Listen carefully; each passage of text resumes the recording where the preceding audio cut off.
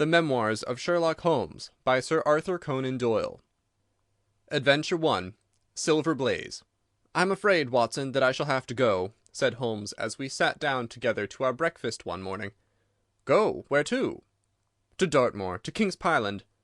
I was not surprised. Indeed, my only wonder was that he had not already been mixed up in this extraordinary case, which was the one topic of conversation through the length and breadth of England. For a whole day my companion had rambled about the room, with his chin upon his chest and his brows knitted, charging and recharging his pipe with the strongest black tobacco, and absolutely deaf to any of my questions or remarks. Fresh editions of every paper had been sent up by our newsagent, only to be glanced over and tossed down into a corner. Yet, silent as he was, I knew perfectly well what it was over which he was brooding. There was but one problem before the public which could challenge his powers of analysis, and that was the singular disappearance of the favourite for the Wessex Cup, and the tragic murder of its trainer. When, therefore, he suddenly announced his intention of setting out for the scene of the drama, it was only what I had both expected and hoped for. "I should be most happy to go down with you if I should not be in the way," said I. "My dear Watson, you would confer a great favour upon me by coming, and I think that your time will not be misspent, for there are points about this case which promise to make it an absolutely unique one. We have, I think, just time to catch our train at Paddington, and I will go further into the matter upon our journey. You would oblige me by bringing with you your very excellent field glass." And so it happened that an hour or so later I found myself in the corner of a first-class carriage flying along en route for Exeter, while Sherlock Holmes, with his sharp, eager face, framed in his ear-flapped travelling cap, dipped rapidly into the bundle of fresh papers which he had procured at Paddington. We had left Reading far behind us before he thrust the last one of them under the seat, and offered me his cigar-case. "We're going well," said he, looking out the window and glancing at his watch. "Our rate at present is 53½ miles an hour." "I've not observed the quarter-mile posts," said I. "Nor have I, but the telegraph posts upon this line are 60 yards apart, and the calculation is a simple one. I presume that you've looked into this matter of the murder of John Straker and the disappearance of Silver Blaze." "I have seen what the Telegraph and the Chronicle have to say. It is one of those cases where the art of the reasoner should be used rather for the sifting of details than for the acquiring of fresh evidence. The tragedy has been so uncommon, so complete, and of such personal importance to so many people, that we're suffering from a plethora of surmise, conjecture, and hypothesis. The difficulty is to detach the framework of fact, of absolute undeniable fact, from the embellishments of theorists and reporters. Then, having established ourselves upon this sound basis, it is our duty to see what inferences may be drawn and what are the special points upon which the whole mystery turns. On Tuesday evening I received telegrams from both Colonel Ross, the owner of the horse, and from Inspector Gregory, who is looking after the case, inviting my cooperation." "Tuesday evening!" I exclaimed. "And this is Thursday morning. Why didn't you go down yesterday?" "Because I made a blunder, my dear Watson, which is, I'm afraid, a more common occurrence than any one would think who only knew me through your memoirs. The fact is that I could not believe it possible that the most remarkable horse in England could long remain concealed, especially in so sparsely inhabited a place as the north of Dartmoor. From hour to hour yesterday I expected to hear that he had been found, and that his abductor was the murderer of John Straker.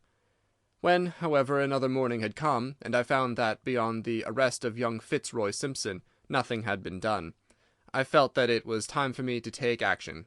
Yet, in some ways, I feel that yesterday has not been wasted." "You have formed a theory, then?" "At least I've got a grip of the essential facts of the case. I shall enumerate them to you, for nothing clears up a case so much as stating it to another person, and I can hardly expect your cooperation if I do not show you the position from which we start." I lay back against the cushions, puffing at my cigar, while Holmes, leaning forward with his long thin forefinger checking off the points upon the palm of his left hand, gave me a sketch of the events which had led to our journey. "Silver Blaze," said he, "is from the Sommomy stock, and holds as brilliant a record as his famous ancestor. He is now in his 5th year, and has brought in turn each of the prizes of the turf to Colonel Ross, his fortunate owner. Up to the time of the catastrophe he was the first favourite for the Wessex Cup, the betting being 3-1 on him. He's always, however, been a prime favourite with the racing public, and has never yet disappointed them, so that, even at those odds, enormous sums of money have been laid upon him. It is obvious, therefore, that there were many people who had the strongest interest in preventing Silver Blaze from being there at the fall of the flag next Tuesday. The fact was of course appreciated at King's Pyland, where the Colonel's training stable is situated. Every precaution was taken to guard the favourite. The trainer, John Straker, is a retired jockey who rode in Colonel Ross's colours before he became too heavy for the weighing chair. He has served the Colonel for 5 years as jockey, and for 7 as trainer, and has always shown himself to be a zealous and honest servant. Under him were 3 lads, for the establishment was a small one, containing only 4 horses in all. One of these lads sat up each night in the stable, while the others slept in the loft. All 3 bore excellent characters. John Straker, who was a married man, lived in a small villa about 200 yards from the stables. He has no children, keeps 1 maidservant, and is comfortably off.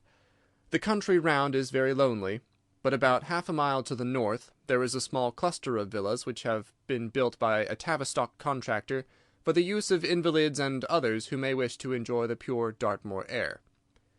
Tavistock itself lies 2 miles to the west, while across the moor, also about 2 miles distant, is the larger training establishment of Mapleton, which belongs to Lord Backwater, and is managed by Silas Brown. In every other direction, the moor is a complete wilderness, inhabited only by a few roaming gipsies. Such was the general situation last Monday night when the catastrophe occurred. On that evening the horses had been exercised and watered as usual, and the stables were locked up at 9 o'clock.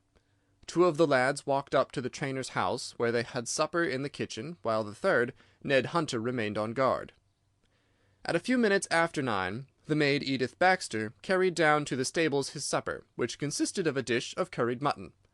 She took no liquid, as there was a water tap in the stables, and it was the rule that the lad on duty should drink nothing else. The maid carried a lantern with her, as it was very dark, and the path ran across the open moor. Edith Baxter was within 30 yards of the stables, when a man appeared out of the darkness, and called to her to stop. As he stepped into the circle of yellow light thrown by the lantern, she saw that he was a person of gentlemanly bearing, dressed in a grey suit of tweeds, with a cloth cap. He wore gaiters, and carried a heavy stick with a knob to it. She was most impressed, however, by the extreme pallor of his face, and by the nervousness of his manner. His age, she thought, would be rather over 30 than under it. "Can you tell me where I am?" he asked. "I had almost made up my mind to sleep on the moor, when I saw the light of your lantern." "You are close to the King's Pyland training stables," said she. "Oh, indeed, what a stroke of luck!" he cried. "I understand that a stable boy sleeps there alone every night. Perhaps that is his supper which you are carrying to him. Now, I am sure that you would not be too proud to earn the price of a new dress, would you?" He took a piece of white paper, folded up, out of his waistcoat pocket. "See that the boy has this tonight, and you shall have the prettiest frock that money can buy." She was frightened by the earnestness of his manner, and ran past him to the window through which she was accustomed to hand the meals. It was already opened, and Hunter was seated at the small table inside. She had begun to tell him of what had happened, when the stranger came up again. "Good evening," said he, looking through the window. "I wanted to have a word with you." The girl has sworn that as he spoke she noticed the corner of the little paper packet protruding from his closed hand. "What business have you here?" asked the lad. "It's business that may put something into your pocket," said the other. "You've 2 horses in for the Wessex Cup, Silver Blaze and Bayard. Let me have the straight tip, and you won't be a loser. It is a fact that at the weights Bayard could give the other 100 yards in 5 furlongs, and that the stable have put their money on him." "So you're one of those damned touts!" cried the lad. "I'll show you how we serve them in King's Pyland." He sprang up and rushed across the stable to unloose the dog. The girl fled away to the house, but as she ran she looked back and saw that the stranger was leaning through the window. A minute later, however, when Hunter rushed out with the hound, he was gone, and though he ran all round the buildings, he failed to find any trace of him. "One moment," I asked. "Did the stable boy, when he ran out with the dog, leave the door unlocked behind him?" "Excellent, Watson, excellent," murmured my companion.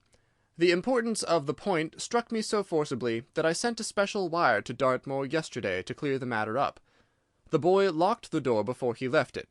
The window, I may add, was not large enough for a man to get through." Hunter waited until his fellow grooms had returned, when he sent a message to the trainer and told him what had occurred. Straker was excited at hearing the account, although he does not seem to have quite realized its true significance.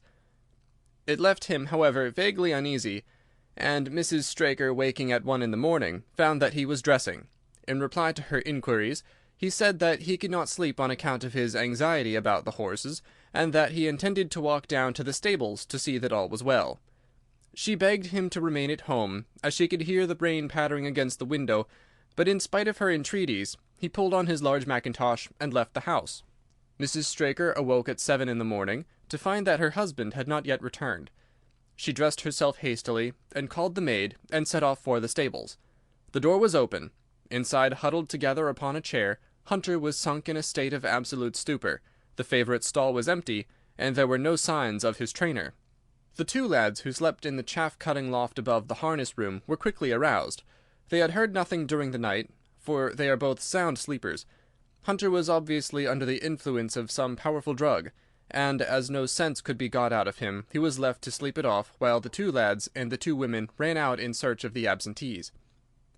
They still had hopes that the trainer had for some reason taken out the horse for early exercise, but on ascending the knoll near the house, from which all the neighbouring moors were visible, they could not only see no signs of the missing favourite, but they perceived something which warned them that they were in the presence of a tragedy. About a quarter of a mile from the stables, John Straker's overcoat was flapping from a furze bush. Immediately beyond there was a bowl-shaped depression in the moor, and at the bottom of this was found the dead body of the unfortunate trainer. His head had been shattered by a savage blow from some heavy weapon, and he was wounded on the thigh, where there was a long, clean cut, inflicted evidently by some very sharp instrument. It was clear, however, that Straker had defended himself vigorously against his assailants, for in his right hand he held a small knife, which was clotted with blood up to the handle, while in his left he clasped a red and black silk cravat, which was recognized by the maid as having been worn on the preceding evening by the stranger who had visited the stables. Hunter, on recovering from his stupor, was also quite positive as to the ownership of the cravat. He was equally certain that the same stranger had, while standing at the window, drugged his curried mutton, and so deprived the stables of their watchman. As to the missing horse, there were abundant proofs in the mud which lay at the bottom of the fatal hollow that he had been there at the time of the struggle. But from that morning he had disappeared, and although a large reward has been offered, and all the gipsies of Dartmoor are on the alert, no news has come of him. Finally, an analysis has shown that the remains of his supper left by the stable lad contain an appreciable quantity of powdered opium, while the people at the house partook of the same dish on the same night without any ill effect. Those are the main facts of the case, stripped of all surmise, and stated as baldly as possible. I shall now recapitulate what the police have done in the matter. Inspector Gregory, to whom the case has been committed, is an extremely competent officer. Were he but gifted with imagination, he might rise to great heights in his profession. On his arrival, he promptly found and arrested the man upon whom suspicion naturally rested. There was little difficulty in finding him, for he inhabited one of those villas which I have mentioned. His name, it appears, was Fitzroy Simpson. He was a man of excellent birth and education, who had squandered a fortune upon the turf, and who lived now by doing a little quiet and genteel bookmaking in the sporting clubs of London. An examination of his betting book shows that bets to the amount of £5,000 had been registered by him against the favourite. On being arrested, he volunteered that statement that he had come down to Dartmoor in the hope of getting some information about the King's Pyland horses, and also about Desborough, the second favourite, which was in charge of Silas Brown at the Mapleton stables. He did not attempt to deny that he had acted as described upon the evening before, but declared that he had no sinister designs, and had simply wished to obtain first-hand information. When confronted with his cravat, he turned very pale, and was utterly unable to account for its presence in the hand of the murdered man. His wet clothing showed that he had been out in the storm of the night before, and his stick, which was a Penang lawyer weighted with lead, was just such a weapon as might, by repeated blows, have inflicted the terrible injuries to which the trainer had succumbed. On the other hand, there was no wound upon his person, while the state of Straker's knife would show that one at least of his assailants must bear his mark upon him. There you have it all in a nutshell, Watson, and if you can give me any light, I shall be infinitely obliged to you. I had listened with the greatest interest to the statement which Holmes, with characteristic clearness, had laid before me. Though most of the facts were familiar to me, I had not sufficiently appreciated their relative importance, nor their connection to each other. "Is it not possible," I suggested, "that the incised wound upon Straker may have been caused by his own knife in the convulsive struggles which follow any brain injury?" "It is more than possible, it is probable," said Holmes. "In that case, one of the main points in favour of the accused disappears." "And yet," said I, "even now I fail to understand what the theory of the police can be." "I'm afraid that whatever theory we state has very grave objections to it," returned my companion. "The police imagine, I take it, that this Fitzroy Simpson, having drugged the lad, and having in some way obtained a duplicate key, opened the stable door and took out the horse, with the intention, apparently, of kidnapping him altogether. His bridle is missing, so that Simpson must have put this on. Then, having left the door open behind him, he was leading the horse away over the moor, when he was either met or overtaken by the trainer. A row naturally ensued.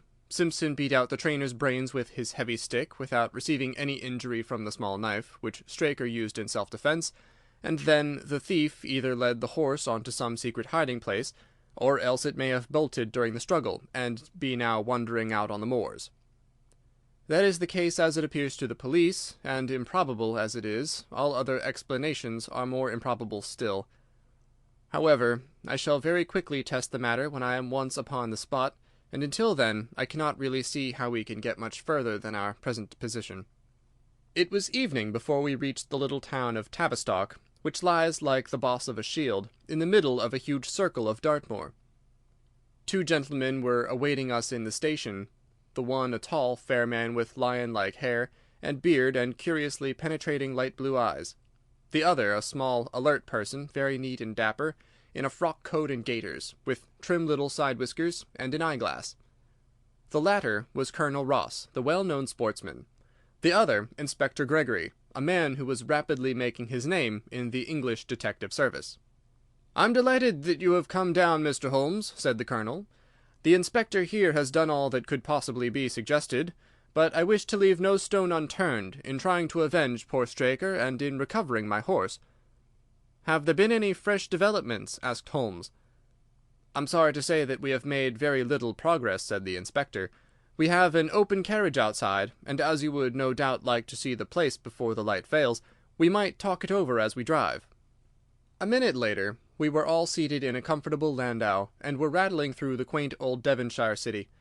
Inspector Gregory was full of his case, and poured out a stream of remarks, while Holmes threw in an occasional question or interjection. Colonel Ross leaned back with his arms folded and his hat tilted over his eyes, while I listened with interest to the dialogue of the two detectives. Gregory was formulating his theory, which was almost exactly what Holmes had foretold in the train. "The net is drawn pretty close round Fitzroy Simpson," he remarked, "and I believe myself that he is our man. At the same time I recognize that the evidence is purely circumstantial, and that some new development may upset it." "How about Straker's knife?" "We have quite come to the conclusion that he wounded himself in his fall. My friend Dr. Watson made that suggestion to me as we came down. If so, it would tell against this man Simpson." "Undoubtedly. He has neither a knife nor any sign of a wound. The evidence against him is certainly very strong.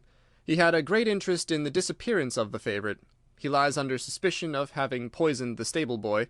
He was undoubtedly out in the storm. He was armed with a heavy stick, and his cravat was found in the dead man's hand. I really think we have enough to go before a jury." Holmes shook his head. "A clever counsel would tear it all to rags," said he. "Why should he take the horse out of the stable? If he wished to injure it, why could he not do it there? Has a duplicate key been found in his possession? What chemist sold him the powdered opium? Above all, where could he, a stranger to the district, hide a horse, and such a horse as this? What is his own explanation as to the paper which he wished the maid to give to the stable-boy?" "He says that it was a 10-pound note. One was found in his purse.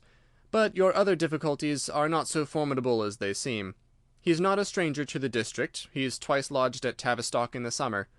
The opium was probably brought from London. The key, having served its purpose, would be hurled away. The horse may be at the bottom of one of the pits or old mines upon the moor." "What does he say about the cravat?"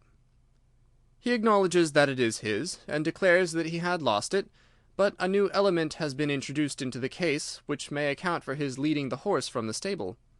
Holmes pricked up his ears. "We have found traces which show that a party of gipsies encamped on Monday night within a mile of the spot where the murder took place. On Tuesday they were gone. Now, presuming that there was some understanding between Simpson and the gipsies, might he not have been leading the horse to them when he was overtaken, and may they not have him now?" "It is certainly possible. The moor is being scoured for these gipsies. I have also examined every stable and outhouse in Tavistock, and for a radius of 10 miles. There is another training stable quite close, I understand?" "Yes, and that is a factor which we must certainly not neglect. As Desborough, their horse, was second in the betting, they had an interest in the disappearance of the favourite. Silas Brown, the trainer, is known to have had large bets upon the event, and he was no friend to poor Straker. We have, however, examined the stables, and there is nothing to connect him with the affair." "And nothing to connect this man Simpson with the interests of the Mapleton stables?" "Nothing at all." Holmes leaned back in the carriage, and the conversation ceased. A few minutes later our driver pulled up at a neat little red brick villa with overhanging eaves, which stood by the road. Some distance off, across a paddock, lay a long grey-tiled outbuilding. In every other direction the low curves of the moor, bronze-coloured from the fading ferns, stretched away to the skyline, broken only by the steeples of Tavistock, and by a cluster of houses away to the westward which marked the Mapleton stables. We all sprang out with the exception of Holmes, who continued to lean back with his eyes fixed upon the sky in front of him, entirely absorbed in his own thoughts. It was only when I touched his arm that he roused himself with a violent start and stepped out of the carriage. "Excuse me," he said, turning to Colonel Ross, who had looked at him in some surprise. "I was daydreaming." There was a gleam in his eyes and a suppressed excitement in his manner which convinced me, used as I was to his ways, that his hand was upon a clue, though I could not imagine where he had found it. "Perhaps you would prefer at once to go on to the scene of the crime, Mr. Holmes," said Gregory. "I think that I should prefer to stay here a little and go into one or two questions of detail. Straker was brought back here, I presume?" "Yes, he lies upstairs. The inquest is tomorrow." "He has been in your service some years, Colonel Ross?" "I have always found him an excellent servant." "I presume that you made an inventory of what he had in his pockets at the time of his death, Inspector?" "I have the things themselves in the sitting-room, if you would care to see them." "I should be very glad." We all filed into the front room and sat round the central table, while the inspector unlocked a square tin box and laid a small heap of things before us. There was a box of Vestas, 2 inches of tallow candle, an ADP briar-root pipe, a pouch of sealskin with half an ounce of long-cut Cavendish, a silver watch with a gold chain, 5 sovereigns in gold, an aluminum pencil case, a few papers, and an ivory-handled knife with a very delicate, inflexible blade marked Weiss and Company, London. "This is a very singular knife," said Holmes, lifting it up and examining it minutely. "I presume, as I see bloodstains upon it, that it is the one which was found in the dead man's grasp. Watson, this knife is surely in your line." "It is what we call a cataract knife," said I. "I thought so. A very delicate blade devised for very delicate work. A strange thing for a man to carry with him upon a rough expedition, especially as it would not shut in his pocket." "The tip was guarded by a disc of cork which we found beside his body," said the inspector. "His wife tells us that the knife had lain upon the dressing-table, and that he had picked it up as he left the room. It was a poor weapon, but perhaps the best that he could lay his hands on at the moment." "Very possible. How about these papers?" "3 of them are receipted hay dealers' accounts. One of them is a letter of instructions from Colonel Ross. This other is a milliner's account for £37.15 made out by Madame Legurier of Bond Street to William Derbyshire. Mrs. Straker tells us that Derbyshire was a friend of her husband's, and that occasionally his letters were addressed here." "Madame Derbyshire had somewhat expensive tastes," remarked Holmes, glancing down the account. 22 guineas is rather heavy for a single costume. However, there appears to be nothing more to learn, and we may now go down to the scene of the crime. As we emerged from the sitting-room, a woman who had been waiting in the passage took a step forward and laid her hand upon the inspector's sleeve. Her face was haggard and thin and eager, stamped with the print of a recent horror. "Have you got them? Have you found them?" she panted. "No, Mrs. Straker, but Mr. Holmes here has come from London to help us, and we shall do all that is possible." "Surely I met you in Plymouth at a garden party some little time ago, Mrs. Straker," said Holmes. "No, sir, you're mistaken." "Dear me! Why, I could have sworn to it. You wore a costume of dove-coloured silk with ostrich feather trimming." "I never had such a dress, sir," answered the lady. "Ah, that quite settles it," said Holmes, and with an apology he followed the inspector outside. A short walk across the moor took us to the hollow in which the body had been found. At the brink of it was the furze bush upon which the coat had been hung. "There was no wind that night, I understand," said Holmes. "None, but very heavy rain." "In that case the overcoat was not blown against the furze bush, but placed there." "Yes, it was laid across the bush." "You fill me with interest. I perceive that the ground has been trampled up a good deal. No doubt many feet have been here since Monday night." "A piece of matting has been laid here at the side, and we have all stood upon that." "Excellent!" "In this bag I have one of the boots which Straker wore, one of Fitzroy Simpson's shoes, and a cast horseshoe of silver blaze." "My dear Inspector, you surpass yourself."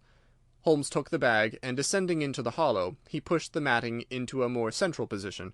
Then, stretching himself upon his face and leaning his chin upon his hands, he made a careful study of the trampled mud in front of him. "Hullo!" he said suddenly. "What's this?" It was a wax vesta half burned, which was so coated with mud that it looked at first like a little chip of wood. "I cannot think how I came to overlook it," said the inspector with an expression of annoyance. "It was invisible, buried in the mud. I only saw it because I was looking for it." "What, you expected to find it?" "I thought it not unlikely." He took the boots from the bag, and compared the impressions of each of them with marks upon the ground. Then he clambered up to the rim of the hollow, and crawled about among the ferns and bushes. "I'm afraid that there are no more tracks," said the inspector. "I have examined the ground very carefully for 100 yards in each direction." "Indeed," said Holmes, rising, "I should not have the impertinence to do it again after what you say. But I should like to take a little walk over the moor before it grows dark, that I may know my ground tomorrow, and I think that I shall put this horseshoe into my pocket for luck." Colonel Ross, who had shown some signs of impatience at my companion's quiet and systematic method of work, glanced at his watch. "I wish you would come back with me, Inspector," said he. "There are several points on which I should like your advice, and especially as to whether we do not owe it to the public to remove our horse's name from the entries for the cup." "Certainly not," cried Holmes with decision. "I should let the name stand." The Colonel bowed. "I am very glad to have had your opinion, sir," said he. "You will find us at poor Straker's house when you have finished your walk, and we can drive together into Tavistock." He turned back with the inspector, while Holmes and I walked slowly across the moor. The sun was beginning to sink behind the stables of Mapleton, and the long, sloping plain in front of us was tinged with gold, deepening into rich, ruddy browns where the faded ferns and brambles caught the evening light. But the glories of the landscape were all wasted upon my companion, who was sunk in the deepest thought. "It's this way, Watson," said he at last. "We may leave the question of who killed John Straker for the instant, and confine ourselves to finding out what has become of the horse. Now, supposing that he broke away during or after the tragedy, where could he have gone to? The horse is a very gregarious creature. If left to himself, his instincts would have been either to return to King's Pyland or go over to Mapleton. Why should he run wild upon the moor? He would surely have been seen by now. And why should gipsies kidnap him? These people always clear out when they hear of trouble, for they do not wish to be pestered by the police. They could not hope to sell such a horse. They would run a great risk and gain nothing by taking him. Surely that is clear. Where is he, then? I have already said that he must have gone to King's Pyland or to Mapleton. He is not at King's Pyland, therefore he is at Mapleton. Let us take that as a working hypothesis, and see what it leads us to. This part of the moor, as the inspector remarked, is very hard and dry, but it falls away towards Mapleton, and you can see from here that there is a long hollow over yonder, which must have been very wet on Monday night. If our supposition is correct, then the horse must have crossed that, and there is the point where we should look for his tracks." We had been walking briskly during this conversation, and a few more minutes brought us to the hollow in question. At Holmes' request, I walked down the bank to the right, and he to the left, but I had not taken 50 paces before I heard him give a shout, and saw him waving his hand to me. The track of a horse was plainly outlined in the soft earth in front of him, and the shoe with which he took from his pocket exactly fitted the impression. "See the value of imagination," said Holmes. "It is the one quality which Gregory lacks. We imagined what might have happened, acted upon the supposition, and find ourselves justified. Let us proceed." We crossed the marshy bottom and passed over a quarter of a mile of dry, hard turf. Again the ground sloped, and again we came on the tracks. Then we lost them for half a mile, but only to pick them up once more quite close to Mapleton. It was Holmes who saw them first, and he stood pointing with a look of triumph upon his face. A man's track was visible beside the horse's. "The horse was alone before," I cried. "Quite so. It was alone before. Hullo, what is this?" The double track turned sharp off and took the direction of King's Pyland. Holmes whistled, and we both followed along after it. His eyes were on the trail, but I happened to look a little to one side, and saw to my surprise the same tracks coming back again in the opposite direction. "One for you, Watson," said Holmes when I pointed it out. "You have saved us a long walk, which would have brought us back on our own traces. Let us follow the return track." We had not to go far. It ended at the paving of asphalt which led up to the gates of the Mapleton stables. As we approached, a groom ran out from them. "We don't want any loiterers about here," said he. "I only wish to ask a question," said Holmes, with his finger and thumb in his waistcoat pocket. "Should I be too early to see your master, Mr. Silas Brown, if I were to call at 5 o'clock tomorrow morning?" "Bless you, sir, if any one is about he will be, for he is always the first stirring. But here he is, sir, to answer your questions for himself. No, sir, no. It is as much as my place is worth to let him see me touch your money. Afterwards, if you like." As Sherlock Holmes replaced the half-crown which he had drawn from his pocket, a fierce-looking elderly man strode out from the gate with a hunting-crop swinging in his hand. "What's this, Dawson?" he cried. "No gossiping. Go about your business. And you, what the devil do you want here?" "10 minutes' talk with you, my good sir," said Holmes in the sweetest of voices. "I've no time to talk to every gadabout. We want no stranger here. Be off, or you may find a dog at your heels." Holmes leaned forward and whispered something into the trainer's ear. He started violently and flushed to the temples. "It's a lie!" he shouted. "An infernal lie!" "Very good. Shall we argue about it here in public, or talk it over in your parlour?" "Oh, come in if you wish to." Holmes smiled. "I shall not keep you more than a few minutes, Watson," said he.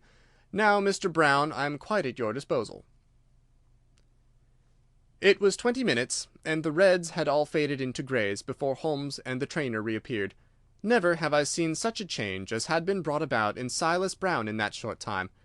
His face was ashy pale, beads of perspiration shone upon his brow, and his hands shook like the hunting-crop wagged like a branch in the wind.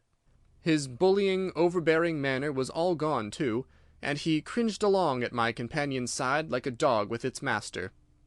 "Your instructions will be done. It shall all be done," said he. "There must be no mistake," said Holmes, looking round at him. The other winced as he read the menace in his eyes. "Oh, no, there shall be no mistake. It shall be there. Should I change it first or not?" Holmes thought a little, and then burst out laughing. "No, don't," said he. "I shall write to you about it. No tricks now, or— Oh, you can trust me, you can trust me." "Yes, I think I can. Well, you shall hear from me tomorrow." He turned upon his heel, disregarding the trembling hand which the other held out to him, and we set off for King's Pyland. "A more perfect compound of the bully, coward, and sneak than Master Silas Brown I have seldom met with," remarked Holmes as we trudged along together. "He has the horse, then?" He tried to bluster out of it, but I described to him so exactly what his actions had been upon that morning that he is convinced that I was watching him.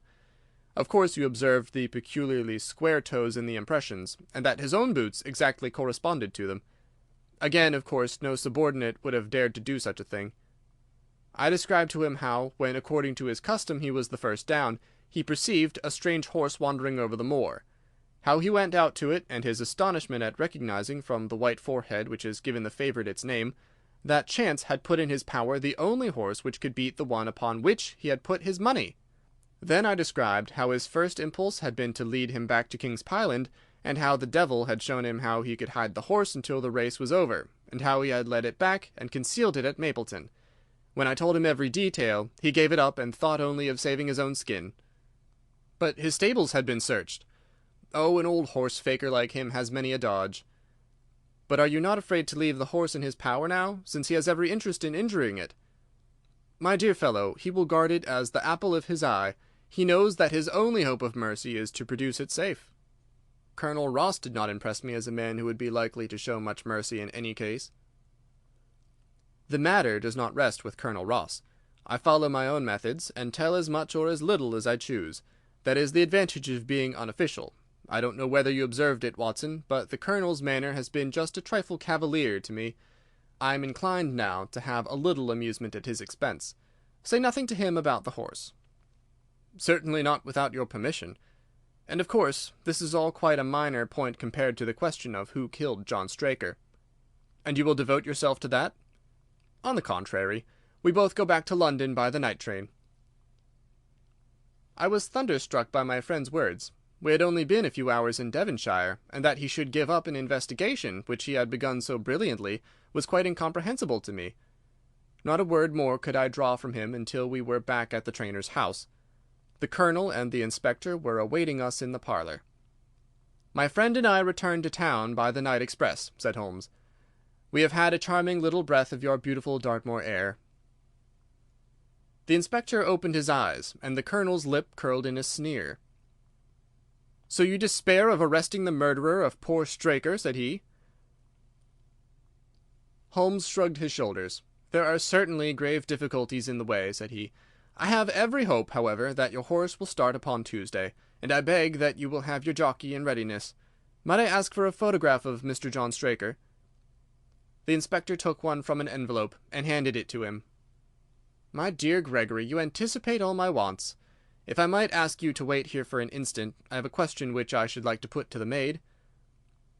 "I must say that I am rather disappointed in our London consultant," said Colonel Ross, bluntly, as my friend left the room. "I do not see that we are any further than when he came." "At least you have his assurance that your horse will run," said I. "Yes, I have his assurance," said the Colonel, with a shrug of his shoulders. "I should prefer to have the horse." I was about to make some reply in defence of my friend when he entered the room again. "Now, gentlemen," said he, "I am quite ready for Tavistock." As we stepped into the carriage, one of the stable lads held the door open for us. A sudden idea seemed to occur to Holmes, for he leaned forward and touched the lad upon the sleeve. "You have a few sheep in the paddock," he said. "Who attends to them?" "I do, sir." "Have you noticed anything amiss with them of late?"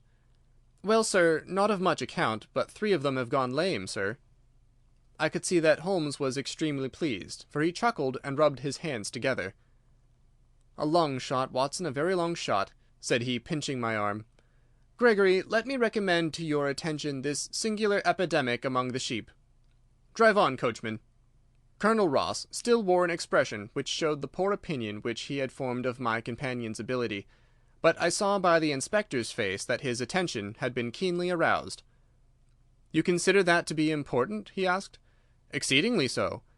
Is there any point to which you would wish to draw my attention?" "To the curious incident of the dog in the night time." "The dog did nothing in the night time." "That was the curious incident," remarked Sherlock Holmes. 4 days later, Holmes and I were again in the train, bound for Winchester to see the race for the Wessex Cup. Colonel Ross met us by appointment outside the station, and we drove in his drag to the course beyond the town. His face was grave, and his manner was cold in the extreme. "I have seen nothing of my horse," said he. "I suppose that you would know him when you saw him?" asked Holmes. The Colonel was very angry. "I have been on the turf for 20 years, and never was asked such a question as that before," said he. "A child would know Silver Blaze, with his white forehead and his mottled off foreleg." "How is the betting?" "Well, that is the curious part of it. You could have got 15 to 1 yesterday, but the price has become shorter and shorter, until you can hardly get 3 to 1 now." "Hum," said Holmes. "Somebody knows something, that is clear." As the drag drew up in the enclosure near the grandstand, I glanced at the card to see the entries. Wessex Plate, it ran, 50 sovs, each H-foot, with 1,000 sovs added for 4 and 5-year-olds. Second, £300. Third, £200. New course, 1 mile and 5 furlongs. Mr. Heath Newton's The Negro, red cap, cinnamon jacket. Colonel Wardlaw's Pugilist, pink cap, blue and black jacket. Lord Backwater's Desborough, yellow cap and sleeves. Colonel Ross's Silver Blaze, black cap, red jacket. Duke of Balmoral's iris, yellow and black stripes, Lord Singleford's rasper, purple cap, black sleeves. "We scratched our other one, and put all hopes on your word," said the Colonel. "Why, what is that, Silver Blaze favourite?" 5-4 against Silver Blaze, roared the ring. 5-4 against Silver Blaze. 5-15 against Desborough.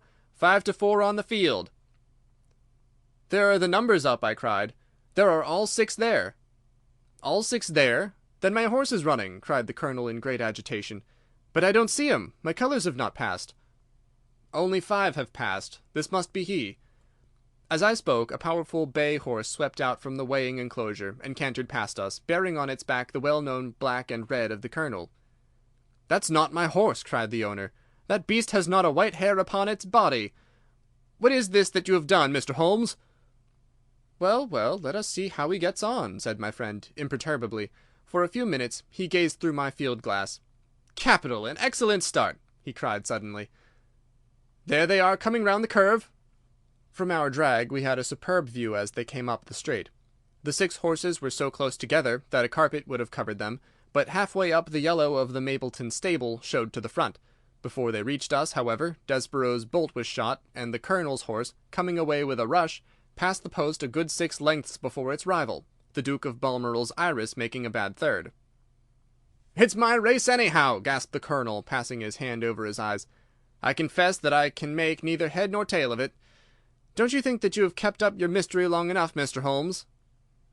"Certainly, Colonel, you shall know everything. Let us all go round and have a look at the horse together. Here he is," he continued, as we made our way into the weighing enclosure, where only owners and their friends find admittance. "You have only to wash his face and his leg in spirits of wine, and you will find that he is the same old Silver Blaze as ever." "You take my breath away." "I found him in the hands of a faker, and took the liberty of running him just as he was sent over." "My dear sir, you have done wonders. The horse looks very fit and well. It never went better in its life. I owe you 1,000 apologies for having doubted your ability. You have done me a great service by recovering my horse. You would do me a greater skill if you could lay your hands on the murderer of John Straker." "I have done so," said Holmes quietly. The Colonel and I stared at him in amazement. "You have got him? Where is he, then?" "He's here." "Here? Where?" "In my company at the present moment." The Colonel flushed angrily. "I quite recognize that I am under obligations to you, Mr. Holmes," said he, "but I must regard what you have just said as either a very bad joke or an insult." Sherlock Holmes laughed. "I assure you that I have not associated you with the crime, Colonel," said he. "The real murderer is standing immediately behind you." He stepped past and laid his hand upon the glossy neck of the thoroughbred. "The horse!" cried both the Colonel and myself. "Yes, the horse. And it may lessen his guilt if I say that it was done in self-defence, and that John Straker was a man who was entirely unworthy of your confidence. But there goes the bell, and as I stand to win a little on this next race, I shall defer a lengthy explanation until a more fitting time." We had a corner of a Pullman car to ourselves that evening as we whirled back to London, and I fancy that the journey was a short one to Colonel Ross as well as to myself, as we listened to our companion's narrative of the events which had occurred at the Dartmoor training stables upon the Monday night, and the means by which he had unravelled them. "I confess," said he, "that any theories which I had formed from the newspaper reports were entirely erroneous. And yet there were indications there, had they not been overlaid by other details which concealed their true import. I went to Devonshire with the conviction that Fitzroy Simpson was the true culprit, although, of course, I saw that the evidence against him was by no means complete. It was while I was in the carriage, just as we reached the trainer's house, that the immense significance of the curried mutton occurred to me. You may remember that I was distrait, and remained sitting after you had all alighted. I was marvelling in my own mind how I could possibly have overlooked so obvious a clue. "I confess," said the Colonel, "that even now I cannot see how it helps us." "It was the first link in my chain of reasoning. Powdered opium is by no means tasteless. The flavour is not disagreeable, but it is perceptible. Were it mixed with any ordinary dish, the eater would undoubtedly detect it, and would probably eat no more. A curry was exactly the medium which would disguise this taste. By no possible supposition could this stranger Fitzroy Simpson have caused curry to be served in the trainer's family that night, and it is surely too monstrous a coincidence to suppose that he happened to come along with powdered opium upon the very night when a dish happened to be served which would disguise the flavour. That is unthinkable.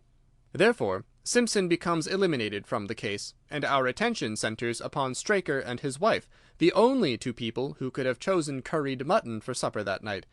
The opium was added after the dish was set aside for the stable-boy, for the others had the same for supper with no ill effects. Which of them, then, had access to that dish without the maid seeing them? Before deciding that question, I had grasped the significance of the silence of the dog, for one true inference invariably suggests others. The Simpson incident had shown me that a dog was kept in the stables, and yet, though someone had been in and had fetched out a horse, he had not barked enough to arouse the two lads in the loft. Obviously, the midnight visitor was someone whom the dog knew well. I was already convinced, or almost convinced, that John Straker went down to the stables in the dead of the night and took out Silver Blaze. For what purpose? For a dishonest one, obviously, or why should he drug his own stable-boy? And yet I was at a loss to know why. There have been cases before now where trainers have made sure of great sums of money by laying against their own horses through agents, and then preventing them from winning by fraud. Sometimes it is a pulling jockey, sometimes it is some surer and subtler means. What was it here? I hoped that the contents of his pocket might help me to form a conclusion. And they did so. You cannot have forgotten the singular knife which was found in the dead man's hand, a knife which certainly no sane man would choose for a weapon.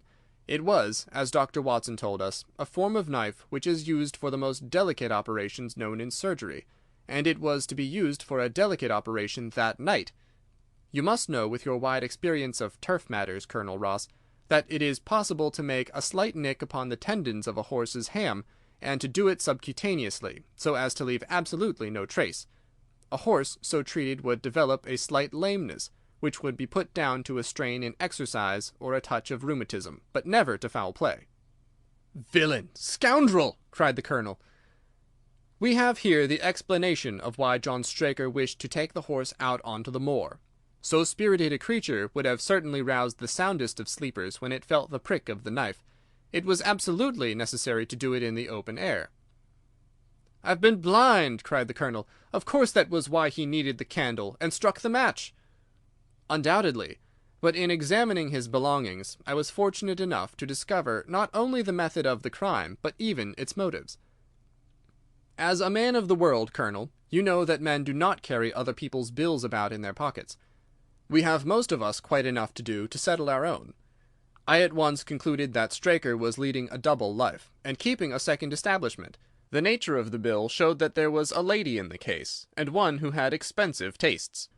Liberal as you are with your servants, one can hardly expect that they can buy 20-guinea walking dresses for their ladies. I questioned Mrs. Straker as to the dress without her knowing it, and having satisfied myself that it had never reached her, I made a note of the milliner's address, and felt that by calling there with Straker's photograph I could easily dispose of the mythical Derbyshire. From that time on all was plain. Straker had led out the horse to a hollow where his light would be invisible. Simpson in his flight had dropped his cravat, and Straker had picked it up, with some idea perhaps that he might use it in securing the horse's leg. Once in the hollow, he had got behind the horse and had struck a light, but the creature, frightened at the sudden glare, and with the strange instinct of animals, feeling that some mischief was intended, had lashed out, and the steel shoe had struck Straker full on the forehead. He had already, in spite of the rain, taken off his overcoat in order to do his delicate task, and so, as he fell, his knife gashed his thigh. Do I make it clear? "Wonderful!" cried the Colonel. "Wonderful! You might have been there." My final shot was, I confess, a very long one. It struck me that so astute a man as Straker would not undertake this delicate tendon-nicking without a little practice. What could he practice on? My eyes fell upon the sheep, and I asked a question which, rather to my surprise, showed that my surmise was correct. When I returned to London, I called upon the milliner, who had recognized Straker as an excellent customer of the name of Derbyshire, who had a very dashing wife with a strong partiality for expensive dresses. I have no doubt that this woman had plunged him over head and ears in debt, and so led him into this miserable plot. "You have explained all but one thing," cried the Colonel. "Where was the horse?" "Ah, it bolted, and was cared for by one of your neighbours. We must have an amnesty in that direction, I think. This is Clapham Junction, if I am not mistaken, and we shall be in Victoria in less than 10 minutes. If you care to smoke a cigar in our rooms, Colonel, I shall be happy to give you any other details which might interest you. End of Adventure 1. Silver Blaze. Chapter 2 of the Memoirs of Sherlock Holmes. Adventure 2. The Yellow Face. In publishing these short sketches based upon the numerous cases in which my companion's singular gifts have made us the listeners to, and eventually the actors in, some strange drama, it is only natural that I should dwell rather upon his successes than upon his failures. And this not so much for the sake of his reputation, for indeed it was when he was at his wit's end that his energy and his versatility were most admirable, but because where he failed it happened too often that no one else succeeded, and that the tale was left forever without a conclusion. Now and again, however, it chanced that even when he erred, the truth was still discovered. I have noted of some half-dozen cases of the kind. The adventure of the Musgrave ritual and that which I am about to recount are the two which present the strongest features of interest. Sherlock Holmes was a man who seldom took exercise for exercise's sake. Few men were capable of greater muscular effort, and he was undoubtedly one of the finest boxers of his weight that I have ever seen. But he looked upon aimless bodily exertion as a waste of energy, and he seldom bestirred himself save when there was some professional object to be served. Then he was absolutely untiring and indefatigable. That he should have kept himself in training under such circumstances is remarkable, but his diet was usually of the sparest, and his habits were simply to the verge of austerity. Save for the occasional use of cocaine, he had no vices, and he only turned to the drug as a protest against the monotony of existence when cases were scanty and the papers uninteresting. One day in early spring he had so far relaxed as to go for a walk with me in the park, where the first faint shoots of green were breaking out upon the elms, and the sticky spearheads of the chestnuts were just beginning to burst into their five-fold leaves.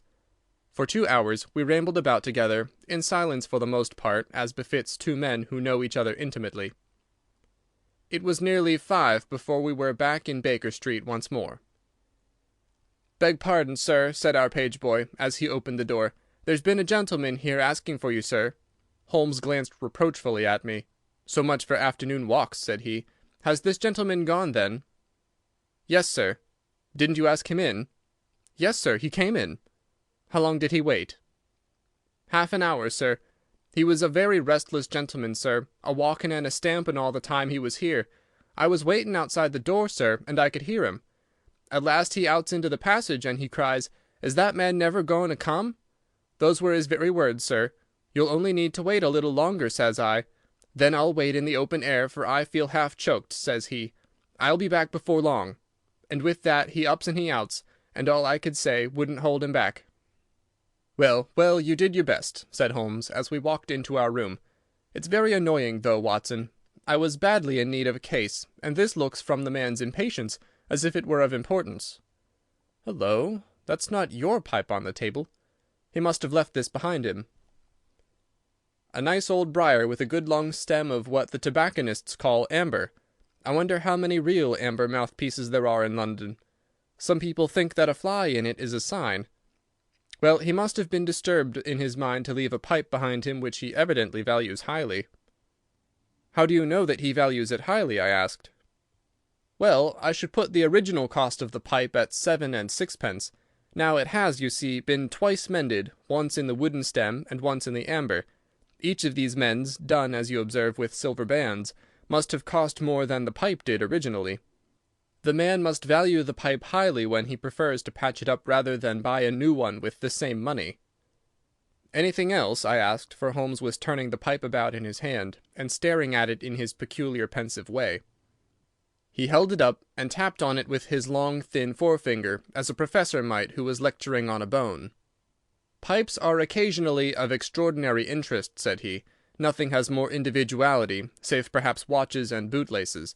The indications here, however, are neither very marked nor very important. The owner is obviously a muscular man, left-handed, with an excellent set of teeth, careless in his habits, and with no need to practice economy." My friend threw out the information in a very off-hand way, but I saw that he cocked his eye at me to see if I had followed his reasoning. "You think a man must be well-to-do if he smokes a 7-shilling pipe," said I. "This is Grosvenor mixture, at 8 pence an ounce," Holmes answered, knocking a little out on his palm. "As he might get an excellent smoke for half the price, he has no need to practise economy." "And the other points?" "He has been in the habit of lighting his pipe at lamps and gas jets. You can see that it is quite charred all down one side. Of course, a match could not have done that. Why should a man hold a match to the side of his pipe? But you cannot light it at a lamp without getting the bowl charred. And it is all on the right side of the pipe. From that I gather that he is a left-handed man.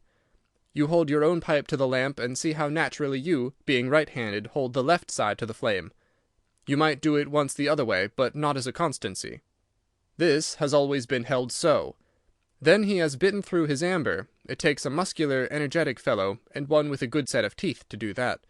But if I am not mistaken, I hear him upon the stair, so we shall have something more interesting than his pipe to study." An instant later our door opened, and a tall young man entered the room. He was well but quietly dressed in a dark grey suit, and carried a brown wide-awake in his hand. I should have put him at about 30, though he was really some years older. "I beg your pardon," said he, with some embarrassment. "I suppose I should have knocked. Yes, of course I should have knocked.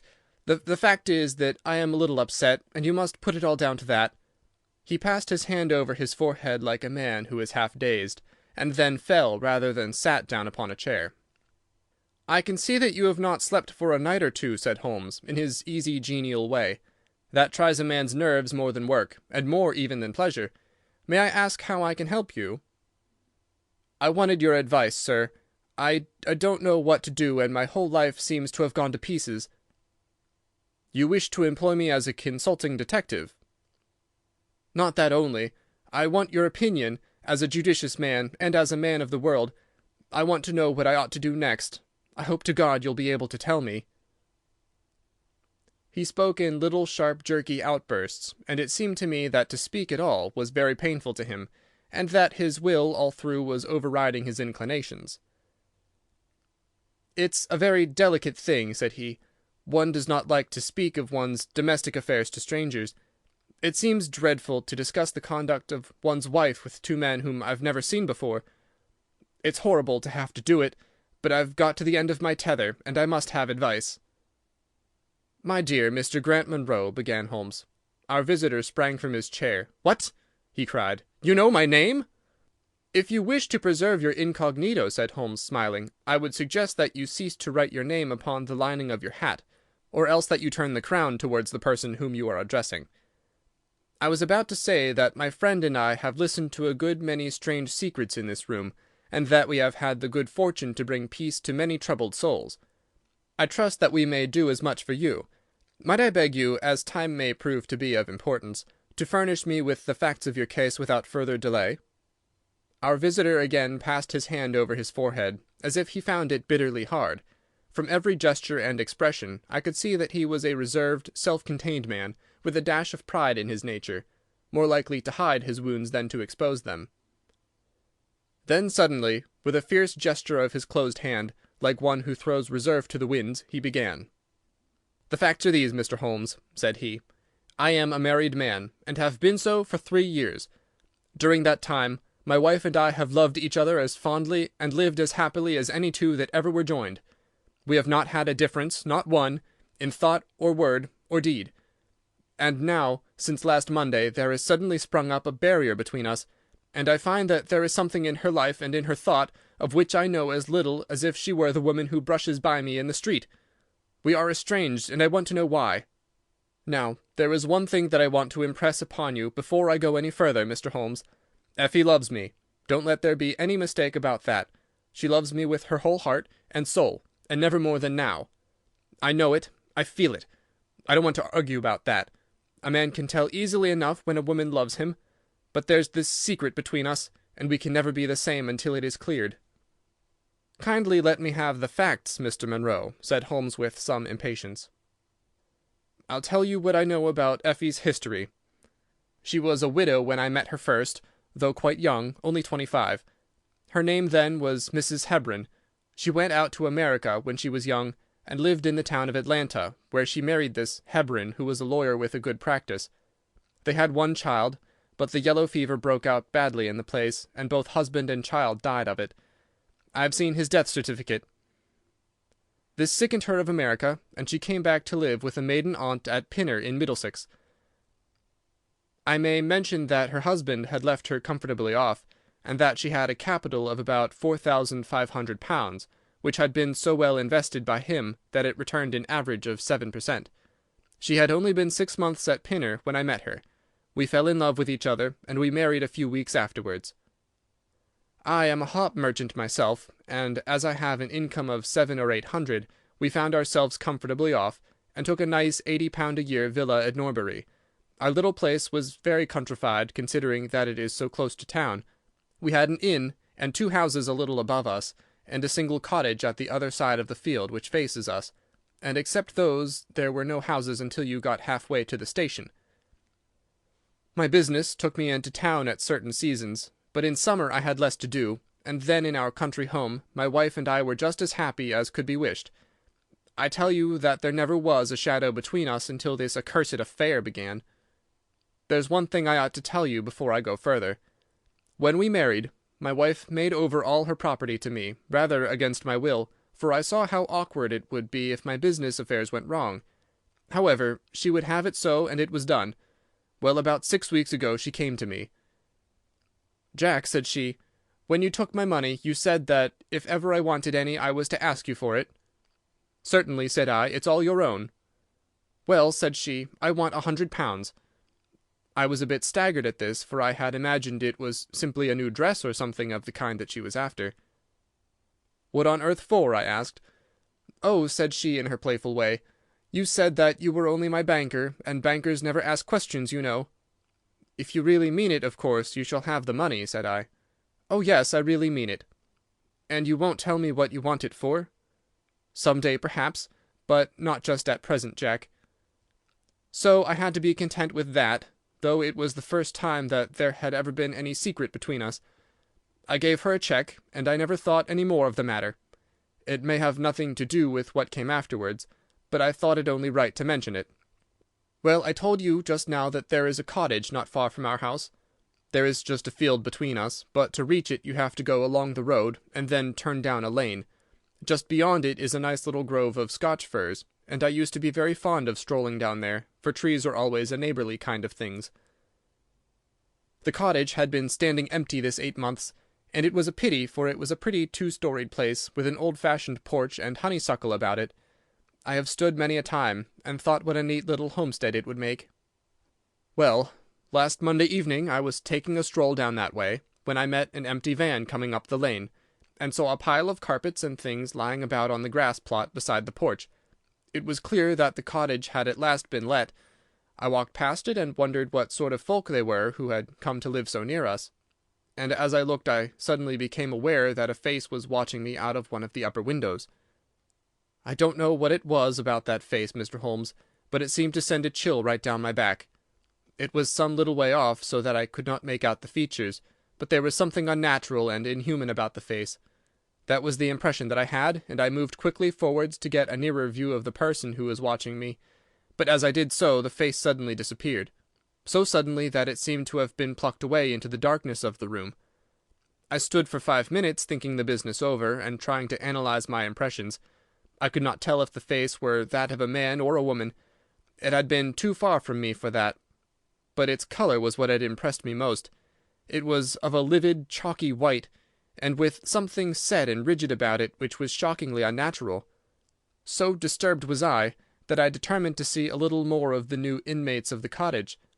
I approached and knocked at the door, which was instantly opened by a tall, gaunt woman with a harsh, forbidding face. "What may you be wantin'?" she asked in a northern accent. "I am your neighbour over yonder," said I, nodding towards my house. "I see that you have only just moved in, so I thought that if I could be of any help to you in any—" "I will just ask ye when we want ye," said she, and shut the door in my face. Annoyed at the churlish rebuff, I turned my back and walked home. All evening, though I tried to think of other things, my mind would still turn to the apparition at the window and the rudeness of the woman. I determined to say nothing about the former to my wife, for she is a nervous, highly strung woman, and I had no wish that she would share the unpleasant impression which had been produced upon myself. I remarked to her, however, before I fell asleep, that the cottage was now occupied, to which she returned no reply. I am usually an extremely sound sleeper.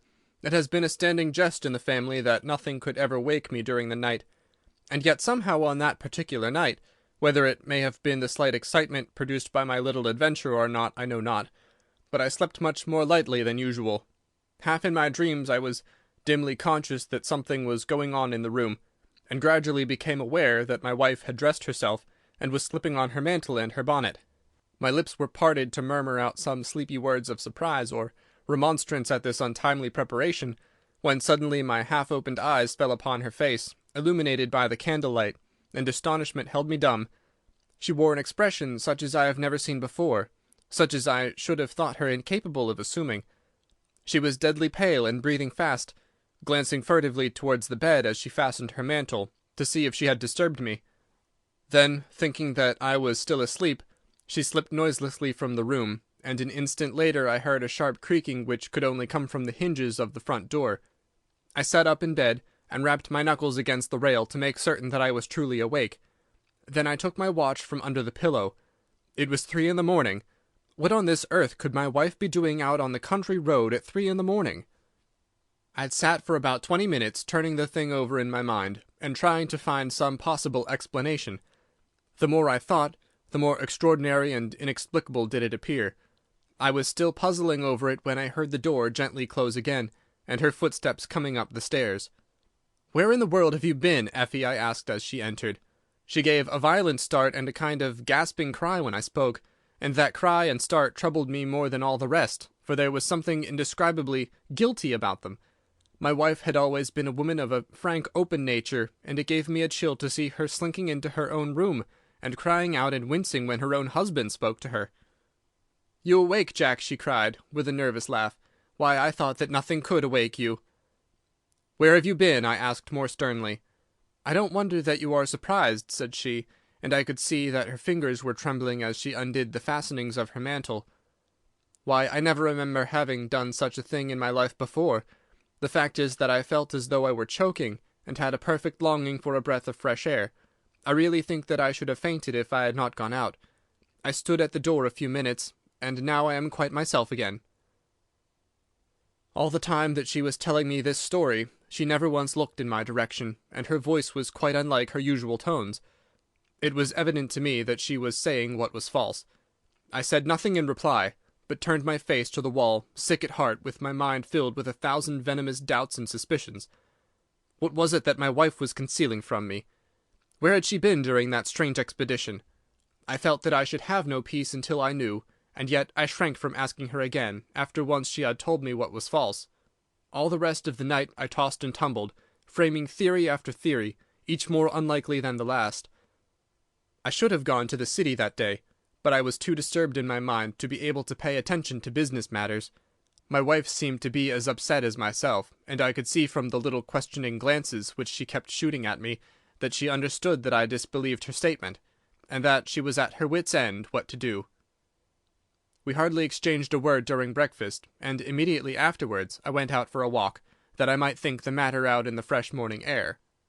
I went as far as the Crystal Palace, spent an hour in the grounds, and was back in Norbury by 1 o'clock. It happened that my way took me past the cottage, and I stopped for an instant to look at the windows, and to see if I could catch a glimpse of the strange face which had looked out at me on the day before. As I stood there, imagine my surprise, Mr. Holmes, when the door suddenly opened, and my wife walked out. I was struck dumb with astonishment at the sight of her, but my emotions were nothing to those which showed themselves upon her face when our eyes met. She seemed for an instant to wish to shrink back inside the house again, and then, seeing how useless all concealment must be, she came forward, with a very white face and frightened eyes which belied the smile upon her lips. "Ah, Jack," she said, "I've just been in to see if I can be of any assistance to our new neighbours." "Why do you look at me like that, Jack? You are not angry with me?" "So," said I, "this is where you went during the night?" "What do you mean?" she cried. "You came here, I am sure of it. Who are these people, that you should visit them at such an hour?" "I have not been here before." "How can you tell me what you know is false?" I cried. "Your very voice changes as you speak. When have I ever had a secret from you? I shall enter that cottage, and I shall probe the matter to the bottom." "No, no, Jack, for God's sake!" she gasped in uncontrollable emotion. Then, as I approached the door, she seized my sleeve and pulled me back with convulsive strength.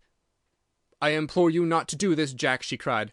"I swear that I will tell you everything some day, but nothing but misery can come of it if you enter that cottage." Then, as I tried to shake her off, she clung to me in a frenzy of entreaty. "Trust me, Jack," she cried. "Trust me only this once. You will never have cause to regret it. You know that I would not have a secret from you if it were not for your own sake. Our whole lives are at stake in this. If you come home with me, all will be well.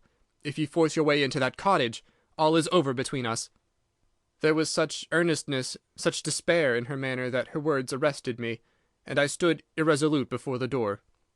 "I will trust you on one condition, and on one condition only," said I at last. "It is that this mystery comes to an end from now. You are at liberty to preserve your secret, but you must promise me that there shall be no more nightly visits, no more doings which are kept from my knowledge. I am willing to forget those which are past, if you will promise that there shall be no more in the future." "I was sure that you would trust me," she cried, with a great sigh of relief. "It shall be just as you wish. Come away. Oh, come away up to the house." Still pulling at my sleeve, she led me away from the cottage. As we went, I glanced back, and there was that yellow livid face watching us out of the upper window. What link could there be between that creature and my wife? Or how could the coarse, rough woman whom I had seen the day before be connected with her? It was a strange puzzle, and yet I knew that my mind could never know ease again until I had solved it. For 2 days after this, I stayed at home, and my wife appeared to abide loyally by our engagement, for as far as I know, she never stirred out of the house. On the 3rd day, however, I had ample evidence that her solemn promise was not enough to hold her back from this secret influence, which drew her away from her husband and her duty. I had gone into town on that day, but I returned by the 2:40 instead of the 3:36, which is my usual train. As I entered the house, the maid ran into the hall with a startled face. "Where is your mistress?" I asked. "I think that she has gone out for a walk," she answered. My mind was instantly filled with suspicion. I rushed upstairs to make sure that she was not in the house. As I did so, I happened to glance out of one of the upper windows, and saw the maid with whom I had just been speaking running across the field in the direction of the cottage. Then, of course, I saw exactly what it all meant. My wife had gone over there, and had asked the servant to call her if I should return. Tingling with anger, I rushed down and hurried across, determined to end the matter once and forever. I saw my wife and the maid hurrying back along the lane, but I did not stop to speak with them. In the cottage lay the secret which was casting a shadow over my life. I vowed that, come what might, it should be a secret no longer. I did not even knock when I reached it, but turned the handle and rushed into the passage. It was all still and quiet upon the ground floor. In the kitchen a kettle was singing on the fire, and a large black cat lay coiled up in the basket, but there was no sign of the woman whom I had seen before. I ran into the other room, but it was equally deserted. Then I rushed up the stairs, only to find 2 other rooms empty and deserted at the top. There was no one at all in the whole house. The furniture and pictures were of the most common and vulgar description, save in the one chamber at the window of which I had seen the strange face. That was comfortable and elegant, and all my suspicions rose into a fierce bitter flame when I saw that on the mantelpiece stood a copy of a full-length photograph of my wife, which had been taken at my request only 3 months ago. I stayed long enough to make certain that the house was absolutely empty. Then I left it, feeling a weight at my heart, such as I had never had before. My wife came out into the hall as I entered my house, but I was too hurt and angry to speak with her, and pushing past her, I made my way into my study. She followed me, however, before I could close the door. "I'm sorry that I broke my promise, Jack," said she, "but if you knew all the circumstances, I am sure that you would forgive me." "Tell me everything, then," said I. "I cannot, Jack, I cannot," she cried. "Until you tell me who it is that has been living in that cottage, and who it is to whom you have given that photograph, there can never be any confidence between us," said I, and breaking away from her, I left the house. That was yesterday, Mr. Holmes, and I have not seen her since, nor do I know anything more about this strange business. It is the first shadow that has come between us, and it has so shaken me that I do not know what I should do for the best. Suddenly, this morning, it occurred to me that you were the man to advise me, so I have hurried to you now, and I place myself unreservedly in your hands. If there is any point which I have not made clear, pray question me about it, but above all, tell me quickly what I am to do, for this misery is more than I can bear." Holmes and I had listened with the utmost interest to this extraordinary statement, which had been delivered in the jerky, broken fashion of a man who is under the influence of extreme emotions. My companion sat silent for some time, with his chin upon his hand, lost in thought. "Tell me," said he at last, "could you swear that this was a man's face which you saw at the window?" "Each time that I saw it, I was some distance away from it, so that it is impossible for me to say." "You appear, however, to have been disagreeably impressed by it." "It seemed to be of an unnatural colour, and to have a strange rigidity about the features. When I approached, it vanished with a jerk." "How long is it since your wife asked you for £100? "Nearly 2 months." "Have you ever seen a photograph of her first husband?" "No. There was a great fire at Atlanta very shortly after his death, and all her papers were destroyed." "And yet she had a certificate of death. You say that you saw it?" "Yes, she got a duplicate after the fire." "Did you ever meet any one who knew her in America?" "No." "Did she ever talk of revisiting the place?" "No." "Or get letters from it?" "No." "Thank you. I should like to think over the matter a little now. If the cottage is now permanently deserted, we may have some difficulty. If, on the other hand, as I fancy is more likely, the inmates were warned of your coming, and left before you entered yesterday, and they may be back now, and we should clear it all up easily. Let me advise you, then, to return to Norbury, and to examine the windows of the cottage again. If you have reason to believe that it is inhabited, do not force your way in, but send a wire to my friend and me. We shall be with you within an hour of receiving it, and we shall then very soon get to the bottom of the business." "And if it is still empty?" "In that case, I shall come out to-morrow and talk it over with you. Good-bye, and above all, do not fret until you know that you really have a cause for it." "I am afraid that this is a bad business, Watson," said my companion, as he returned after accompanying Mr. Grant Munro to the door. "What do you make of it?" "It had an ugly sound," I answered. "Yes, there's blackmail in it, or I am much mistaken." "And who is the blackmailer?" "Well, it must be the creature who lives in the only comfortable room in the place, and has her photograph above his fireplace. Upon my word, Watson, there is something very attractive about that livid face at the window, and I would not have missed the case for worlds." "You have a theory?" "Yes, a provisional one. But I shall be surprised if it does not turn out to be correct. This woman's first husband is in that cottage." "Why do you think so?" "How else can we explain her frenzied anxiety that her second one should not enter it? The facts, as I read them, are something like this. This woman was married in America. Her husband developed some hateful qualities, or shall we say that he contracted some loathsome disease and became a leper or an imbecile. She flies from him at last, returns to England, changes her name, and starts her life, as she thinks, afresh. She has been married 3 years, and believes that her position is quite secure, having shown her husband the death certificate of some man whose name she has assumed, when suddenly her whereabouts is discovered by her first husband, or we may suppose by some unscrupulous woman who has attached herself to the invalid. They write to the wife, and threaten to come and expose her. She asks for £100, and endeavours to buy them off. They come in spite of it, and when the husband mentions casually to the wife that there are newcomers in the cottage, she knows in some way that they are her pursuers. She waits until her husband is asleep, and then she rushes down to endeavour to persuade them to leave her in peace. Having no success, she goes again next morning, and her husband meets her, as he has told us, as she comes out. She promises him then not to go there again, but 2 days afterwards the hope of getting rid of those dreadful neighbours was too strong for her, and she made another attempt, taking down with her the photograph which had probably been demanded from her. In the midst of this interview, the maid rushed in to say that the master had come home, on which the wife, knowing that he would come straight down to the cottage, hurried the inmates out at the back door, into the grove of fir trees probably, which was mentioned as standing near. In this way he found the place deserted. I shall be very much surprised, however, if it is still so when he reconnoitres it this evening. What do you think of my theory?" "It is all surmise. But at least it covers all the facts. When new facts come to our knowledge which cannot be covered by it, it will be time enough to reconsider it. We can do nothing more until we have a message from our friend at Norbury." But we had not a very long time to wait for that. It came just as we had finished our tea. "The cottage is still tenanted," it said. "Have seen the face again at the window. We'll meet the 7 o'clock train, and we'll take no steps until you arrive." He was waiting on the platform when we stepped out, and we could see in the light of the station lamps that he was very pale and quivering with agitation. "They are still there, Mr. Holmes," said he, laying his hand hard upon my friend's sleeve. "I saw lights in the cottage as I came down.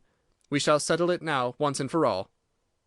"What is your plan, then?" asked Holmes, as he walked down the dark tree-lined road. "I'm going to force my way in, and see for myself who is in the house. I wish you both to be there, as witnesses." "You are quite determined to do this, in spite of your wife's warning that it is better that you should not solve the mystery." "Yes, I am determined." "Well, I think that you are in the right. Any truth is better than indefinite doubt. We had better go up at once. Of course, legally, we are putting ourselves hopelessly in the wrong, but I think that it is worth it." It was a very dark night, and a thin rain began to fall as we turned from the high road into a narrow lane, deeply rutted with hedges on either side. Mr. Grant Munro pushed impatiently forward, however, and we stumbled after him as best we could. "There are the lights of my house," he murmured, pointing to a glimmer among the trees. "And here is the cottage, which I am going to enter." We turned a corner in the lane as he spoke, and there was a building close beside us. A yellow bar falling across the black foreground showed that the door was not quite closed, and one window in the upper story was brightly illuminated.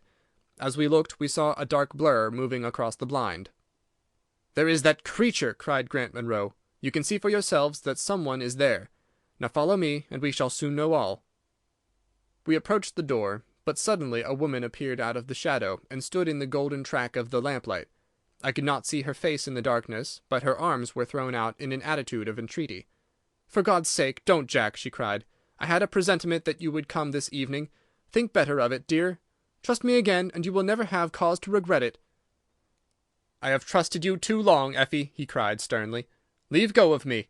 I must pass you. My friends and I are going to settle this matter once and forever." He pushed her to one side, and we followed closely after him. As he threw the door open, an old woman ran out in front of him and tried to bar his passage. But he thrust her back, and an instant afterwards we were all upon the stairs. Grant Munro rushed into the lighted room at the top, and we entered at his heels. It was a cosy, well-furnished apartment, with 2 candles burning upon the table and 2 upon the mantelpiece. In the corner, stooping over a desk, there sat what appeared to be a little girl. Her face was turned away as we entered, but we could see that she was dressed in a red frock, and that she had long white gloves on. As she whisked round to us, I gave a cry of surprise and horror. The face which she turned towards us was of the strangest livid tint, and the features were absolutely devoid of any expression. An instant later the mystery was explained. Holmes, with a laugh, passed his hand behind the child's ear. A mask peeled off from her countenance, and there was a little coal-black negress, with all her white teeth flashing in amusement at our amazed faces. I burst out laughing, out of sympathy with her merriment, but Grant Munro stood staring, with his hand clutching his throat. "My God!" he cried. "What can be the meaning of this?" "I will tell you the meaning of it," cried the lady, sweeping into the room with a proud set face. "You have forced me against my own judgment to tell you, and now we must both make the best of it. My husband died at Atlanta. My child survived." "Your child?" She drew a large silver locket from her bosom. "You have never seen this open?" "I understood that it did not open." She touched a spring, and the front hinged back. There was a portrait within of a man strikingly handsome and intelligent-looking, but bearing unmistakable signs upon his features of his African descent. "That is John Hebron of Atlanta," said the lady, "and a nobler man never walked the earth. I cut myself off from my race in order to wed him, but never once while he lived did I for an instant regret it. It was our misfortune that our only child took after his people rather than mine. It is often so in such matches, and little Lucy is darker far than ever her father was. But dark or fair, she is my own dear little girlie, and her mother's pet." The little creature ran across at the words and nestled up against the lady's dress. "When I left her in America," she continued, It was only because her health was weak, and the change might have done her harm. She was given to the care of a faithful Scotchwoman who had once been our servant. Never for an instant did I dream of disowning her as my child. But when chance threw you in my way, Jack, and I learned to love you, I feared to tell you about my child. God forgive me, I feared that I should lose you, and I had not the courage to tell you. I had to choose between you, and in my weakness I turned away from my own little girl. For 3 years I have kept her existence a secret from you, but I heard from the nurse, and I knew that all was well with her. At last, however, there came an overwhelming desire to see the child once more.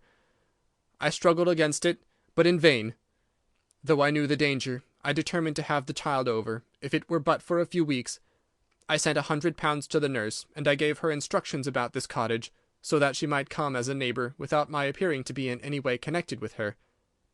I pushed my precautions so far as to order her to keep the child in the house during the daytime, and to cover up her little face and hands, so that even those who might see her at the window should not gossip about there being a black child in the neighbourhood. If I had been less cautious, I might have been more wise, but I was half crazy with fear that you should learn the truth. It was you who told me first that the cottage was occupied.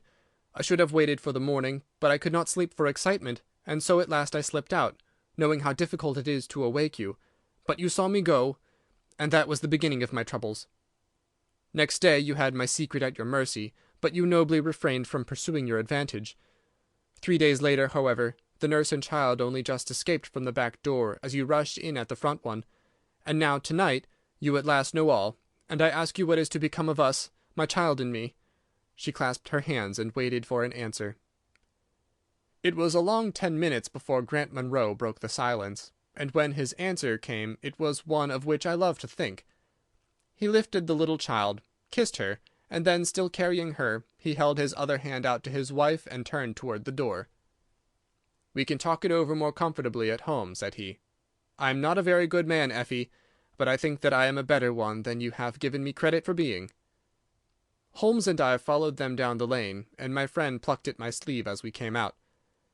"I think," said he, "that we shall be of more use in London than in Norbury." Not another word did he say of the case until late that night, when he was turning away with his lighted candle for his bedroom. "Watson," said he, "if it should ever strike you that I am getting a little over-confident in my powers, or giving less pains to a case than it deserves, kindly whisper Norbury in my ear, and I shall be infinitely obliged to you." End of Adventure 2, The Yellow Face. Chapter 3 of the Memoirs of Sherlock Holmes. Adventure 3, The Stockbroker's Clerk. Shortly after my marriage, I had bought a connection in the Paddington district. Old Mr. Farquhar, from whom I purchased it, had at one time an excellent general practice, but his age, and an affliction of the nature of St. Vitus's dance, from which he suffered, had very much thinned it. The public not unnaturally goes on the principle that he who would heal others must himself be whole, and looks askance at the curative powers of the man whose own case is beyond the reach of his drugs. Thus, as my predecessor weakened, his practice declined, until when I purchased it from him had sunk from 1,200 to little more than 300 a year. I had confidence, however, in my own youth and energy, and was convinced that in a very few years the concern would be as flourishing as ever. For 3 months after taking over the practice, I was kept very closely at work, and saw little of my friend Sherlock Holmes, for I was too busy to visit Baker Street, and he seldom went anywhere himself save upon professional business. I was surprised, therefore, when one morning in June, as I sat reading the British Medical Journal after breakfast, I heard a ring at the bell, followed by the high, somewhat strident tones of my old companion's voice. "Ah, my dear Watson," said he, striding into the room, "I'm very delighted to see you. I trust that Mrs. Watson has entirely recovered from all the little excitements connected with our adventure of the Sign of 4. "Thank you, we are both very well," said I, shaking him warmly by the hand. "And I hope also," he continued, sitting down in the rocking-chair, "that the cares of medical practice have not entirely obliterated the interest which you used to take in our little deductive problems." "On the contrary," I answered. "It was only last night that I was looking over my old notes and classifying some of our past results." "I trust that you don't consider your collection closed."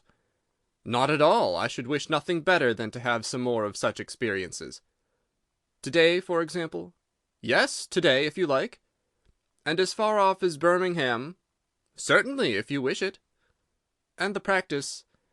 I do my neighbour's when he goes. He's always ready to work off the debt. Ha! Nothing could be better, said Holmes, leaning back in his chair and looking keenly at me from under his half-closed lids. I perceive you have been unwell lately. Summer colds are always a little trying. I was confined to the house by a severe chill for 3 days last week. I thought, however, that I had cast off every trace of it. So you have. You look remarkably robust. How then did you know of it?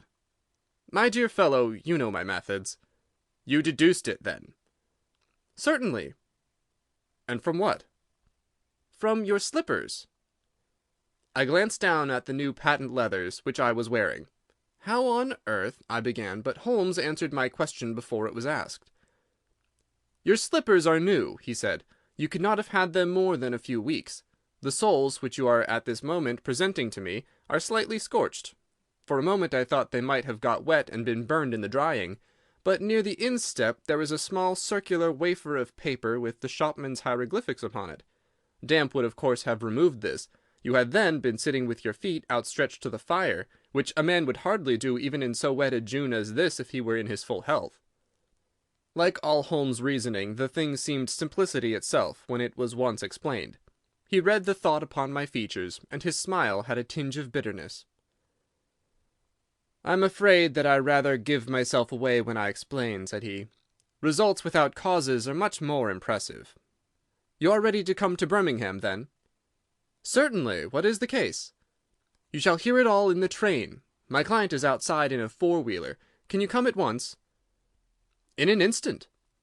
I scribbled a note to my neighbour, rushed upstairs to explain the matter to my wife, and joined Holmes upon the doorstep. "Your neighbour is a doctor," said he, nodding at the brass plate. "Yes, he bought a practice as I did." "An old established one?" "Just the same as mine. Both have been ever since the houses were built." "Ah, then you got hold of the best of the two."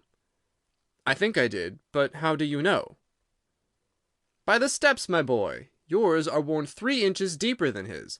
But this gentleman in the cab is my client, Mr. Hall Pycroft. Allow me to introduce you to him. Whip your horse up, cabby, for we have only just time to catch our train." The man whom I found myself facing was a well-built, fresh-complexioned young fellow, with a frank, honest face and a slight, crisp yellow moustache. He wore a very shiny top hat and a neat suit of sober black, which made him look what he was, a smart young city man, of the class who have been labelled cockneys, but who give us our crack volunteer regiments, and who turn out more fine athletes and sportsmen than any body of men in these islands. His round, ruddy face was naturally full of cheeriness, but the corners of his mouth seemed to me to be pulled down in a half-comical distress. It was not, however, until we were all in a first-class carriage and well started upon our journey to Birmingham that I was able to learn what the trouble was which had driven him to Sherlock Holmes. "We have a clear run here of 70 minutes," Holmes remarked.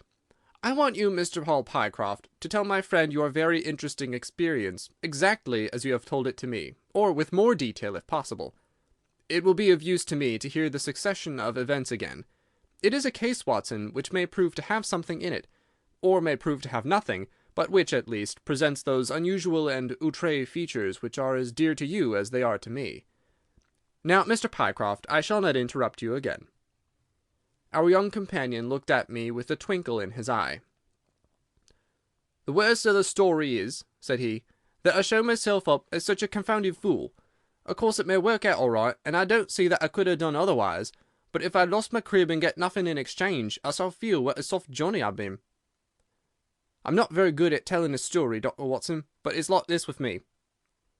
I used to have a billet at Coxon and Woodhouse's, of Draper's Gardens, but they were letting early in the spring through the Venezuelan loan, as no doubt you remember, and came a nasty cropper. I had been with them 5 years, and old Coxon gave me a ripping good testimonial when the smash came, but of course we clerks were all turned adrift, the 27 of us. I tried here and tried there, but there were lots of other chaps on the same lay as myself, and it was a perfect frost for a long time.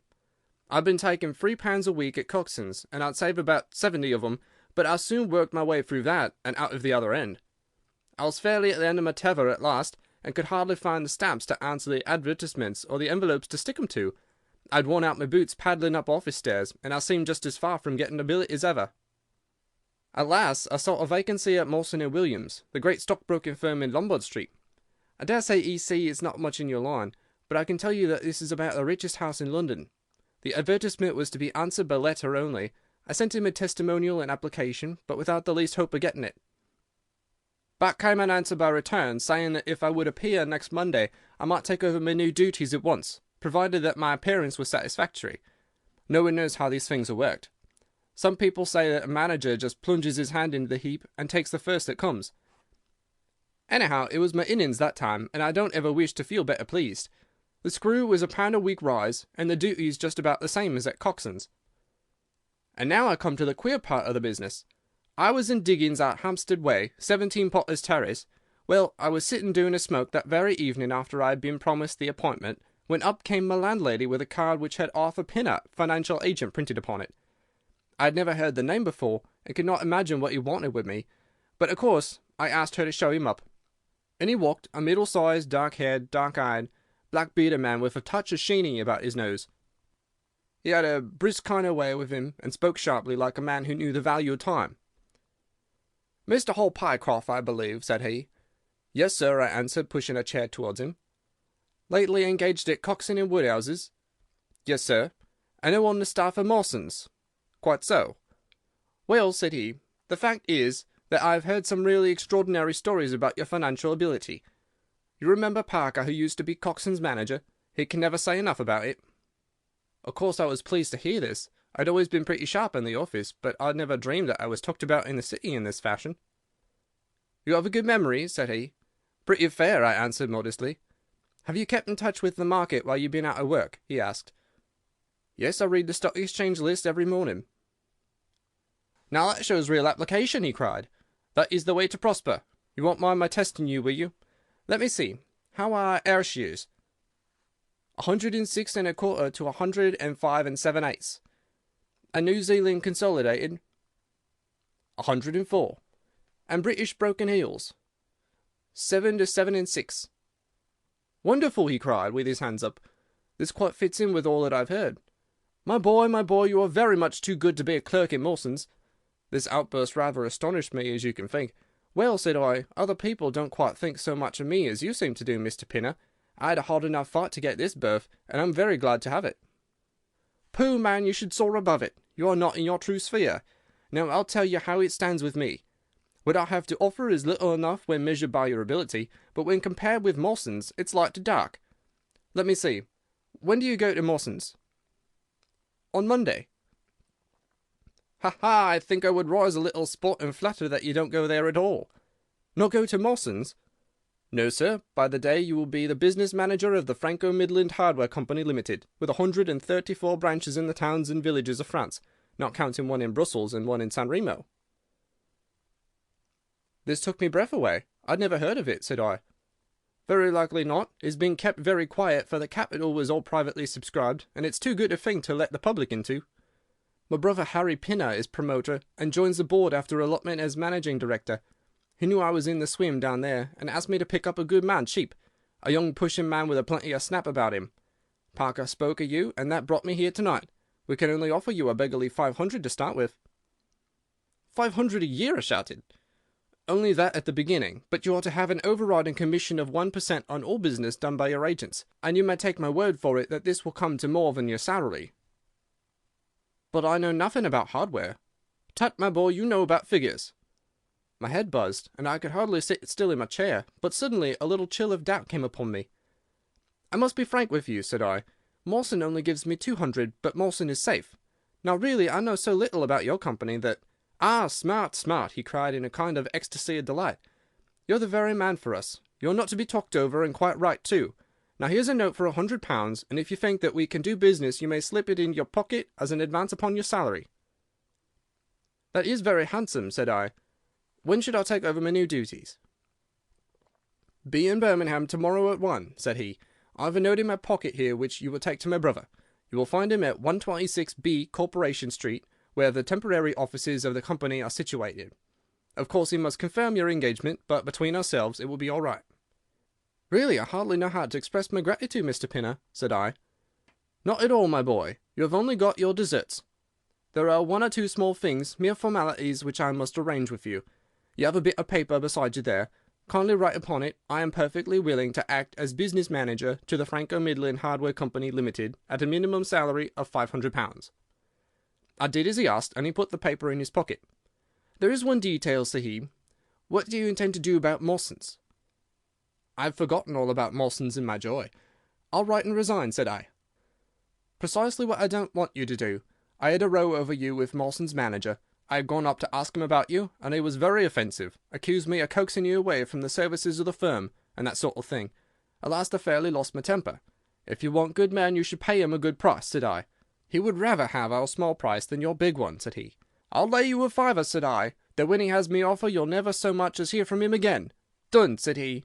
'We picked him out of the gutter, and he won't leave us so easily.' Those were his very words." "The impudent scoundrel!" I cried. "I've never so much as seen him in my life. Why should I consider him in any way? I shall certainly not write if you would rather I didn't." "Good, that's a promise," said he, rising from his chair. "Well, I'm delighted to have got so good a man for my brother. Here's your advance of £100, and here's the letter. Make a note of the address, 126B, Corporation Street, and remember that 1 o'clock tomorrow is your appointment. Good night, and may you have all the fortune that you deserve." That's just about all that passed between us, as near as I can remember. You can imagine, Dr. Watson, how pleased I was at such an extraordinary bit of good fortune. I sat up half the night hugging myself over it, and next day I was off to Birmingham in a train that would take me in plenty of time for my appointment. I took my things to a hotel in New Street, and then I made my way to the address which had been given me. It was a quarter of an hour before my time, but I thought that would make no difference. 126B was a passage between two large shops, which led to a winding stone stair from which there were many flats, let as offices to companies or professional men. The names of the occupants were painted at the bottoms of the wall, but there was no such name as the Franco-Midland Hardware Company Limited. I stood for a few minutes with my heart in my boots, wondering whether the whole thing was an elaborate hoax or not, when up came a man and addressed me. He was very like the chap I had seen the night before, the same figure and voice, but he was clean-shaven, and his hair was lighter. "Are you Mr. Hall Pycroft?" he asked. "Yes," I said. "Oh, I was expecting you, but you were a trifle before your time. I had a note from my brother this morning, in which he sang your praises very loudly." "I was just looking for the offices when you came." "We have not got our name up yet, for we only secured these temporary premises last week. Come up with me, and we will talk the matter over." I followed him to the top of a very lofty stair, and there right under the slates were a couple of empty, dusty little rooms, uncarpeted and uncurtained, into which he led me. I had thought of a great office, with shining tables and rows of clerks, such as I was used to, and I dare say I stared rather straight at the two deal chairs and one little table, which, with a ledger and a waste-paper basket, made up the whole furniture. "Don't be disheartened, Mr. Pycroft," said my new acquaintance, seeing the length of my face. "Rome was not built in a day, and we have lots of money at our backs, though we don't cut much dash yet in offices.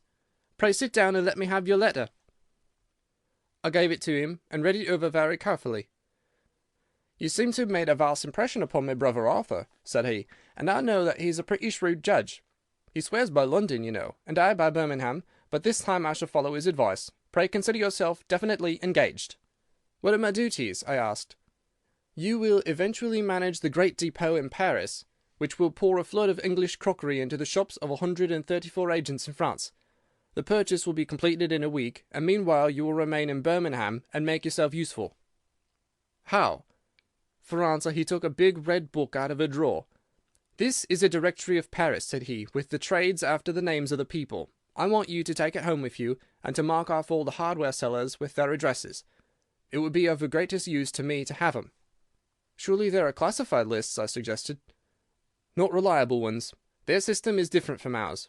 Stick at it, and let me have the list by Monday at 12. Good day, Mr. Pycroft. If you continue to show zeal and intelligence, you'll find the company a good master." I went back to the hotel with the big book under my arm, and with very conflicting feelings in my breast. On the one hand, I was definitely engaged, and had £100 in my pocket. On the other, the look of the offices, the absence of name on the wall, and other of the points which would strike a business man, had left a bad impression as to the position of my employers. However, come what might, I had my money, so I settled down to my task. All Sunday I was kept hard at work, and yet by Monday I had only got as far as H. I went round to my employer, found him in the same dismantled kind of room, and was told to keep at it until Wednesday, and then come again. On Wednesday I was still unfinished, so I hammered away until Friday, that is yesterday. Then I brought it round to Mr. Harry Pinner. "Thank you very much," said he. "I fear that I underrated the difficulty of the task. This list will be of very material assistance to me." "It took some time," said I. "And now," said he, "I want you to make a list of the furniture shops, for they all sell crockery." "Very good. And you can come up tomorrow evening at 7 and let me know how you are getting on. Don't overwork yourself. A couple of hours at Day's Music Hall in the evening would do you no harm after your labours." He laughed as he spoke, and I saw with a thrill that his second tooth upon the left-hand side had been very badly stuffed with gold. Sherlock Holmes rubbed his hands with delight, and I stared with astonishment at our client. "You may well look surprised, Dr. Watson, but it is this way," said he. "When I was speaking to the other chap in London, at the time that he laughed at my not going to Mawson's, I happened to notice that his tooth was stuffed in this very identical fashion. The glint of the gold in each case caught my eye, you see. When I put that with the voice and figure being the same, and only those things altered which might be changed by a razor or a wig, I could not doubt that it was the same man. Of course you expect two brothers to be alike, but not that they should have the same tooth stuffed in the same way. He bowed me out, and I found myself in the street, hardly knowing whether I was on my head or my heels. Back I went to my hotel, put my head in a basin of cold water, and tried to think it out. Why had he sent me from London to Birmingham? Why had he got there before me? And why had he written a letter from himself to himself? It was altogether too much for me, and I could make no sense of it. And then it suddenly struck me that what was dark to me might be very light to Mr. Sherlock Holmes. I had just time to get up to town by the night train to see him this morning, and to bring you both back with me to Birmingham." There was a pause after the stockbroker's clerk had concluded his surprising experience. Then Sherlock Holmes cocked his eye at me, leaning back on the cushions with a pleased and yet critical face, like a connoisseur who has just taken his first sip of a Comet vintage. "Rather fine, Watson, is it not?" said he. "There are points in it which please me. I think that you will agree with me that an interview with Mr. Arthur Harry Pinner in the temporary offices of the Franco Midland Hardware Company Limited would be a rather interesting experience for both of us." "But how can we do it?" I asked. "Oh, easily enough," said Hall Pycroft cheerily. "You are two friends of mine who are in want of a billet, and what could be more natural than that I should bring you both round to the managing director?" "Quite so, of course," said Holmes. "I should like to have a look at the gentleman, and see if I can make anything of his little game. What qualities have you, my friend, which would make your services so valuable? Or is it possible that—" He began biting his nails and staring blankly out of the window, and we hardly drew another word from him until we were in New Street. At 7 o'clock that evening we were walking, the three of us, down Corporation Street to the company's offices. "It's no use our being at all before our time," said our client. "He only comes there to see me, apparently, for the place is deserted up to the very hour he names." "That is suggestive," remarked Holmes. "By Jove, I told you so!" cried the clerk. "That's he walking ahead of us there." He pointed to a smallish, dark, well-dressed man who was bustling along the other side of the road. As we watched him, he looked across at a boy who was bawling out the latest edition of the evening paper, and running over among the cabs and buses, he bought one from him. Then, clutching it in his hand, he vanished through a doorway. "There he goes!" cried Hall Pycroft. "These are the company's offices into which he has gone. Come with me, and I'll fix it up as easily as possible." Following his lead, we ascended 5 stories until we found ourselves outside a half-opened door, at which our client tapped. A voice within bade us enter, and we entered a bare, unfurnished room such as Hall Pycroft had described. At the single table sat the man whom we had seen in the street, with his evening paper spread out in front of him, and as he looked up at us, it seemed to me that I had never looked upon a face which bore such marks of grief, and of something beyond grief, of a horror such as comes to few men in a lifetime. His brow glistened with perspiration. His cheeks were of the dull, dead white of a fish's belly, and his eyes were wild and staring. He looked at his clerk as though he failed to recognize him, and I could see by the astonishment depicted upon our conductor's face that this was by no means the usual appearance of his employer. "You look ill, Mr. Pinner," he exclaimed. "Yes, I am not very well," answered the other, making obvious efforts to pull himself together, and licking his dry lips before he spoke. "Who are these gentlemen whom you have brought with you?" "One is Mr. Harris, of Bermondsey, and the other is Mr. Price, of this town. said our clerk glibly. "They are friends of mine, and gentlemen of experience, but they have been out of a place for some little time, and they hoped that perhaps you might find an opening for them in the company's employment." Very possibly, cried Mr. Pinner with a ghastly smile. "Yes, I have no doubt that we shall be able to do something for you. What is your particular line, Mr. Harris?" "I am an accountant," said Holmes. "Ah, yes, we shall want something of the sort. And you, Mr. Price?" "A clerk," said I. "I have every hope that the company may accommodate you. I will let you know about it as soon as we come to any conclusion. And now I beg that you will go. For God's sake, leave me to myself!" These last words were shot out of him, as though the constraint which he was evidently setting upon himself had suddenly and utterly burst asunder. Holmes and I glanced at each other, and Hall Pycroft took a step towards the table. "You forget, Mr. Pinner, that I am here by appointment to receive some directions from you," said he. "Certainly, Mr. Pycroft, certainly," the other resumed in a calmer tone. "You may wait here a moment, and there is no reason why your friends should not wait with you. I will be entirely at your service in 3 minutes, if I might trespass upon your patience so far." He rose with a very courteous air, and bowing to us he passed out through a door at the farther end of the room, which he closed behind him. "What now?" whispered Holmes. "Is he giving us the slip?" "Impossible," answered Pycroft. "Why so?" "That door leads into an inner room." "There is no exit?" "None." "Is it furnished?" "It was empty yesterday." "Then what on earth can he be doing? There is something which I don't understand in this manner. If ever a man was 3 parts mad with terror, that man's name is Pinner. What can have put the shivers on him?" "He suspects that we are detectives," I suggested. "That's it," cried Pycroft. Holmes shook his head. "He did not turn pale. He was pale when we entered the room," said he. "It is just possible that—" His words were interrupted by a sharp rat-tat from the direction of the inner door. "What the deuce is he knocking at his own door for?" cried the clerk.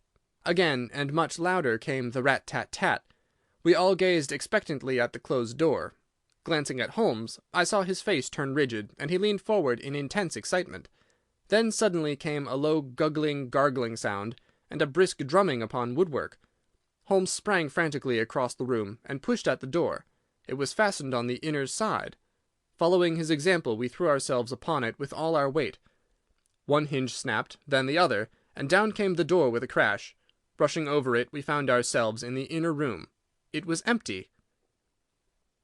But it was only for a moment that we were at fault. At one corner, the corner nearest the room which we had left, there was a second door. Holmes sprang to it and pulled it open. A coat and waistcoat were lying on the floor, and from a hook behind the door, with his own braces round his neck, was hanging the managing director of the Franco-Midland Hardware Company. His knees were drawn up, his head hung at a dreadful angle to his body, and the clatter of his heels against the door made the noise which had broken in upon our conversation. In an instant I had caught him around the waist, and held him up while Holmes and Pycroft untied the elastic bands, which had disappeared between the livid creases of skin. Then we carried him into the other room, where he lay with a clay-coloured face, puffing his purple lips in and out with every breath, a dreadful wreck of all that he had been but 5 minutes before. "What do you think of him, Watson?" asked Holmes. I stooped over him and examined him. His pulse was feeble and intermittent, but his breathing grew longer, and there was a little shivering of his eyelids, which showed a thin white slit of ball beneath.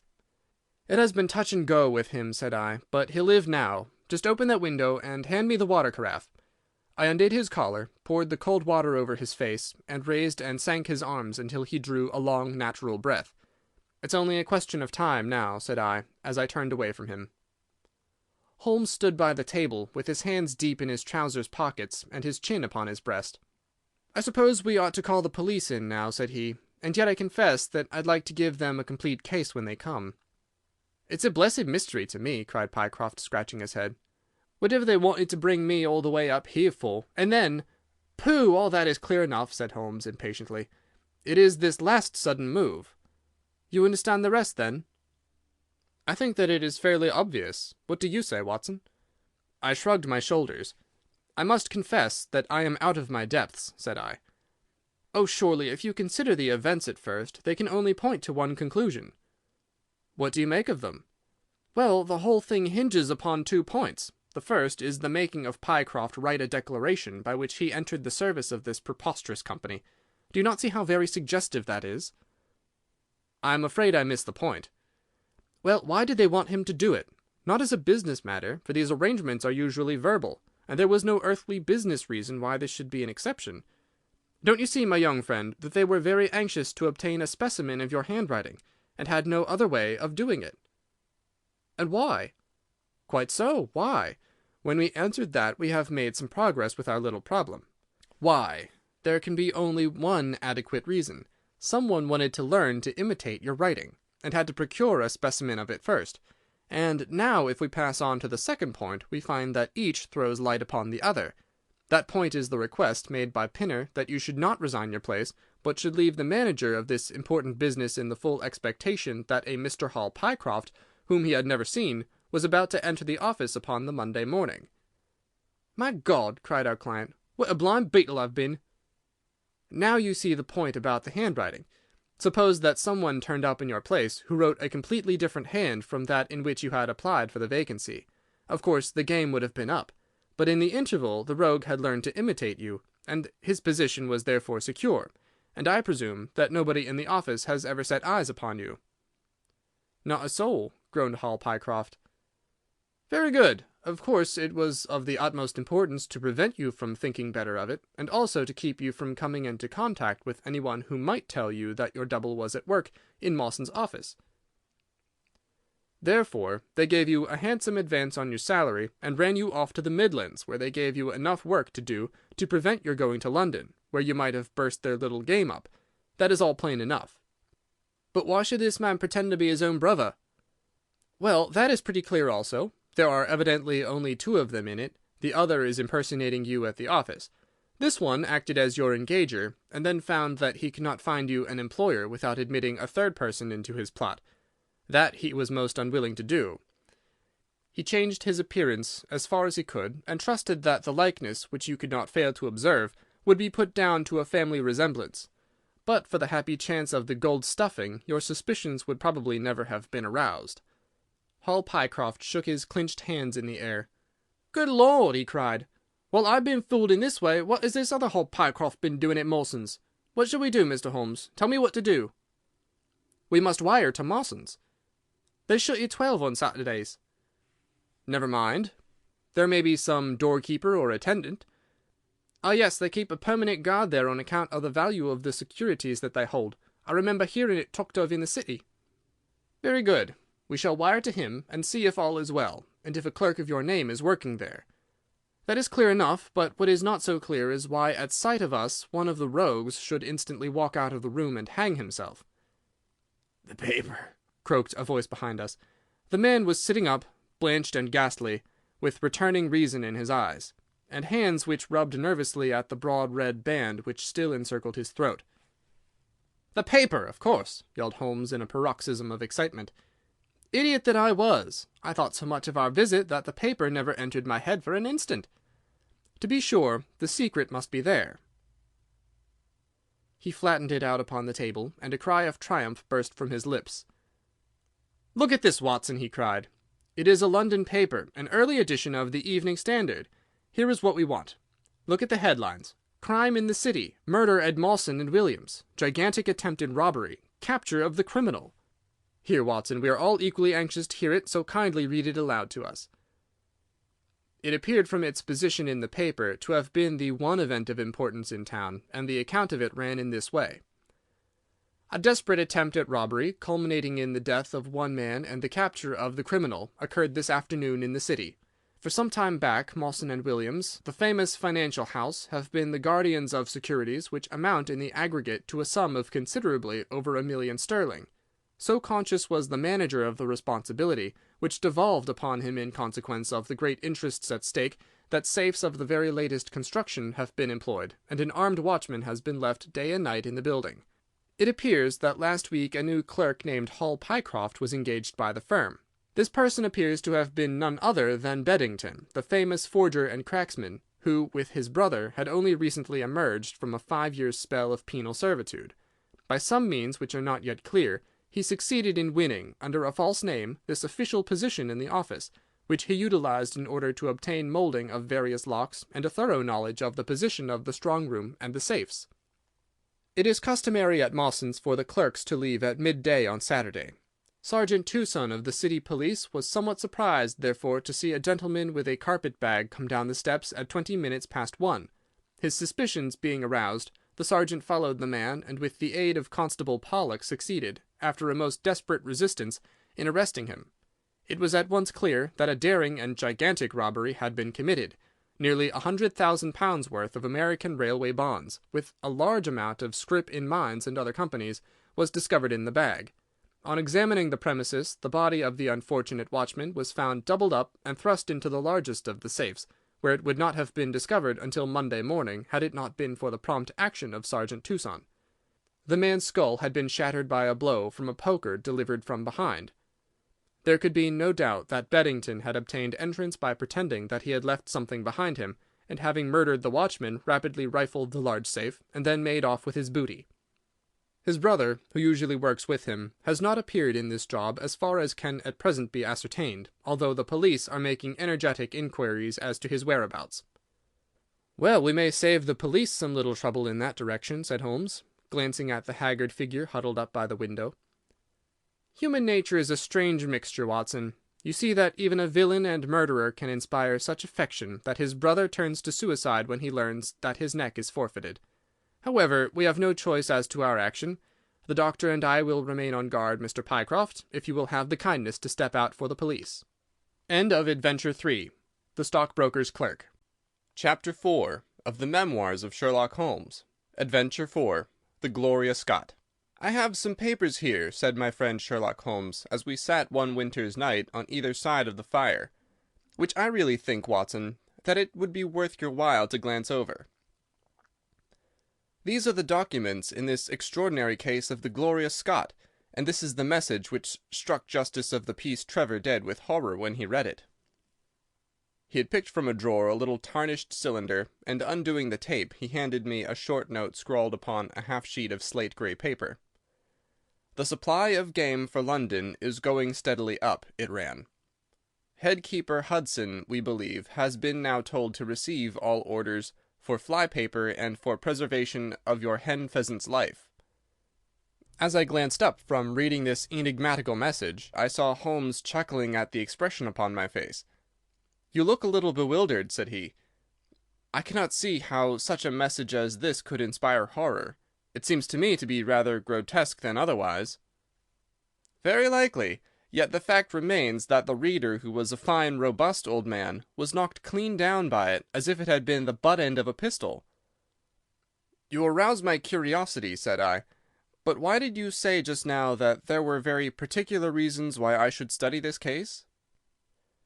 "Because it was the first in which I was ever engaged." I had often endeavoured to elicit from my companion what had first turned his mind in the direction of criminal research, but had never caught him before in a communicative humour. Now he sat forward in this arm-chair and spread out the documents upon his knees. Then he lit his pipe and sat for some time smoking and turning them over. "You never heard me talk of Victor Trevor?" he asked. "He was the only friend I made during the 2 years I was at college. I was never a very sociable fellow, Watson, always rather fond of moping in my rooms and working out my own little methods of thought, so that I never mixed much with the men of my year. Bar fencing and boxing, I had few athletic tastes, and then my line of study was quite distinct from that of the other fellows, so that we had no points of contact at all. Trevor was the only man I knew, and that only through the accident of his bull terrier freezing onto my ankle one morning as I went down to chapel. It was a prosaic way of forming a friendship, but it was effective. I was laid by the heels for 10 days, but Trevor used to come in to inquire after me. At first it was only a minute's chat, but soon his visits lengthened, and before the end of the term we were close friends. He was a hearty, full-blooded fellow, full of spirits and energy, the very opposite to me in most respects, but we had some subjects in common, and it was a bond of union when I found that he was as friendless as I.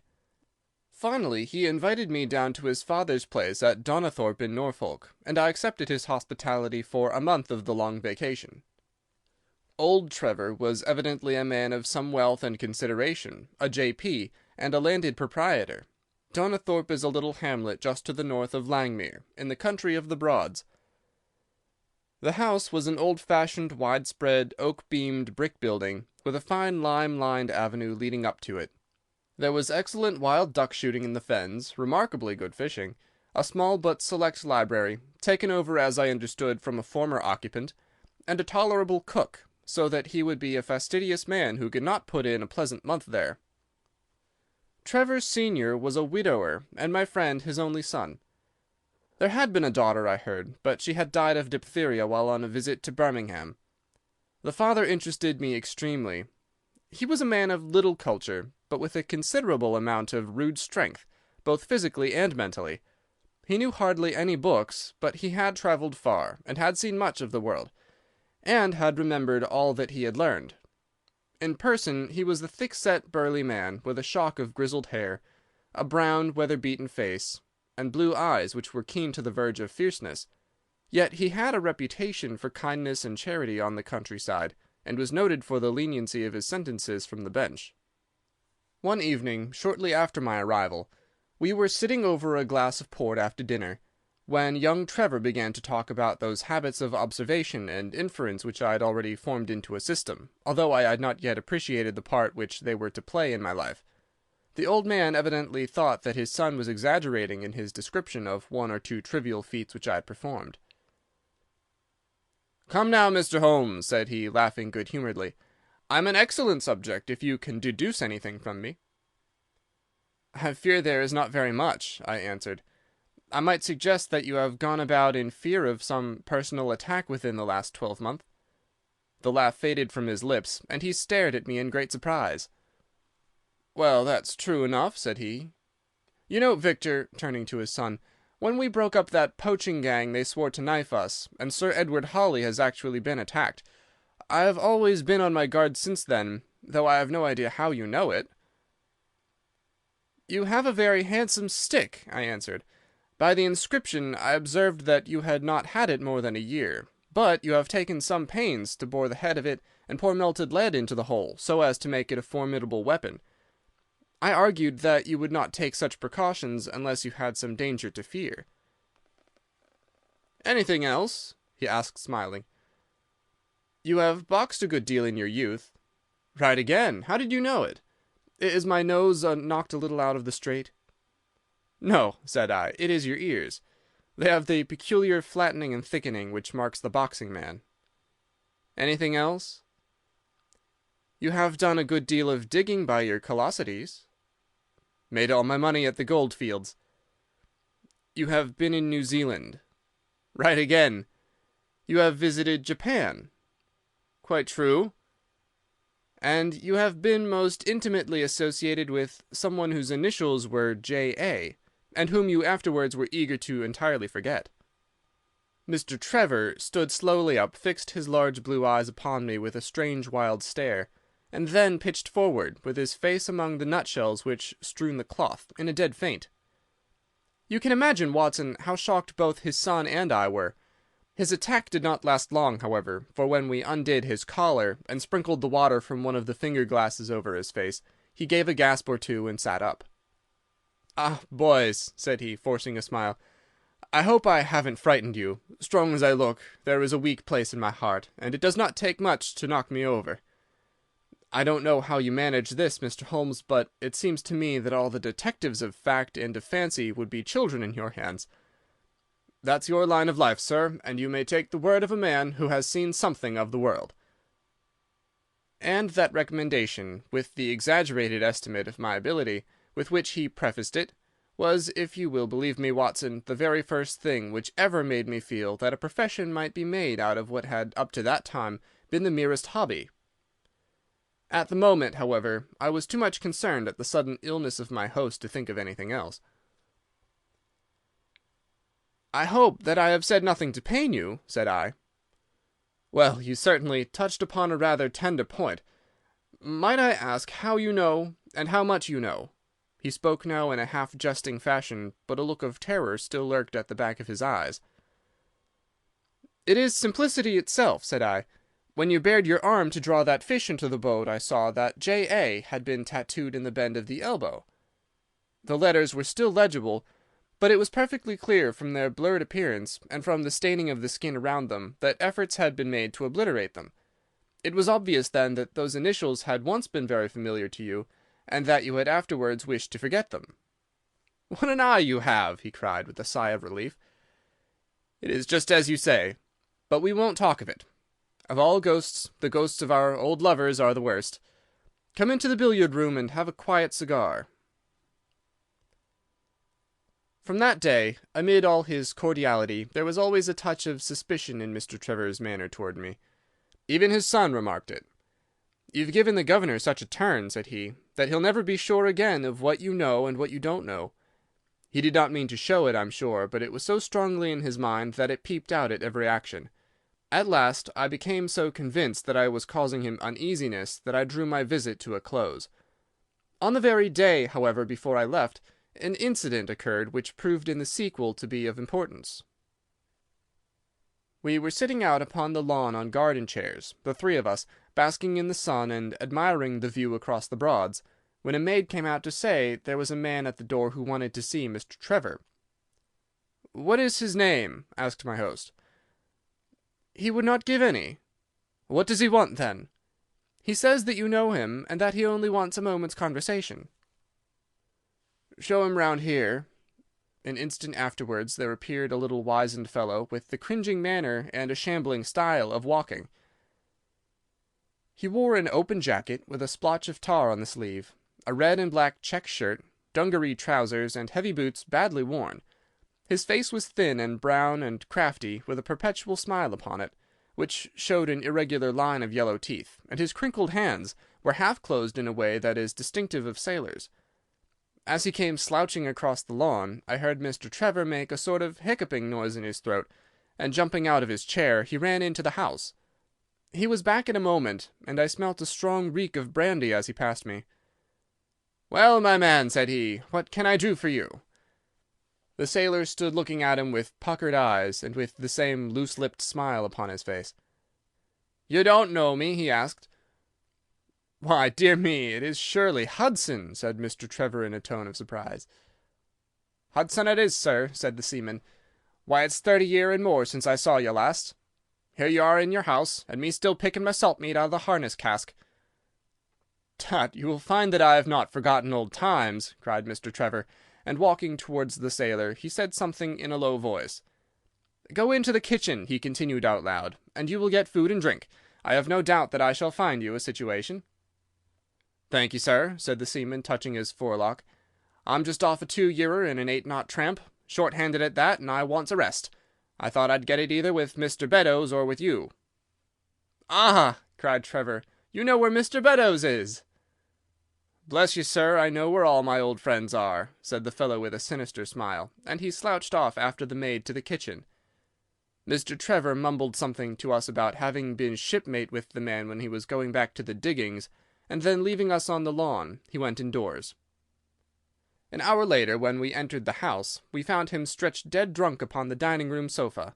The whole incident left a most ugly impression upon my mind, and I was not sorry next day to leave Donnithorpe behind me, for I felt that my presence must be a source of embarrassment to my friend. All this occurred during the first month of the long vacation. I went up to my London rooms, where I spent 7 weeks working out a few experiments in organic chemistry. One day, however, when the autumn was far advanced and the vacation drawing to a close, I received a telegram from my friend imploring me to return to Donnithorpe, and saying that he was in great need of my advice and assistance. Of course I dropped everything and set out for the north once more. He met me with the dog-cart at the station, and I saw at a glance that the last 2 months had been very trying ones for him. He had grown thin and careworn, and had lost the loud, cheery manner for which he had been remarkable. "The governor is dying," were the first words he said. "Impossible!" I cried. "What is the matter?" "Apoplexy, nervous shock. He's been on the verge all day. I doubt if we shall find him alive." I was, as you may think, Watson, horrified at this unexpected news. "What has caused it?" I asked.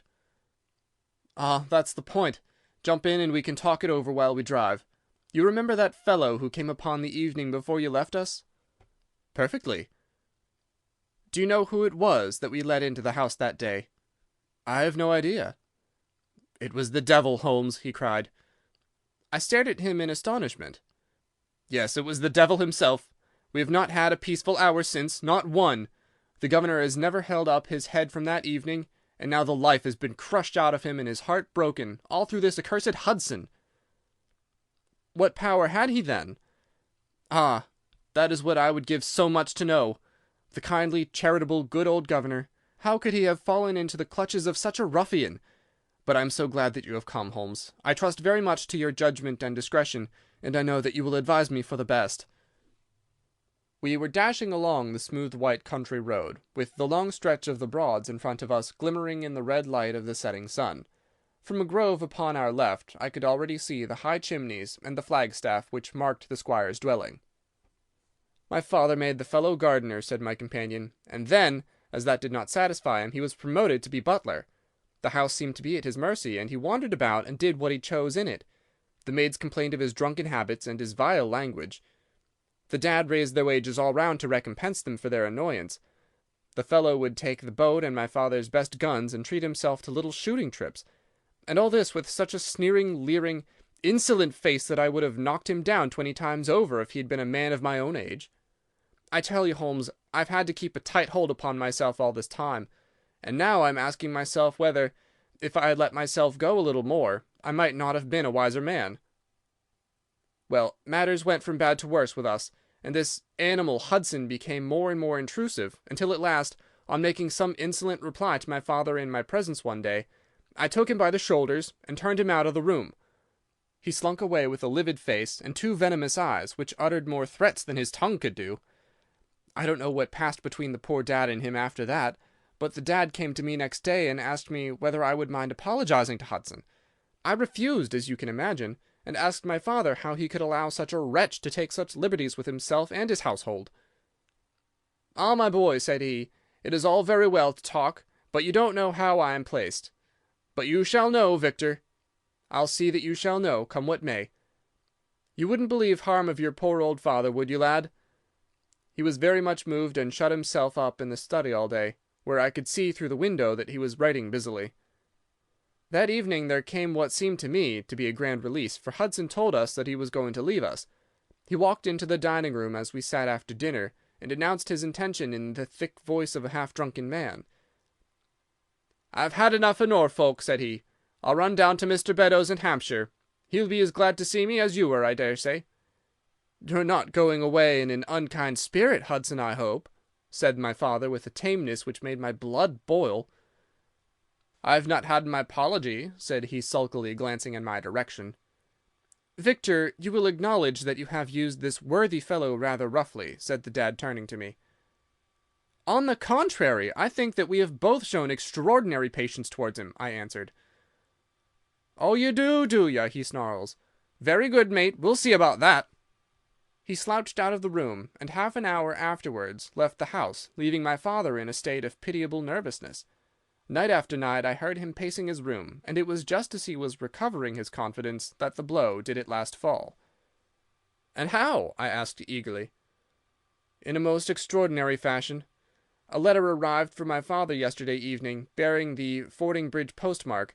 My father read it, clapped both his hands to his head, and began running round the room in little circles, like a man who has been driven out of his senses. When I at last drew him down onto the sofa, his mouth and eyelids were all puckered on one side, and I saw that he had a stroke. Dr. Fordham came over at once. We put him to bed, but the paralysis has spread. He has shown no sign of returning consciousness, and I think that we shall hardly find him alive." "You horrify me, Trevor," I cried. "What then could have been in this letter to cause so dreadful a result?" "Nothing. There lies the inexplicable part of it. The message was absurd and trivial. Oh, my God, it is as I feared." As he spoke, we came round the curve of the avenue, and saw in the fading light that every blind in the house had been drawn down. As we dashed up to the door, my friend's face convulsed with grief, a gentleman in black emerged from it. "When did it happen, doctor?" asked Trevor. "Almost immediately after you left." "Did he recover consciousness?" "For an instant before the end." Any message for me?" "Only that the papers were in the back drawer of the Japanese cabinet." My friend ascended with the doctor to the chamber of death, while I remained in the study turning the whole matter over and over in my head, and feeling as sombre as ever I had done in my life. What was the past of this Trevor, pugilist, traveller, and gold-digger, and how had he placed himself in the power of this acid-faced seaman? Why, too, should he faint at an allusion to the half-effaced initials upon his arm, and die of fright when he had a letter from Fordingham? Then I remembered that Fordingham was in Hampshire, and that this Mr. Beddoes, whom the seaman had gone to visit and presumably to blackmail, had also been mentioned as living in Hampshire. The letter, then, might either come from Hudson, the seaman saying that he had betrayed the guilty secret which appeared to exist, or it might come from Beddoes, warning an old confederate that such a betrayal was imminent. So far it seemed clear enough, but then how could this letter be trivial and grotesque, as described by the Sun? He must have misread it. If so, it must have been one of those ingenious secret codes, which mean one thing while they seem to mean another. I must see this letter. If there were a hidden meaning in it, I was confident that I could pluck it forth. For an hour I sat pondering it over in the gloom, until at last a weeping maid brought in a lamp, and close at her heels came my friend Trevor, pale but composed, with these very papers which lie upon my knee, held in his grasp. He sat down opposite to me, drew the lamp to the edge of the table, and handed me a short note scribbled, as you see, upon a single sheet of grey paper. "The supply of game for London is going steadily up," it ran. "Head-keeper Hudson, we believe, has been now told to receive all orders for fly-paper and for preservation of your hen-pheasant's life." I dare say my face looked as bewildered as yours did just now when first I read this message. Then I re-read it very carefully. It was evidently as I had thought, and some secret meaning must lie buried in this strange combination of words. Or could it be that there was a prearranged significance to such phrases as fly-paper and hen-pheasant? Such a meaning would be arbitrary, and could not be deduced in any way. And yet I was loath to believe that this was the case, and the presence of the word Hudson seemed to show that the subject of the message was as I had guessed, and that it was from Beddoes rather than the sailor. I tried it backwards, but the combination life-pheasant's hen was not encouraging. Then I tried alternate words, but neither "the of for" nor "supply game London" promised to throw any light upon it. And then, in an instant, the key of the riddle was in my hands, and I saw that every third word, beginning with the first, would give a message which might well drive old Trevor to despair. It was short and terse, the warning, as I now read it to my companion. "The game is up. Hudson has told all. Fly for your life." Victor Trevor sank his face into his shaking hands. "It must be that, I suppose," said he. "This is worse than death, for it means disgrace as well. But what is the meaning of these head-keepers and hen-pheasants?" "It means nothing to the message, but it might mean a good deal to us if we had no other means of discovering the sender. You see that he has begun by writing 'the game is,' and so on. Afterwards he had, to fulfill the prearranged cipher, to fill in any 2 words in each space. He would naturally use the first words which came to his mind, and if there were so many which referred to sport among them, you may be tolerably sure that he is either an ardent shot or interested in breeding. Do you know anything of this Beddoes?" "Why, now that you mention it," said he, "I remember that my poor father used to have an invitation from him to shoot over his preserves every autumn." "Then it is undoubtedly from him that the note comes," said I. "It only remains for us to find out what this secret was which the sailor Hudson seems to have held over the heads of these 2 wealthy and respected men." "Alas, Holmes, I fear that it is one of sin and shame," cried my friend. "But from you I shall have no secrets. Here is the statement which was drawn up by my father when he knew that the danger from Hudson had become imminent. I found it in the Japanese cabinet, as he told the doctor. Take it and read it to me, for I have neither the strength nor the courage to do it myself."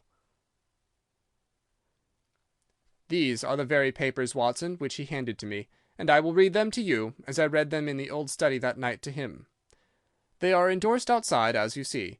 Some particulars of the voyage of the bark Gloria Scott, from her leaving Falmouth on the 8th October, 1855, to her destruction in north latitude 15 degrees 20 minutes, west longitude 25 degrees 14 minutes, on November 6th. It is in the form of a letter, and runs in this way. My dear, dear son, now that approaching disgrace begins to darken the closing years of my life, I can write with all truth and honesty that it is not the terror of the law, it is not the loss of my position in the county, nor is it my fall in the eyes of all who have known me, which cuts me to the heart, but it is the thought that you should come to blush for me. You who love me, and who have seldom, I hope, had reason to do other than respect me. But if the blow falls which is forever hanging over me, then I should wish you to read this, that you may know straight from me how far I have been to blame. On the other hand, if all should go well, which may kind God Almighty grant, then if by any chance this paper should be still undestroyed and should fall into your hands, I conjure you, by all you hold sacred, by the memory of your dear mother, and by the love which had been between us, to hurl it into the fire, and to never give one thought to it again. If then your eye goes on to read this line, I know that I shall already have been exposed and dragged from my home, or, as is more likely, for you know that my heart is weak, by lying with my tongue sealed forever in death. In either case, the time for suppression is past, and every word which I tell you is the naked truth, and this I swear as I hope for mercy. My name, dear lad, is not Trevor. I was James Armitage in my younger days, and you can understand now the shock that it was to me a few weeks ago when your college friend addressed me in words which seemed to imply that he had surprised my secret. As Armitage, it was that I entered a London banking-house, and as Armitage, I was convicted of breaking my country's laws, and was sentenced to transportation. Do not think very harshly of me, laddie. It was a debt of honour, so called, which I had to pay, and I used money which was not my own to do it, in the certainty that I could replace it before there could be any possibility of its being missed. But the most dreadful ill luck pursued me. The money which I had reckoned upon never came to hand, and a premature examination of accounts exposed my deficit. The case might have been dealt leniently with, but the laws were more harshly administered 30 years ago than now, and on my 23rd birthday I found myself chained as a felon with 37 other convicts in 'tween decks of the bark Gloria Scott, bound for Australia. It was the year '55, when the Crimean War was at its height, and the old convict ships had been largely used as transports in the Black Sea. The government was compelled, therefore, to use smaller and less suitable vessels for sending out their prisoners. The Gloria Scott had been in the Chinese tea trade, but she was an old-fashioned, heavy-bowed, broad-beamed craft, and the new clippers had cut her out.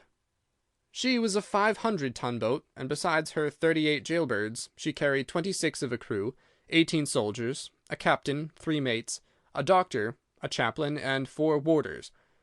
Nearly 100 souls were in her, all told, when we set sail from Falmouth.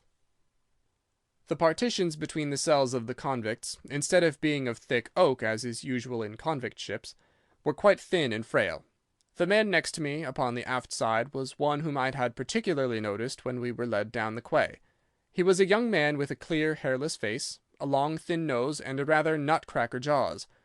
He carried his head very jauntily in the air, had a swaggering style of walking, and was, above all else, remarkable for his extraordinary height. I don't think any of our heads would have come up to his shoulder, and I am sure that he could not have measured less than 6½ feet. It was strange among so many sad and weary faces to see one which was full of energy and resolution. The sight of it was to me like a fire in a snowstorm. I was glad then to find that he was my neighbour, and gladder still when, in the dead of the night, I heard a whisper close to my ear, and found that he had managed to cut an opening in the board which separated us. "Hello, chummy," said he. "What's your name, and what are you here for?" I answered him, and asked in turn who I was talking with. "I'm Jack Prendergast," said he, "and by God, you'll learn to bless my name before you've done with me." I remembered hearing of this case, for it was one which had made an immense sensation throughout the country some time before my own arrest.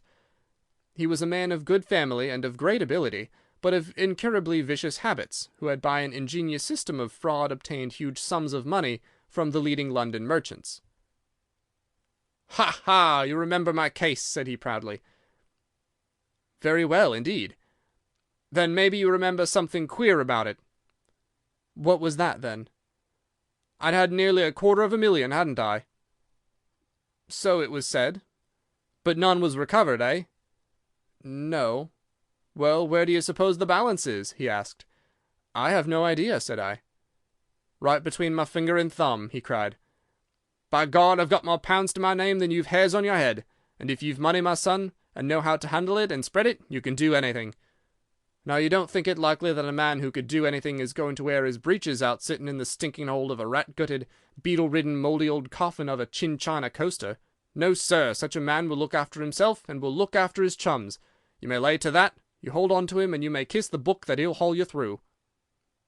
That was his style of talk, and at first I thought it meant nothing, but after a while, when he had tested me and sworn me in with all possible solemnity, he let me understand that there really was a plot to gain command of the vessel. A dozen of the prisoners had hatched it before they came aboard. Prendergast was the leader, and his money was the motive power. "I'd a partner," said he, "a rare good man, as true as a stock to a barrel.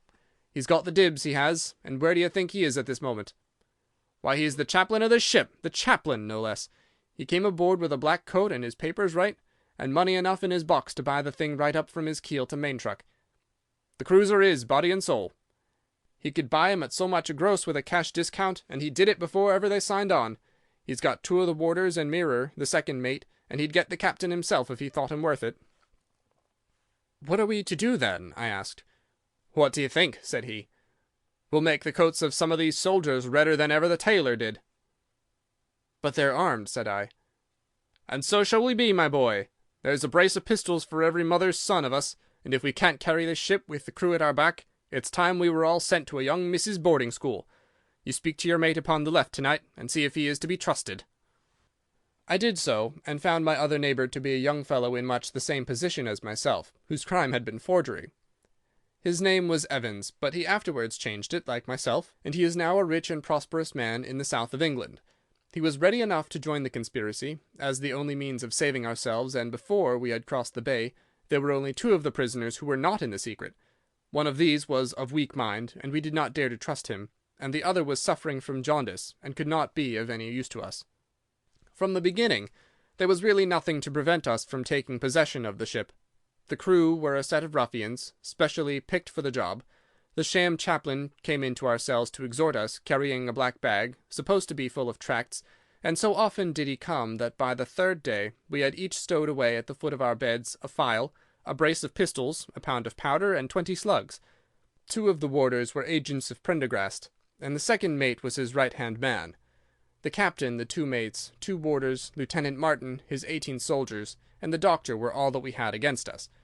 Yet, safe as it was, we determined to neglect no precaution, and to make our attack suddenly by night.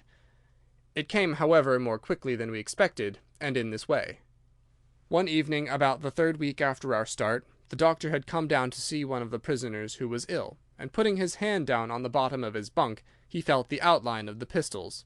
If he had been silent, he might have blown the whole thing, but he was a nervous little chap, and so he gave a cry of surprise, and turned so pale that the man knew what was up in an instant, and seized him.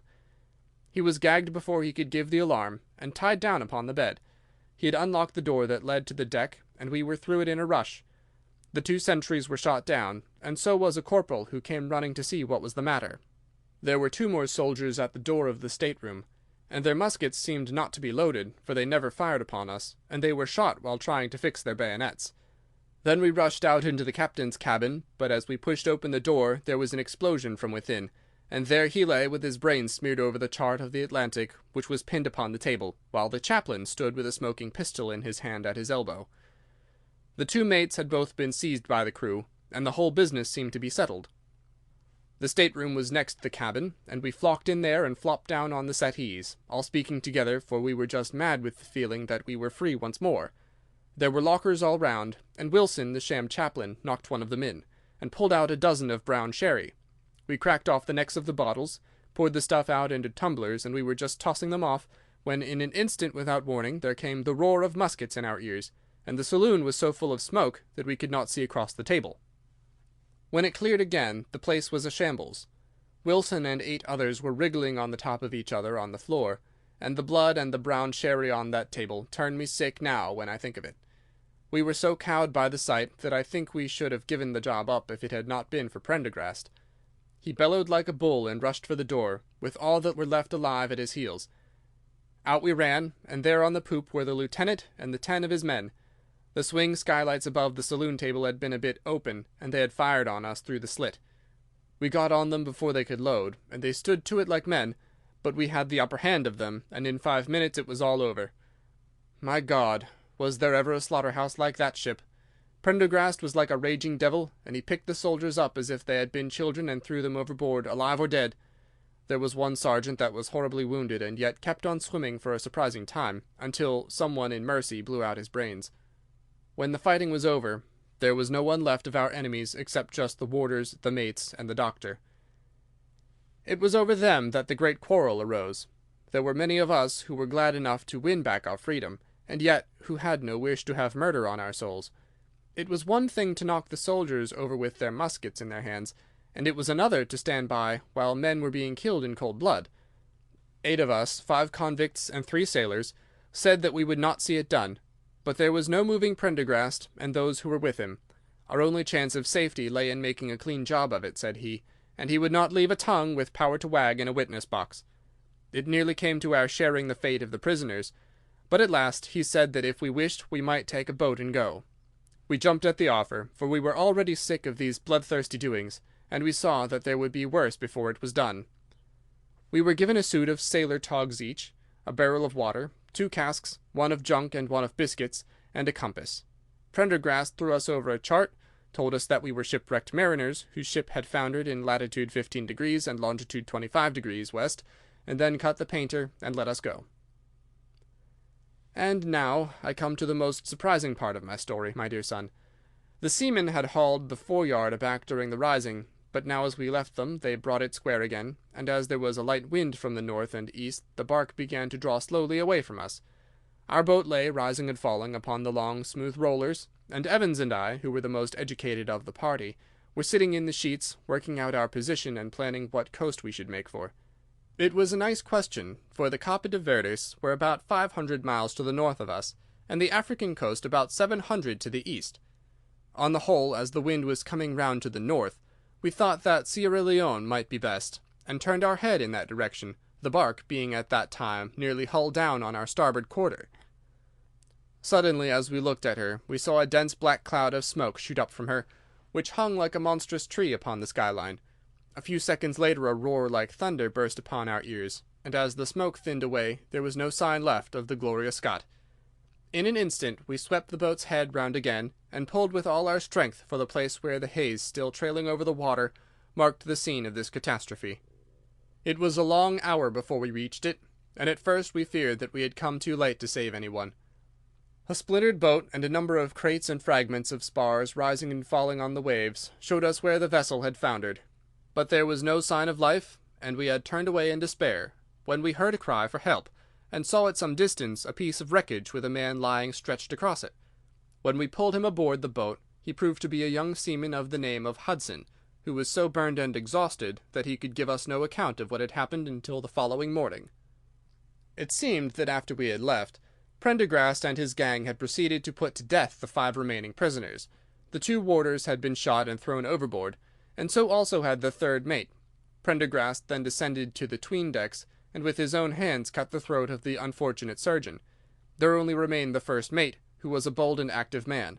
When he saw the convict approaching him with the bloody knife in his hand, he kicked off his bonds, which he had somehow contrived to loosen, and rushing down the deck he plunged into the afterhold. A dozen convicts, who descended with their pistols in search of him, found him with a matchbox in his hand seated beside an open powder barrel, which was one of 100 carried on board, and swearing that he would blow all hands up if he were in any way molested. An instant later the explosion occurred, though Hudson thought it was caused by the misdirected bullet of one of the convicts rather than the mate's match. Be the cause what it may, it was the end of the Gloria Scott, and of the rabble who held command of her. Such, in a few words, my dear boy, is the history of this terrible business in which I was involved. Next day we were picked up by the brig Hotspur, bound for Australia, whose captain found no difficulty in believing that we were the survivors of a passenger ship which had foundered. The transport ship Gloria Scott was set down by the Admiralty as being lost at sea, and no word has ever leaked out as to her true fate. After an excellent voyage the Hotspur landed us at Sydney, where Evans and I changed our names and made our way to the diggings, where among the crowds who were gathered from all nations we had no difficulty in losing our former identities. The rest I need not relate. We prospered, we travelled, we came back as rich colonials to England, and we bought country estates. For more than 20 years we have led peaceful and useful lives, and we hoped that our past was forever buried. Imagine, then, my feelings when in the seaman who came to us I recognized instantly the man who had been picked off the wreck. He had tracked us down somehow, and had set himself to live upon our fears.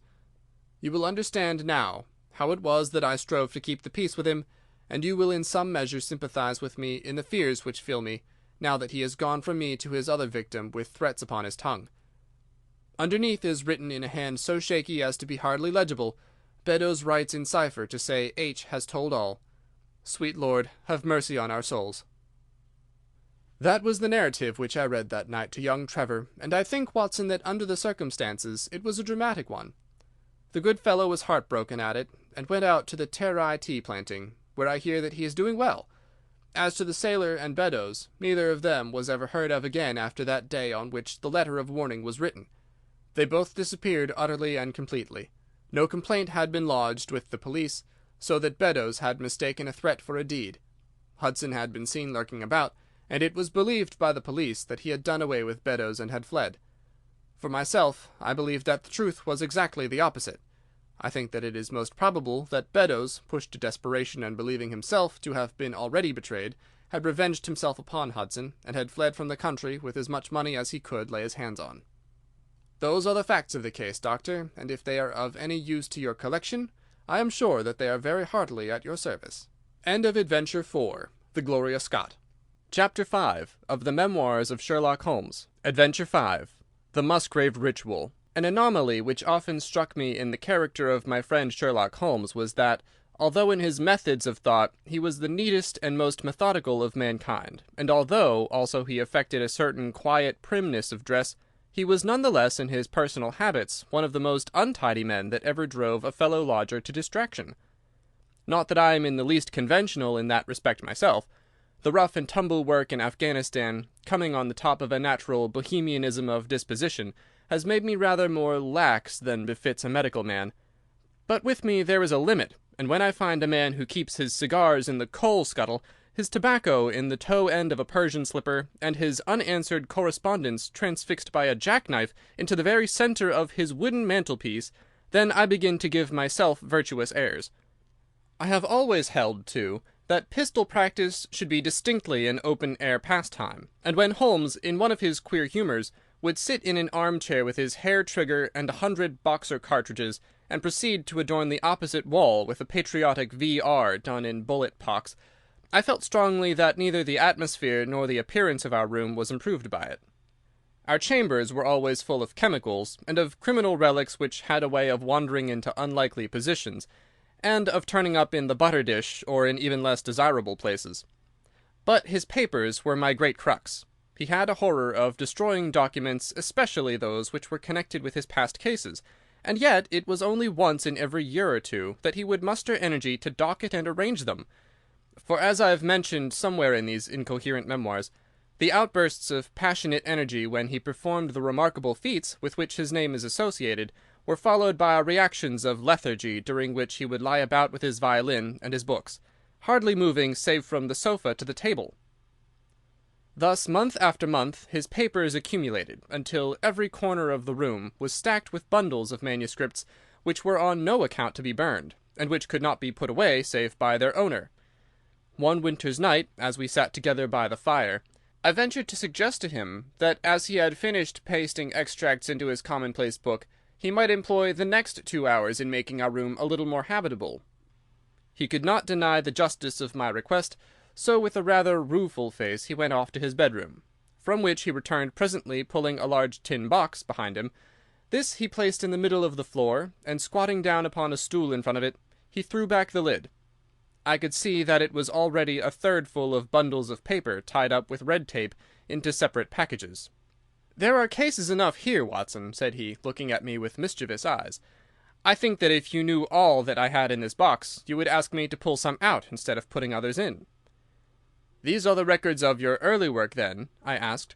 "I have often wished that I had notes of those cases." "Yes, my boy, these were all done prematurely before my biographer had come to glorify me." He lifted bundle after bundle in a tender, caressing sort of way. "They are not all successes, Watson," said he.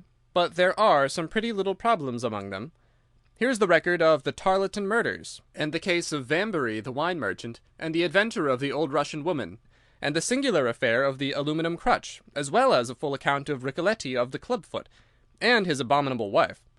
And here, now this really is something a little recherché." He dived his arm down to the bottom of his chest, and brought up a small wooden box with a sliding lid, such as children's toys are kept in. From within he produced a crumpled piece of paper, an old-fashioned brass key, a peg of wood with a ball of string attached to it, and 3 rusty old discs of metal. "Well, my boy, what do you make of this lot?" he asked, smiling at my expression. "It is a curious collection." "Very curious, and the story that hangs round it will strike you as being more curious still." "These relics have a history, then?" "So much so that they are history." "What do you mean by that?" Sherlock Holmes picked them up one by one, and laid them along the edge of the table. Then he reseated himself in his chair, and looked them over with a gleam of satisfaction in his eyes. "These," said he, "are all that I have left to remind me of the adventure of the Musgrave ritual." I've heard him mention this case more than once, though I had never been able to gather the details. "I should be so glad," said I, "if you would give me an account of it." "And leave the litter as it is?" he cried mischievously. "Your tidiness won't bear much strain after all, Watson. But I should be glad that you should add this case to your annals, for there are points in it which make it quite unique in the criminal records of this, or, I believe, of any other country. A collection of my trifling achievements would certainly be incomplete which contained no account of this very singular business. You may remember how the affair of the Glorious Scot, and my conversation with the unhappy man whose fate I told you of, first turned my attention in the direction of my profession which has become my life's work. You see me now when my name has become known far and wide, and when I am generally recognized, both by the public and by the official force, as being a final court of appeal in doubtful cases. Even when you knew me first, at the time of the affair which you have commemorated in A Study in Scarlet, I have already established a considerable, though not very lucrative, connection. You can hardly realize, then, how difficult I found it at first, and how long I had to wait before I succeeded in making any headway. When I first came up to London, I had rooms in Montague Street, just round the corner from the British Museum, and there I waited, filling in my too abundant leisure time by studying all those branches of science which might make me more efficient. Now and again cases came in my way, principally through the introduction of old fellow students, for during my last years at the university there was a good deal of talk there about myself and my methods. The third of these cases was that of the Musgrave ritual, and it is to the interest which was aroused by that singular chain of events, and the large issues which proved to be at stake, that I traced my first stride towards the position which I now hold. Reginald Musgrave had been in the same college as myself, and I had some slight acquaintance with him.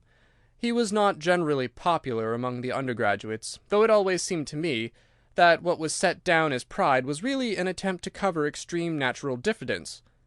In appearance he was a man of exceedingly aristocratic type, thin, high-nosed and large-eyed, with languid and yet courtly manners. He was indeed a scion of one of the very oldest families in the kingdom, though his branch was a cadet one which had separated from the northern Musgraves some time in the 16th century, and had established itself in western Sussex, where the manor house of Hurlstone is perhaps the oldest inhabited building in the country. Something of his birthplace seemed to cling to the man, and I never looked at his pale, keen face or the poise of his head without associating him with grey archways and mullioned windows and all the venerable wreckage of a feudal keep. Once or twice we drifted into talk, and I can remember that more than once he expressed a keen interest in my methods of observation and inference. For 4 years I had seen nothing of him until one morning he walked into my room in Montague Street. He had changed little, was dressed like a young man of fashion — he always was a bit of a dandy — and preserved the same quiet, suave manner which had formerly distinguished him.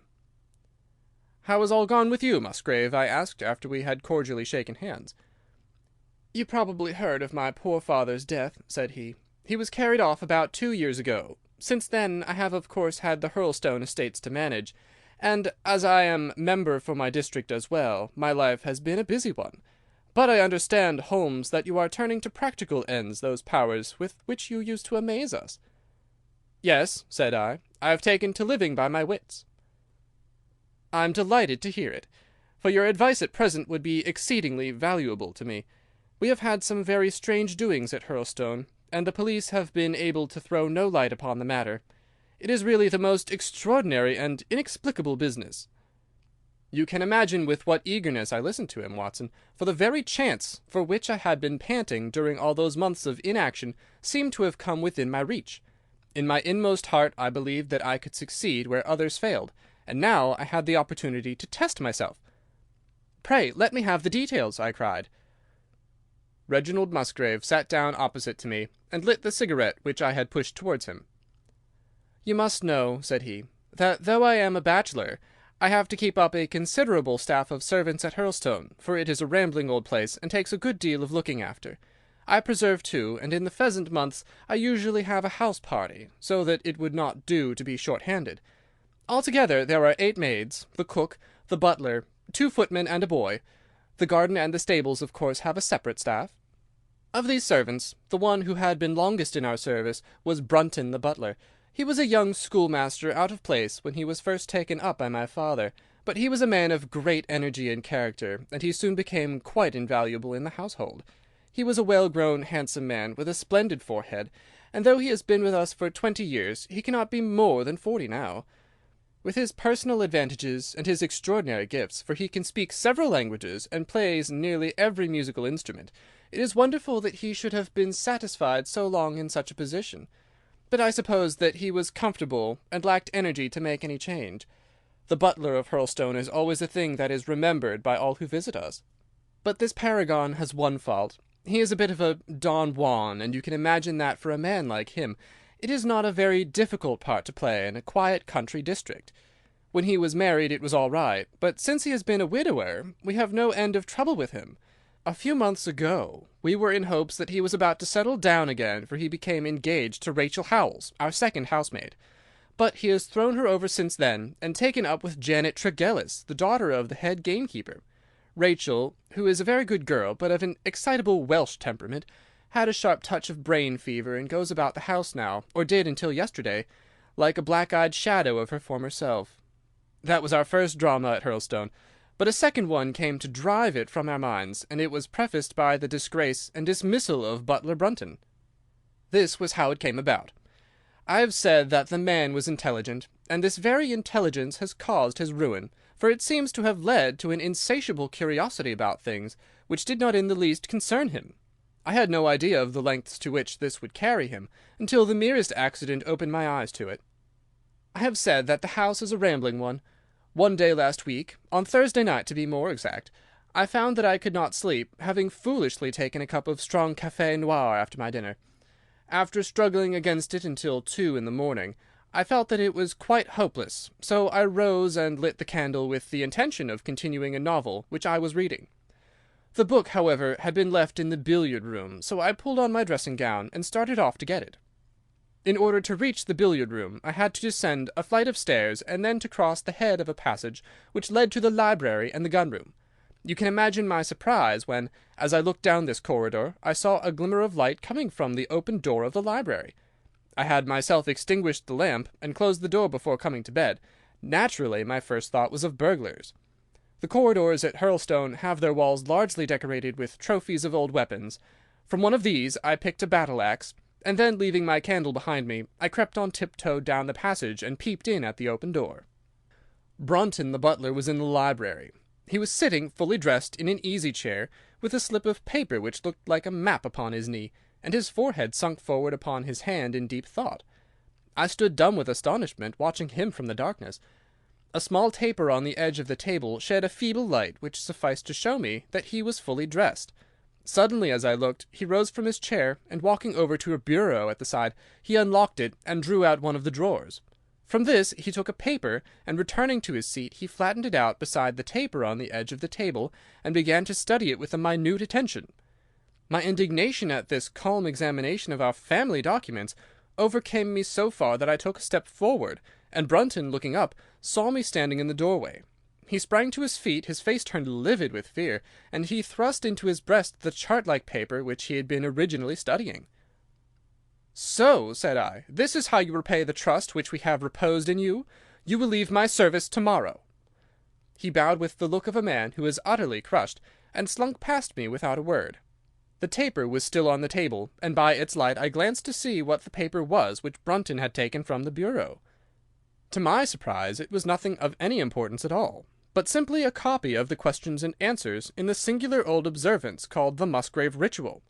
It is a sort of ceremony peculiar to our family, which each Musgrave for centuries past has gone through on his coming of age, a thing of private interest and perhaps of some little importance to the archaeologist, like our own blazonings and charges, but of no practical use whatever.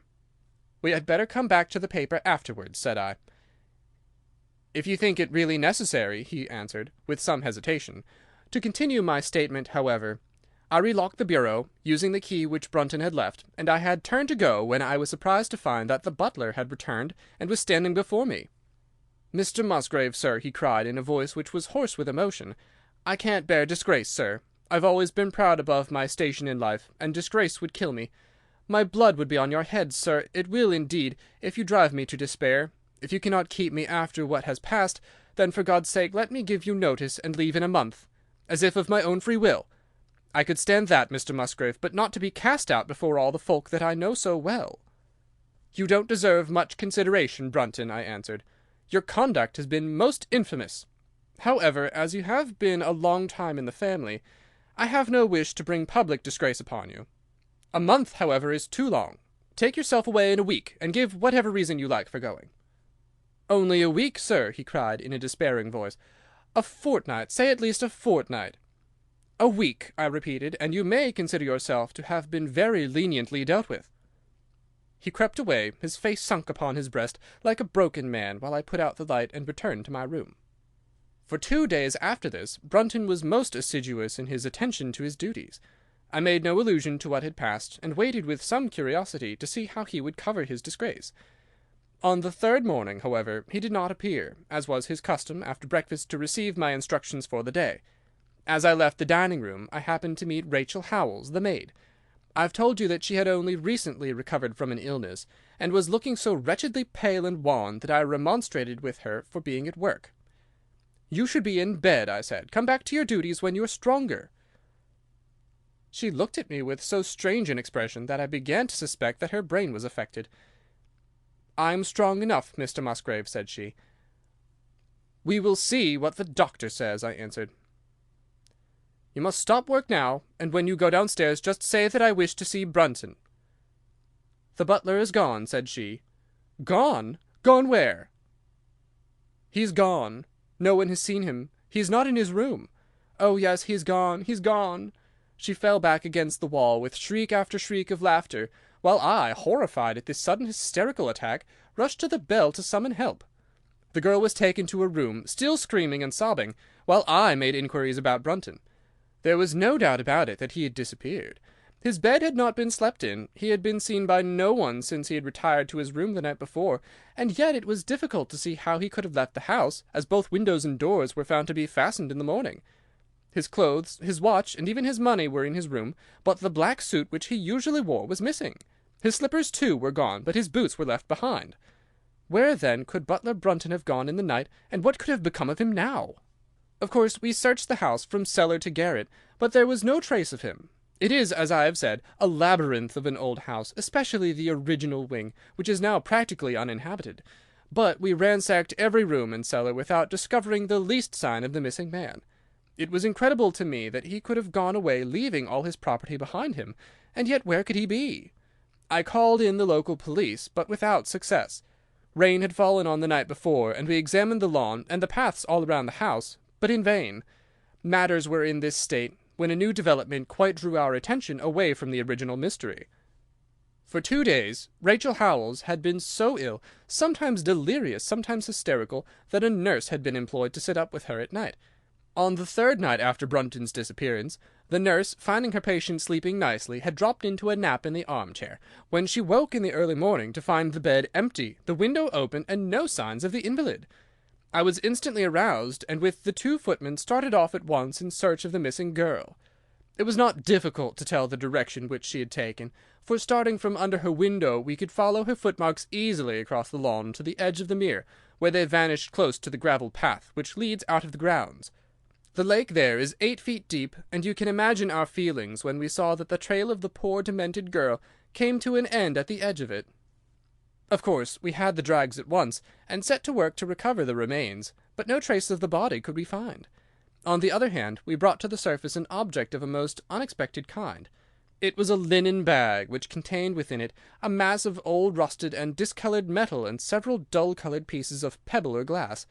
This strange find was all that we could get from the Mere, and although we made every possible search and inquiry yesterday, we know nothing of the fate either of Rachel Howells or of Richard Brunton.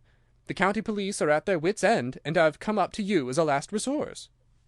You can imagine, Watson, with what eagerness I listened to this extraordinary sequence of events, and endeavoured to piece them together, and to devise some common thread upon which they might all hang.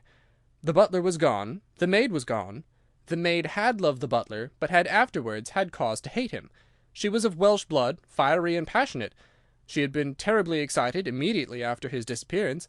She had flung into the lake a bag containing some curious contents. These were all factors which had to be taken into consideration, and yet none of them got quite to the heart of the matter. What was the starting point of this chain of events?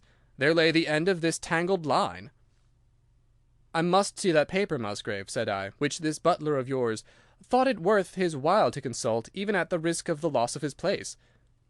"It is rather an absurd business, this ritual of ours," he answered, "but it has at least the saving grace of antiquity to excuse it. I have a copy of the questions and answers here, if you care to run your eye over them." He handed me the very paper which I have here, Watson, and this is the strange catechism to which each Musgrave had to submit when he came to man's estate. I will read you the questions and answers as they stand. Whose was it? His who is gone. Who shall have it?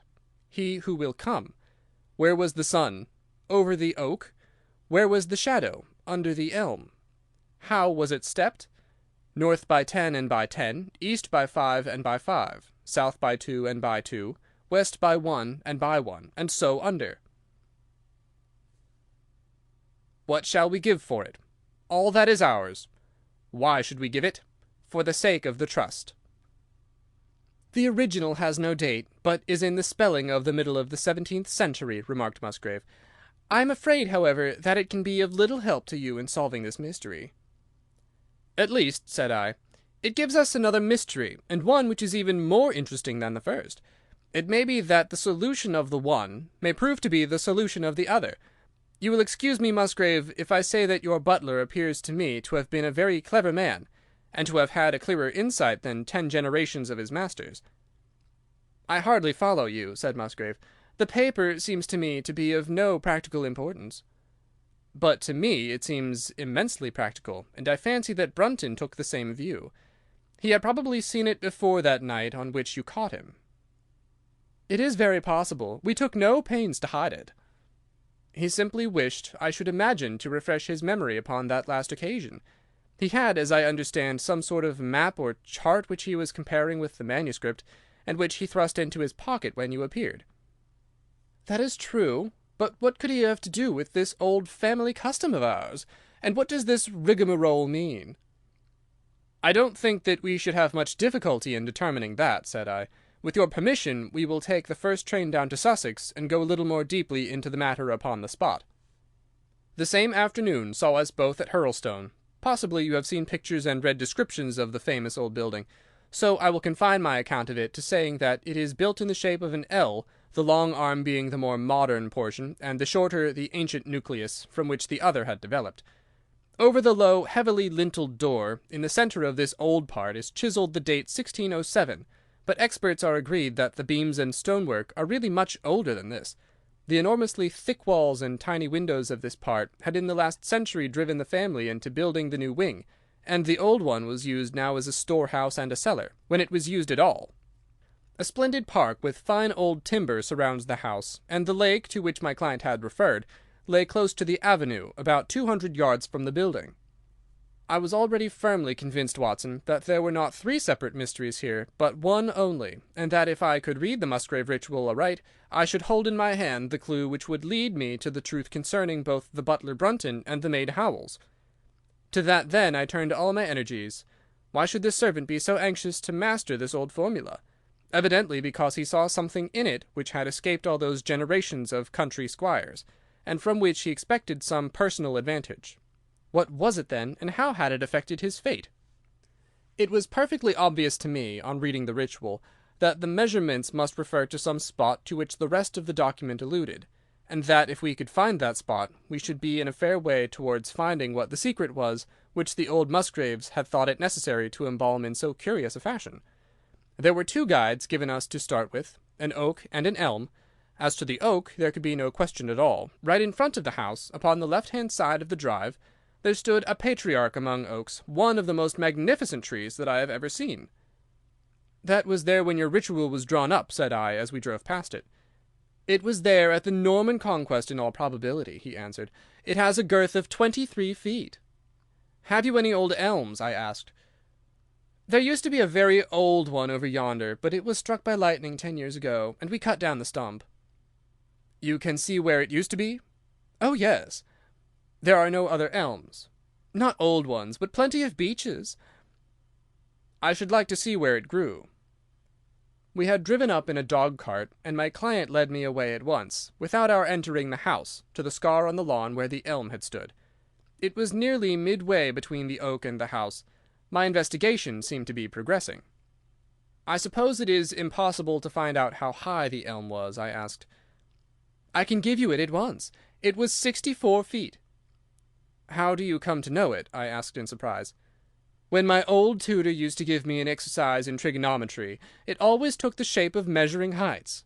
When I was a lad I worked out every tree and building in the estate." This was an unexpected piece of luck. My data were coming more quickly than I could have reasonably hoped.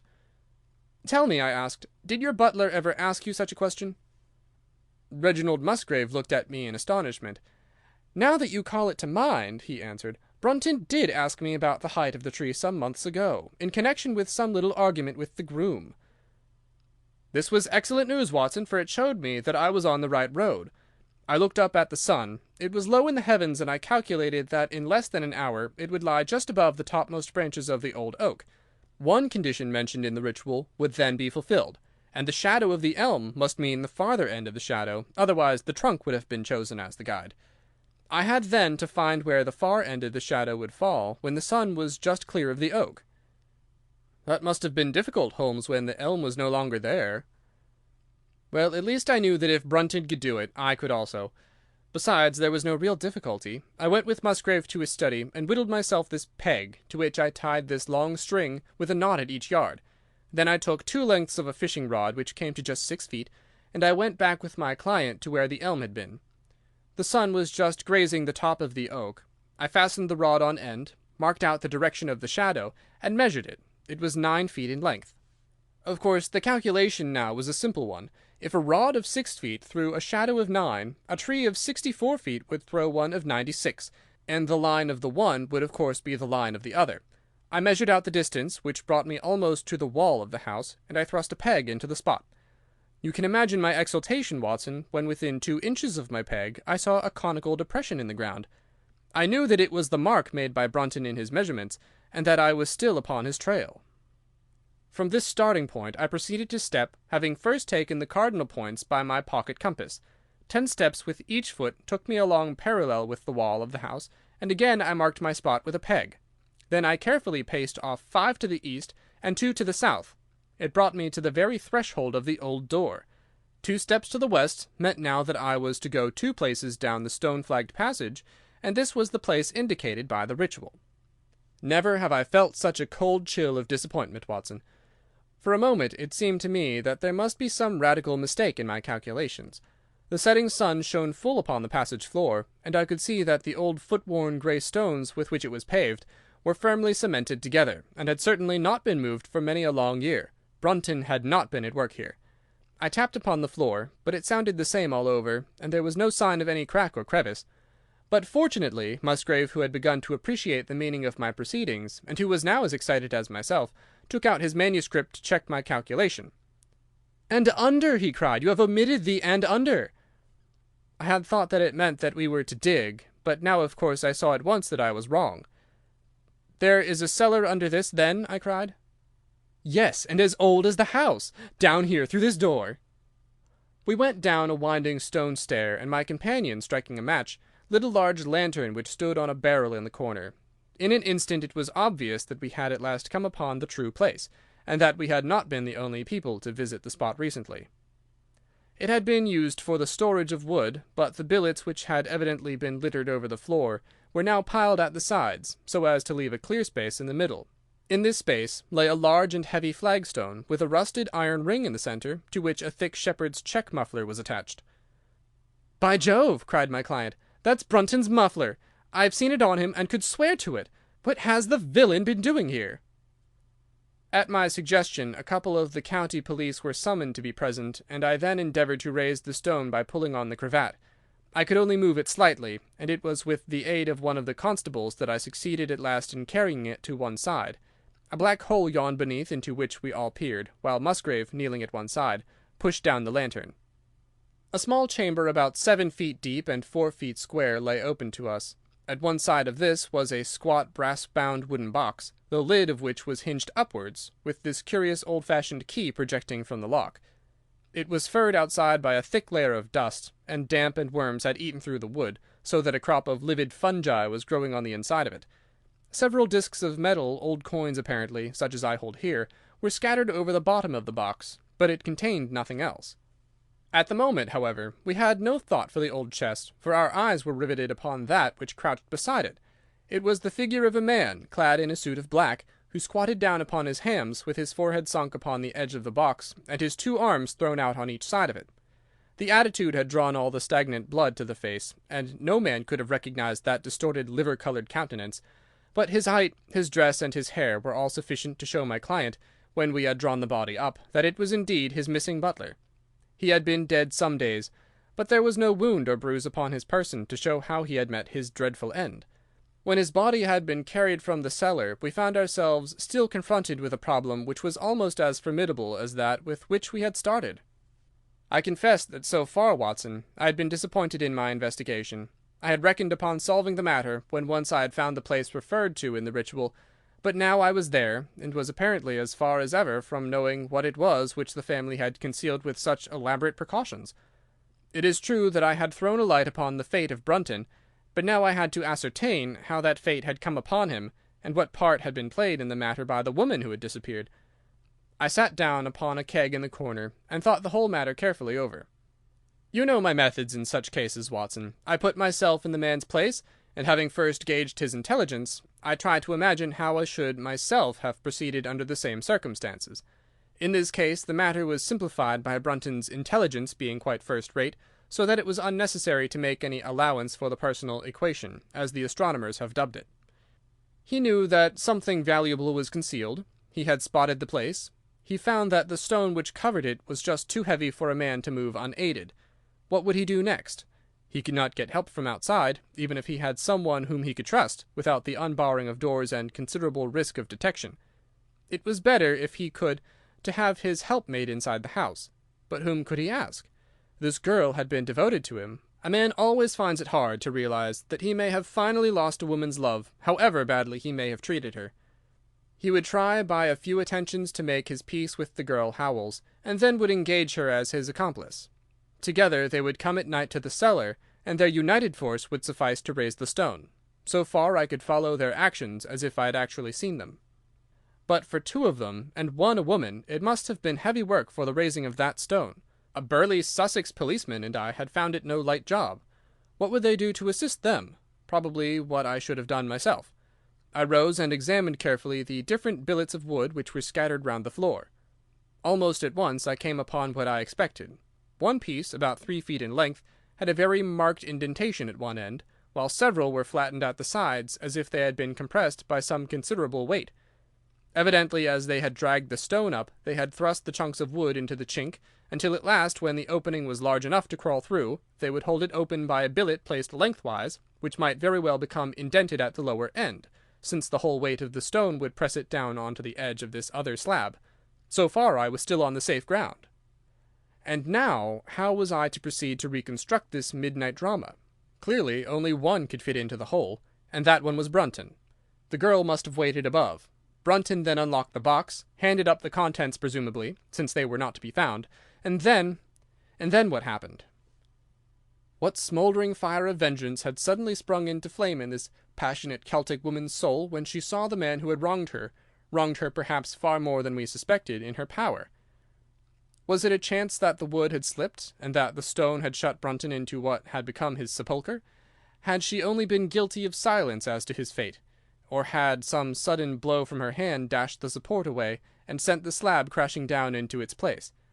Be that as it might, I seemed to see that woman's figure still clutching at her treasure trove, and flying wildly up the winding stair, with her ears ringing perhaps with the muffled screams from behind her, and with the drumming of frenzied hands against the slab of stone, which was choking her faithless lover's life out.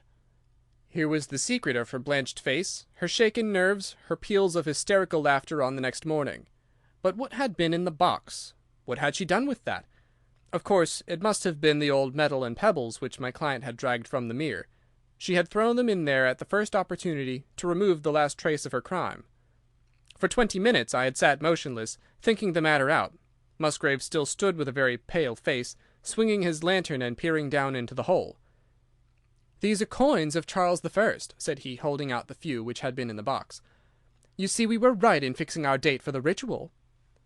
"We may find something else of Charles I," I cried, as the probable meaning of the first 2 questions of the ritual broke suddenly upon me. "Let me see the contents of the bag which you fished from the mere." We ascended to his study, and he laid the debris before me. I could understand his regarding it as of small importance when I looked at it, for the metal was almost black and the stones lustreless and dull. I rubbed one of them on my sleeve, however, and it glowed afterwards like a spark in the dark hollow of my hand. The metalwork was in the form of a double ring, but it had been bent and twisted out of its original shape. "You must bear in mind," said I, "that the royal party made head in England even after the death of the king, and that when they at last fled they probably left many of their most precious possessions buried behind them, with the intention of returning for them in some more peaceful times." "My ancestor, Sir Ralph Musgrave, was a prominent cavalier, and the right-hand man of Charles II in his wanderings," said my friend. "Ah, indeed!" I answered. "Well, now, I think that really should give us the last link that we wanted. I must congratulate you on coming into the possession, though in rather a tragic manner, of a relic which is of great intrinsic value, but of even greater importance as an historical curiosity." "What is it, then?" he gasped in astonishment. "It is nothing less than the ancient crown of the kings of England." "The crown?" "Precisely. Consider what the ritual says. How does it run? Whose was it? His who is gone. That was after the execution of Charles. Then who shall have it? He who will come. That was Charles II, whose advent was already foreseen. There can, I think, be no doubt that this battered and shapeless diadem once encircled the brows of the royal Stuarts." "And how came it in the pond?" "Ah, that is a question that will take some time to answer." And with that I sketched out to him the whole long chain of surmise and of proof which I had constructed. The twilight had closed in, and the moon was shining brightly in the sky before my narrative was finished. "And how was it, then, that Charles did not get his crown when he returned?" asked Musgrave, pushing back the relic into its linen bag. "Ah, there you lay your finger upon the one point which we shall probably never be able to clear up. It is likely that the Musgrave who held the secret died in the interval, and by some oversight left this guide to his descendant without explaining the meaning of it. From that day to this it has been handed down from father to son, until at last it came within reach of a man, who tore its secret out of it and lost his life in the venture." "And that's the story of the Musgrave ritual, Watson. They have the crown down at Hurlstone, though they had some legal bother and a considerable sum to pay before they were allowed to retain it. I am sure that if you mentioned my name they would be happy to show it to you. Of the woman nothing was ever heard, and the probability is that she got away out of England and carried herself and the memory of her crime to some land beyond the seas." End of Adventure 5, The Musgrave Ritual, Chapter 6 of the Memoirs of Sherlock Holmes. Adventure 6, The Reigate Puzzle. It was some time before the health of my friend Mr. Sherlock Holmes recovered from the strain caused by his immense exertions in the spring of '87. The whole question of the Netherlands Sumatra Company and of the colossal schemes of Baron Maupertuis are too recent in the minds of the public, and are too intimately concerned with politics and finance to be fitting subjects for this series of sketches. They led, however, in an indirect fashion to a singular and complex problem which gave my friend an opportunity of demonstrating the value of a fresh weapon among the many with which he waged his lifelong battle against crime. On referring to my notes, I see that it was upon the 14th of April that I received a telegram from Lyons, which informed me that Holmes was lying ill in the Hotel Dulong. Within 24 hours I was in his sick room, and was relieved to find that there was nothing formidable in his symptoms. Even his iron constitution, however, had broken down under the strain of an investigation which had extended over 2 months, during which period he had never worked less than 15 hours a day, and had more than once, as he assured me, kept to his task for 5 days at a stretch. Even the triumphant issue of his labours could not save him from reaction after so terrible an exertion, and at a time when Europe was ringing with his name, and when his room was literally ankle deep with congratulatory telegrams, I found him a prey to the blackest depression. Even the knowledge that he had succeeded where the police of 3 countries had failed, and that he had outmanoeuvred at every point the most accomplished swindler in Europe, was insufficient to rouse him from his nervous prostration.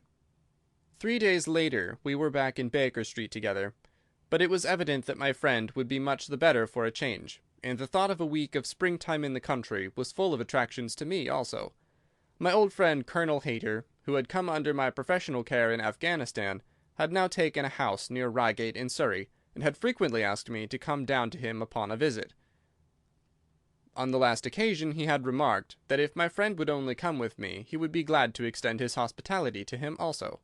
A little diplomacy was needed, but when Holmes understood that the establishment was a bachelor one, and that he would be allowed the fullest freedom, he fell in with my plans, and a week after our return from Lyons we were under the Colonel's roof. Hayter was a fine old soldier who had seen much of the world, and he soon found, as I had expected, that Holmes and he had much in common. On the evening of our arrival, we were sitting in the Colonel's gun-room after dinner, Holmes stretched upon the sofa, while Hayter and I looked over his little armoury of Eastern weapons. "By the way," said he suddenly, "I think I'll take one of these pistols upstairs with me in case we have an alarm." "An alarm?" said I. "Yes, we've had a scare in this part lately. Old Acton, who's one of our county magnates, had his house broken into last Monday. No great damage done, but the fellows are still at large." "No clue?" asked Holmes, cocking his eye at the Colonel. "None as yet, but the affair is a petty one of our little country crimes, which must seem too small for your attention, Mr. Holmes, after this great international affair." Holmes waved away the compliment, though his smile showed that it had pleased him. "Was there any feature of interest?" "I fancy not. The thieves ransacked the library, and got very little for their pains. The whole place was turned upside down, drawers burst open, and presses ransacked, with the result that an odd volume of Pope's Homer, 2 plated candlesticks, an ivory letter-weight, a small oak barometer, and a ball of twine are all that have vanished." "What an extraordinary assortment!" I exclaimed. "Oh, the fellows evidently grabbed hold of everything they could get." Holmes grunted from the sofa. "The county police ought to make something of that," said he. "Why, it is surely obvious that—" But I held up a finger. "You are here for a rest, my dear fellow. For heaven's sake, don't get started on a new problem when your nerves are all in shreds." Holmes shrugged his shoulders with a glance of comic resignation towards the Colonel, and the talk drifted away into less dangerous channels. It was destined, however, that all my professional caution should be wasted, for next morning the problem obtruded itself upon us in such a way that it was impossible to ignore it, and our country visit took a turn which neither of us could have anticipated. We were at breakfast when the Colonel's butler rushed in with all his propriety shaken out of him. "Have you heard the news, sir?" he gasped. "At the Cunningham, sir." "Burglary!" cried the Colonel with his coffee cup in mid-air. "Murder!" The Colonel whistled. "By Jove," said he. "Who's killed, then? The J.P. or his son?" "Neither, sir. It was William the coachman. Shot through the heart, sir, and never spoke again." "Who shot him, then?"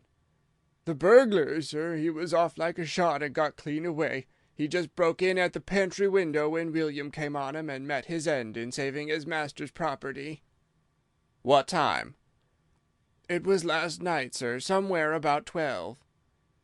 "Ah, then we'll step over afterwards," said the Colonel coolly, settling down to his breakfast again. "It's a baddish business," he added when the butler had gone. "He's our leading man round here, is old Cunningham, and a very decent fellow, too. He'll be cut up over this, for the man has been in his service for years, and was a good servant. It's evidently the same villains who broke into Acton's." "And stole that very singular collection," said Holmes thoughtfully. "Precisely. It may prove the simplest matter in the world, but all the same at first glance this is just a little curious, is it not? A gang of burglars acting in the country might be expected to vary the scene of their operations, and not to crack 2 cribs in the same district within a few days. When you spoke last night of taking precautions, I remember that it passed through my mind that this was probably the last parish in England to which the thief or thieves would be likely to turn their attention, which shows that I have still much to learn." "I fancy it's some local practitioner," said the Colonel.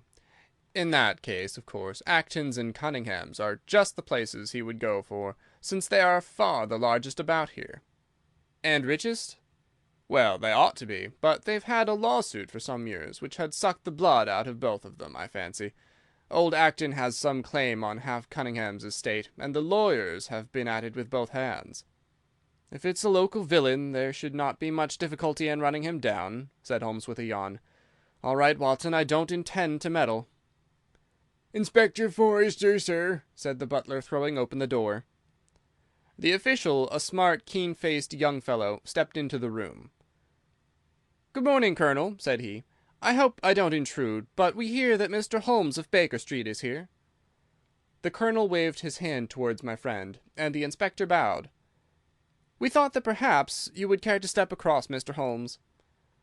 "The fates are against you, Watson," said he, laughing. "We were chatting about the matter when you came in, Inspector. Perhaps you can let us have a few details." As he leaned back in his chair in the familiar attitude, I knew that the case was hopeless. "We had no clue in the Acton affair, but here we have plenty to go on, and there's no doubt it is the same party in each case. The man was seen." "Ah!" "Yes, sir, but he was off like a deer after the shot that killed poor William Kirwan was fired. Mr. Cunningham saw him from the bedroom window, and Mr. Alec Cunningham saw him from the back passage. It was 11:45 when the alarm broke out.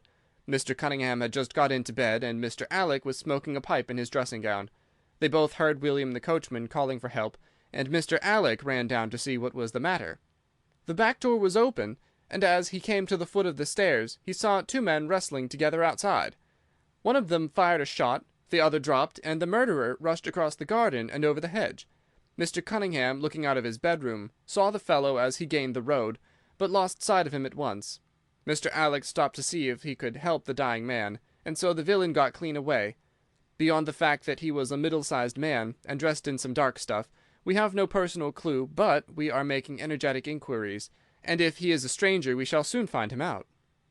"What was this William doing there? Did he say anything before he died?" "Not a word. He lives at the lodge with his mother, and as he was a very faithful fellow, we imagine that he walked up to the house with the intention of seeing that all was right there. Of course, this Acton business has put everyone on their guard. The robber must have just burst open the door, the lock has been forced, when William came upon him." "Did William say anything to his mother before going out?" "She's very old and deaf, and we can get no information from her. The shock has made her half-witted, but I understand that she was never very bright. There is one very important circumstance, however. Look at this." He took a small piece of torn paper from a notebook and spread it out upon his knee. "This was found between the finger and thumb of the dead man. It appears to be a fragment torn from a larger sheet. You will observe that the hour mentioned upon it is the very time at which the poor fellow met his fate. You see that his murderer might have torn the rest of the sheet from him, or he might have taken this fragment from the murderer. It reads almost as though it were an appointment." Holmes took up the scrap of paper, a facsimile of which is here reproduced. "D. at 11:45 learn what may be." "Presuming that it is an appointment," continued the inspector, "it is of course a conceivable theory that this William Kirwan, though he had the reputation of being an honest man, may have been in league with the thief. He may have met him there, may even have helped him to break in the door, and then they may have fallen out between themselves." "This writing is of extraordinary interest," said Holmes, who had been examining it with intense concentration. "These are much deeper waters than I had thought."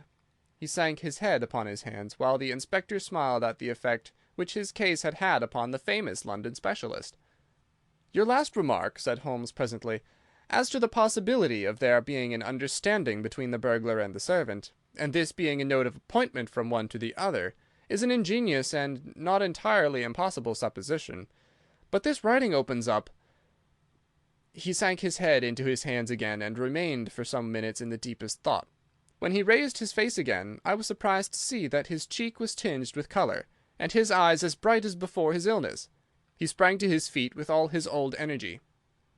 "I'll tell you what," said he. "I should like to have a quiet little glance into the details of this case. There's something in it which fascinates me extremely. If you will permit me, Colonel, I will leave my friend Watson and you, and I will step round with the inspector to test the truth of one or two little fancies of mine. I will be with you again in half an hour." An hour and a half had elapsed before the inspector returned, alone. "Mr. Holmes is walking up and down in the field outside," said he. "He wants us all four to go up to the house together." "To Mr. Cunningham's?"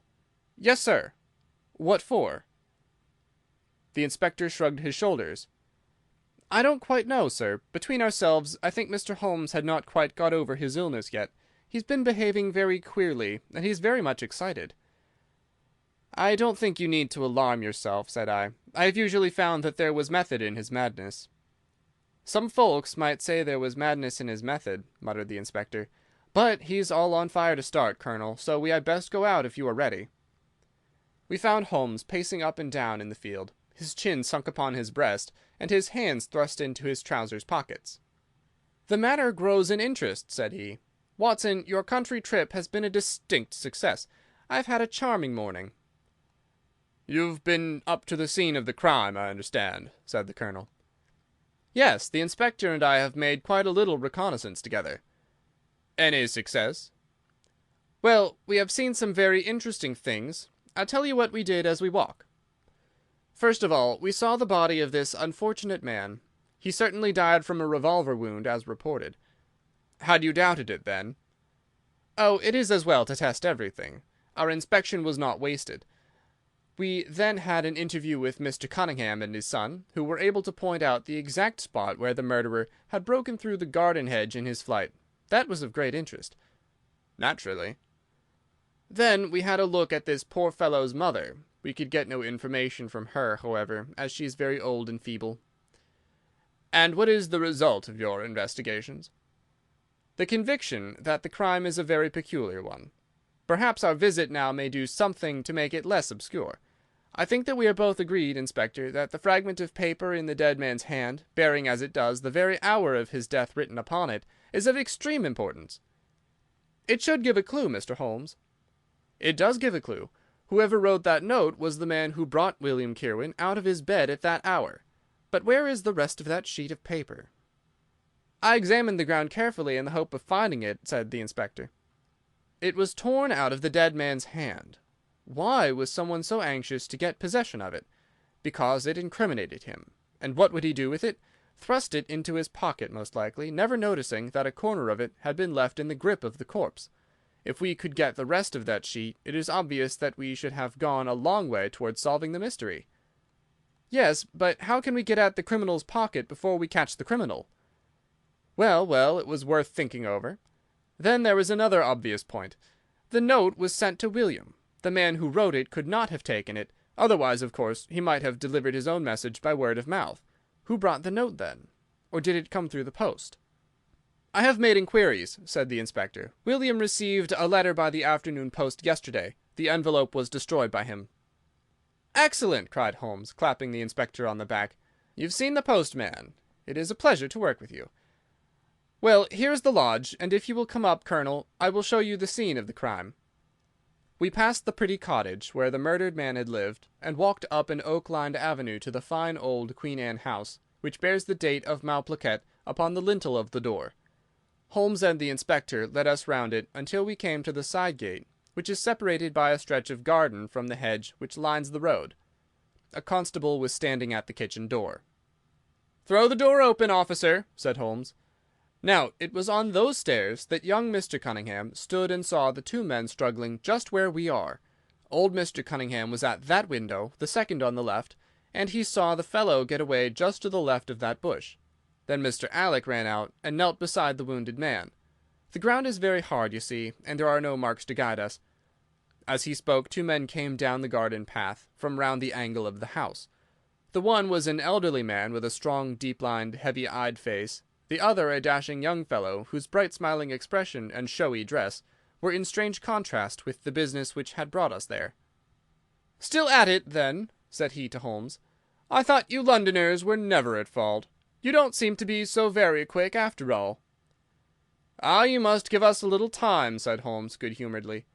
"You'll want it," said young Alec Cunningham. "Why, I don't see that we have any clue at all." "There's only one," answered the inspector. "We thought that if we could only find— Good heavens, Mr. Holmes, what is the matter?" My poor friend's face had suddenly assumed the most dreadful expression. His eyes rolled upwards, his features writhed in agony, and with a suppressed groan he dropped on his face upon the ground. Horrified at the suddenness and severity of the attack, we carried him into the kitchen, where he lay back in a large chair, and breathed heavily for some minutes. Finally, with a shamefaced apology for his weakness, he rose once more. "Watson would tell you that I have only just recovered from a severe illness," he explained. "I am liable to these sudden nervous attacks." "Shall I send you home in my trap?" asked old Cunningham. "Well, since I am here, there is one point on which I should like to feel sure. We can very easily verify it." "What was it?" "Well, it seems to me that it is just possible that the arrival of this poor fellow William was not before, but after the entrance of the burglary into the house. You appear to take it for granted that, although the door was forced, the robber never got in." "I fancy that is quite obvious," said Mr. Cunningham gravely. "Why, my son Alec had not yet gone to bed, and he would certainly have heard any one moving about." "Where was he sitting?" "I was smoking in my dressing-room." "Which window is that?" "The last on the left, next to my father's." "Both of your lamps were lit, of course?" "Undoubtedly." "There are some very singular points here," said Holmes, smiling. "Is it not extraordinary that a burglary, and a burglar who had had some previous experience, should deliberately break into a house at a time when he could see from the lights that two of the family were still afoot?" "He must have been a cool hand." "Well, of course, if the case were not an odd one, we should not have been driven to ask you for an explanation," said young Mr. Alec. "But as to your ideas that the man had robbed the house before William tackled him, I think it a most absurd notion. Wouldn't we have found the place disarranged and missed the things which he had taken?" "It depends on what the things were," said Holmes. "You must remember that we are dealing with a burglar who is a very peculiar fellow, and who appears to work on lines of his own. Look, for example, at the queer lot of things which he took from Acton's. What was it? A ball of string, a letter weight, and I don't know what other odds and ends." "Well, we are quite in your hands, Mr. Holmes," said old Cunningham. "Anything which you or the inspector may suggest will most certainly be done." "In the first place," said Holmes, "I should like you to offer a reward, coming from yourself, for the officials may take a little time before they would agree upon the sum, and these things cannot be done too promptly. I have jotted down the form here, if you would not mind signing it. £50 was quite enough, I thought." "I would willingly give 500, said the J.P., taking the slip of paper and the pencil which Holmes handed to him. "This is not quite correct, however," he added, glancing over the document. "I wrote it rather hurriedly. You see, you begin, 'Whereas at about 1:45 on Tuesday morning an attempt was made,' and so on. It was at 1:45, as a matter of fact." I was pained at the mistake, for I knew how keenly Holmes would feel any slip of the kind. It was his specialty to be accurate as to fact, but his recent illness had shaken him, and this one little incident was enough to show me that he was still far from being himself. He was obviously embarrassed for an instant, while the inspector raised his eyebrows, and Alec Cunningham burst into a laugh. The old gentleman corrected the mistake, however, and handed the paper back to Holmes. "Get it printed as soon as possible," he said. "I think your idea is a good one." Holmes put the slip of paper carefully away into his pocket-book. "And now," said he, "it really would be a good thing that we should all go over the house together and make certain that this rather erratic burglar did not, after all, carry anything away with him." Before entering, Holmes made an examination of the door, which had been forced. It was evident that a chisel or strong knife had been thrust in, and the lock forced back with it. We could see the marks in the wood where it had been pushed in. "You don't use bars, then?" he asked. We have never found it necessary. You don't keep a dog? Yes, but he is chained on the other side of the house. When do the servants go to bed? About 10. I understand that William was usually in bed also at that hour. Yes. It is singular that on this particular night he should have been up. Now, I should be very glad if you would have the kindness to show us over the house, Mr. Cunningham. A stone-flagged passage, with the kitchens branching away from it, led by a wooden staircase directly to the first floor of the house. It came out upon the landing opposite to a second, more ornamental stair which came up from the front hall.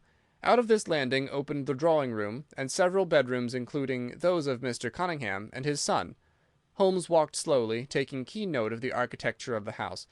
I could tell from his expression that he was on a hot scent, and yet I could not in the least imagine in what direction his inferences were leading him. "My good sir," said Mr. Cunningham, with some impatience, "this is surely very unnecessary. That is my room at the end of the stairs, and my son's is the one beyond it. I leave it to your judgment whether it was possible for the thief to have come up here without disturbing us." "You must try round and get on a fresh scent, I fancy," said the son with a rather malicious smile. "Still, I must ask you to humour me a little further. I should like, for example, to see how far the windows of the bedrooms command the front. This, I understand, is your son's room." He pushed open the door. "And that, I presume, is the dressing-room in which he sat smoking when the alarm was given. Where does the window of that look out to?" He stepped across the bedroom, pushed open the door, and glanced round the other chamber. "I hope that you're satisfied now," said Mr. Cunningham, tartly. "Thank you. I think I have seen all that I wished." "Then, if it is really necessary, we can go into my room." "If it is not too much trouble." The J.P. shrugged his shoulders, and led the way into his own chamber, which was a plainly furnished and commonplace room. As we moved across it in the direction of the window, Holmes fell back until he and I were the last of the group. Near the foot of the bed stood a dish of oranges and a carafe of water. As we passed it, Holmes, to my unutterable astonishment, leaned over in front of me and deliberately knocked the whole thing over. The glass smashed into 1,000 pieces, and the fruit rolled about into every corner of the room. "You've done it now, Watson," said he coolly. "A pretty mess you've made of the carpet." I stooped in some confusion and began to pick up the fruit, understanding for some reason my companion desired me to take the blame upon myself. The others did the same and set the table on its legs again. "Hullo!" cried the inspector. "Where's he got to?" Holmes had disappeared. "Wait here an instant," said young Alec Cunningham. "The fellow is off his head, in my opinion. Come with me, father, and see where he has got to." They rushed out of the room, leaving the inspector, the colonel, and me staring at each other. "'Pon my word, I'm inclined to agree with Master Alec," said the official. "It may be the effect of this illness, but it seems to me that—" His words were cut short by a sudden scream of "Help! Help! Murder!" With a thrill I recognized the voice of that of my friend. I rushed madly from the room on to the landing. The cries, which had sunk down into a hoarse, inarticulate shouting, came from the room which we had first visited. I dashed in, and on into the dressing-room beyond. The two Cunninghams were bending over the prostrate figure of Sherlock Holmes, the younger clutching his throat with both hands, while the elder seemed to be twisting one of his wrists. In an instant the three of us had torn them away from him, and Holmes staggered to his feet, very pale and evidently greatly exhausted. "Arrest these men, Inspector," he gasped. "On what charge?" "That of murdering their coachman, William Kerwin." The inspector stared about him in bewilderment. "Oh, come now, Mr. Holmes," said he at last. "I'm sure you don't really mean to—" "Tut, man, look at their faces!" cried Holmes curtly. Never certainly have I seen a plainer confession of guilt upon human countenances. The older man seemed numbed and dazed, with a heavy, sullen expression upon his strongly marked face. The son, on the other hand, had dropped all that jaunty, dashing style which had characterized him, and the ferocity of a dangerous wild beast gleamed in his dark eyes and distorted his handsome features. The inspector said nothing, but stepped to the door. He blew his whistle. Two of the constables came at the call. "I have no alternative, Mr. Cunningham," said he. "I trust that this may all prove to be an absurd mistake, but you can see that— would you? Drop it!" He struck out with his hand, and a revolver which the younger man was in the act of cocking clattered down upon the floor. "Keep that," said Holmes, quietly putting his foot upon it. "You will find it useful at the trial. But this is what we really wanted. He held up a little crumpled piece of paper. "The remainder of the sheet!" cried the inspector. "Precisely. And where was it?" "Where I was sure it must be.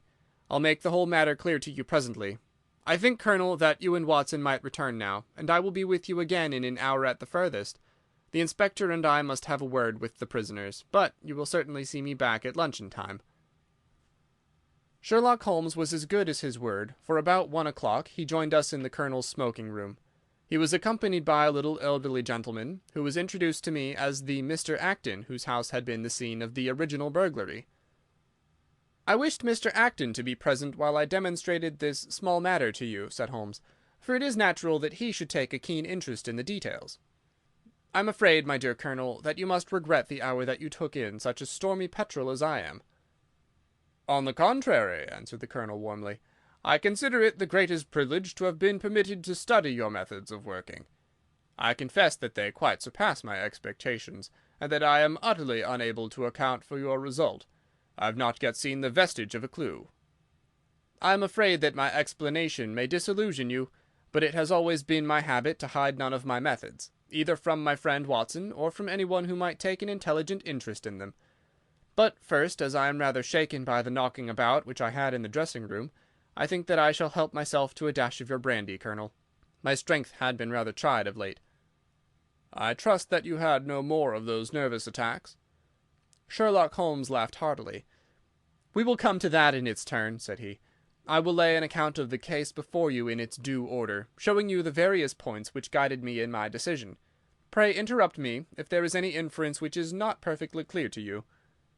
It is of the highest importance in the art of detection to be able to recognize out of a number of facts which are incidental and which vital. Otherwise your energy and attention must be dissipated instead of being concentrated. Now in this case there was not the slightest doubt in my mind from the first that the key of the whole matter must be looked for in the scrap of paper in the dead man's hand. Before going into this, I would draw your attention to the fact that if Alec Cunningham's narrative was correct, and if the assailant, after shooting William Kirwan, had instantly fled, then it obviously could not be he who tore the paper from the dead man's hand. But if it was not he, it must have been Alec Cunningham himself, for by the time that the old man had descended several servants were upon the scene. The point is a simple one, but the inspector had overlooked it because he had started with the supposition that these county magnates had had nothing to do with the matter. Now I make a point of never having any prejudices, and of following docilely wherever fact may lead me, and so in the very first stage of the investigation I found myself looking a little askance at the part which had been played by Mr. Alec Cunningham. And now I made a very careful examination of the corner of paper which the inspector had submitted to us. It was at once clear to me that it formed a part of a very remarkable document. Here it is. Do you not now observe something very suggestive about it? "It has a very irregular look," said the Colonel. "My dear sir," cried Holmes, "there cannot be the least doubt in the world that it has been written by two persons doing alternate words. When I draw your attention to the strong T's of at and to, and ask you to compare them with the weak ones of quarter and 12, you will instantly recognize the fact. A very brief analysis of these four words would enable you to say with the utmost confidence that the learn and the maybe are written in the stronger hand, and the what in the weaker." "By Jove, it's as clear as day," cried the Colonel. "Why on earth should two men write a letter in such a fashion?" Obviously the business was a bad one, and one of the men who distrusted the other was determined that whatever was done, each should have an equal hand in it. Now, of the two men, it is clear that the one who wrote the at and to was the ringleader. How do you get at that? We might deduce it from the mere character of the one hand as compared with the other, but we have more assured reasons than that for supposing it. If you examine this scrap with attention, you will come to the conclusion that the man with the stronger hand wrote all his words first, leaving blanks for the other to fill up. These blanks were not always sufficient, and you can see that the second man had a squeeze to fit his quarter in between the at and the to, showing that the latter were already written. The man who wrote all his words first is undoubtedly the man who planned the affair. "Excellent!" cried Mr. Acton. "But very superficial," said Holmes. "We come now, however, to a point which is of importance. You may not be aware that the deduction of a man's age from his writing is one which has been brought to considerable accuracy by experts. In normal cases one can place a man in his true decade with tolerable confidence. I say normal cases because ill health and physical weakness reproduce the signs of old age even when the invalid is a youth. In this case, looking at the bold strong hand of the one, and the rather broken-backed appearance of the other, which still retains its legibility although the T's have begun to lose their crossing, we can say that the one was a young man, and the other was advanced in years, without being positively decrepit. "Excellent!" cried Mr. Acton again. "There is a further point, however, which is subtler and of greater interest. There is something in common between these hands. They belong to men who are blood relatives. It may be most obvious to you in the Greek E's, but to me there are many small points which indicate the same thing. I have no doubt at all that a family mannerism can be traced in these two specimens of writing. I'm only, of course, giving you the leading results now of my examination of the paper. There were 23 other deductions which would be of more interest to experts than to you. They all tend to deepen the impressions upon my mind that the Cunninghams, father and son, had written this letter. Having got so far, my next step was, of course, to examine into the details of the crime, and to see how far they would help us. I went up to the house with the inspector, and saw all that was to be seen. The wound upon the dead man was, as I was able to determine with absolute confidence, fired from a revolver at the distance of something over 4 yards. There was no powder blackening on the clothes. Evidently, therefore, Alec Cunningham had lied when he said that the two men were struggling when the shot was fired. Again, both father and son agreed as to the place where the man escaped into the road. At that point, however, as it happens, there is a broadish ditch, moist at the bottom. As there were no indications of boot marks about this ditch, I was absolutely sure, not only that the Cunninghams had again lied, but that there had never been any unknown man upon the scene at all. And now I have to consider the motive of this singular crime. To get at this, I endeavoured first of all to solve the reason of the original burglary at Mr. Acton's. I understood from something which the Colonel told us that a lawsuit had been going on between you, Mr. Acton, and the Cunninghams. Of course, it instantly occurred to me that they had broken into your library with the intention of getting at some document which might be of importance in the case. "Precisely so," said Mr. Acton. "There can be no possible doubt as to their intentions. I have the clearest claim upon half of their present estate, and if they could have found a single paper, which fortunately was in the strong box of my solicitors, they would undoubtedly have crippled our case."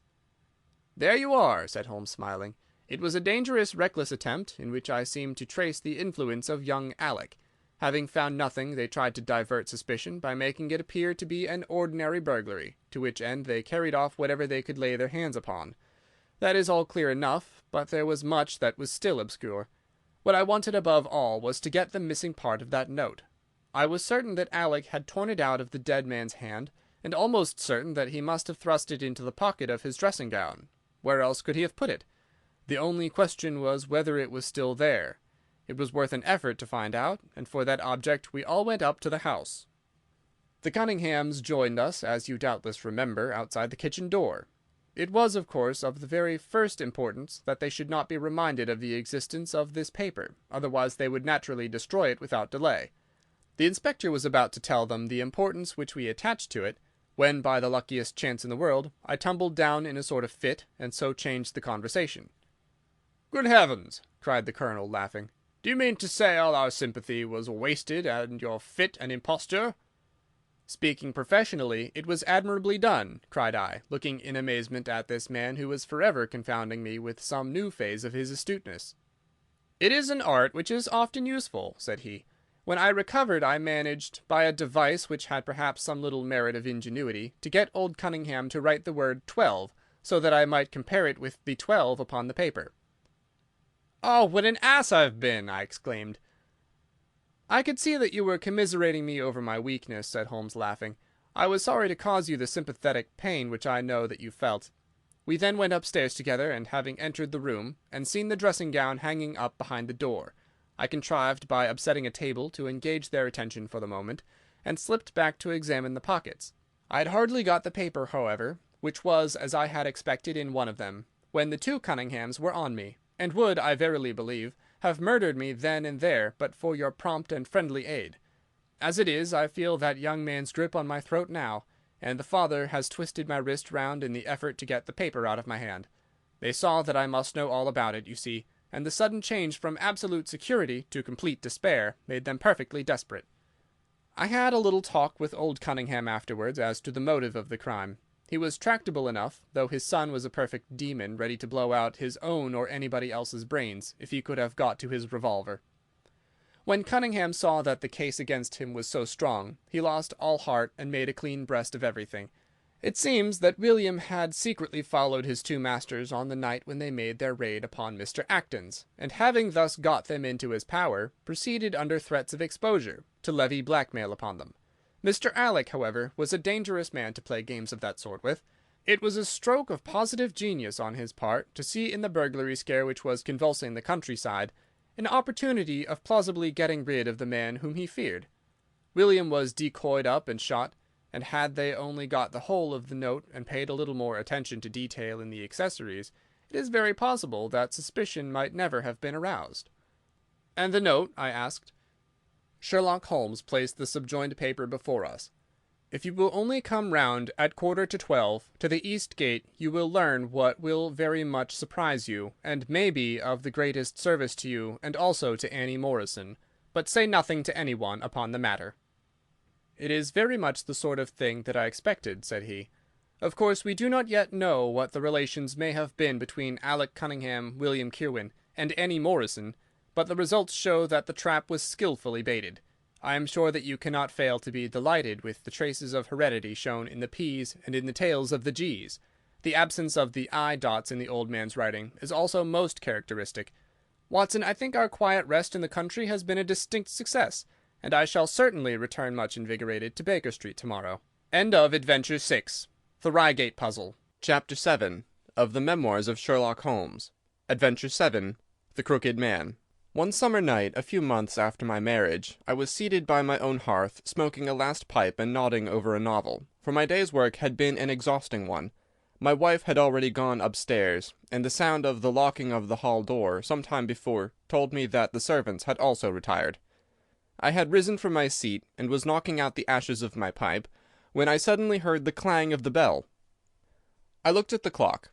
It was 11:45. This could not be a visitor at so late an hour. A patient, evidently, and possibly an all-night sitting. With a wry face, I went out into the hall, and opened the door. To my astonishment, it was Sherlock Holmes who stood upon my step. "Ah, Watson," said he, "I hoped that I might not be too late to catch you." "My dear fellow, pray come in." "You look surprised, and no wonder. Relieved, too, I fancy. You still smoke the Arcadia mixture of your bachelor days, then? There's no mistaking that fluffy ash upon your coat. It's easy to tell that you have been accustomed to wear a uniform, Watson. You'll never pass as a purebred civilian as long as you keep that habit of carrying your handkerchief in your sleeve. Could you put me up tonight?" "With pleasure." "You told me that you had bachelor quarters for one, and I see that you have no gentleman visitor at present. Your hat stand proclaims as much." "I shall be delighted if you will stay." "Thank you. I'll fill the vacant peg, then. Sorry to see that you've had the British workman in the house. He's a token of evil. Not the drains, I hope?" "No, the gas." "Ah, he's left 2 nail marks from his boot upon your linoleum, just where the light strikes it. No, thank you, I had some supper at Waterloo, but I'll smoke a pipe with you with pleasure." I handed him my pouch, and he seated himself opposite to me, and smoked for some time in silence. I was well aware that nothing but business of importance would have brought him to me at such an hour, so I waited patiently until he should come round to it. "I see that you are professionally rather busy just now," said he, glancing very keenly across at me. "Yes, I've had a busy day," I answered. "It may seem very foolish in your eyes," I added, "but really I don't know how you deduced it." Holmes chuckled to himself. "I have the advantage of knowing your habits, my dear Watson," said he. "When your round is a short one you walk, and when it is a long one you use a hansom. As I perceive that your boots, although used, are by no means dirty, I cannot doubt that you are at present busy enough to justify the hansom."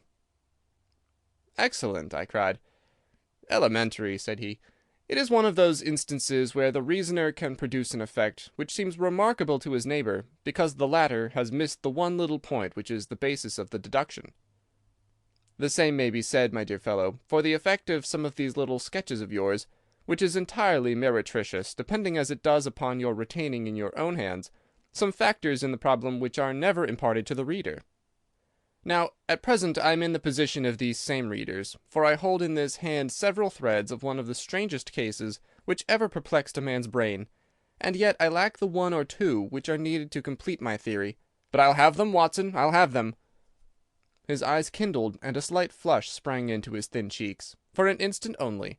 When I glanced again, his face had resumed that red Indian composure which had made so many regard him as a machine rather than a man.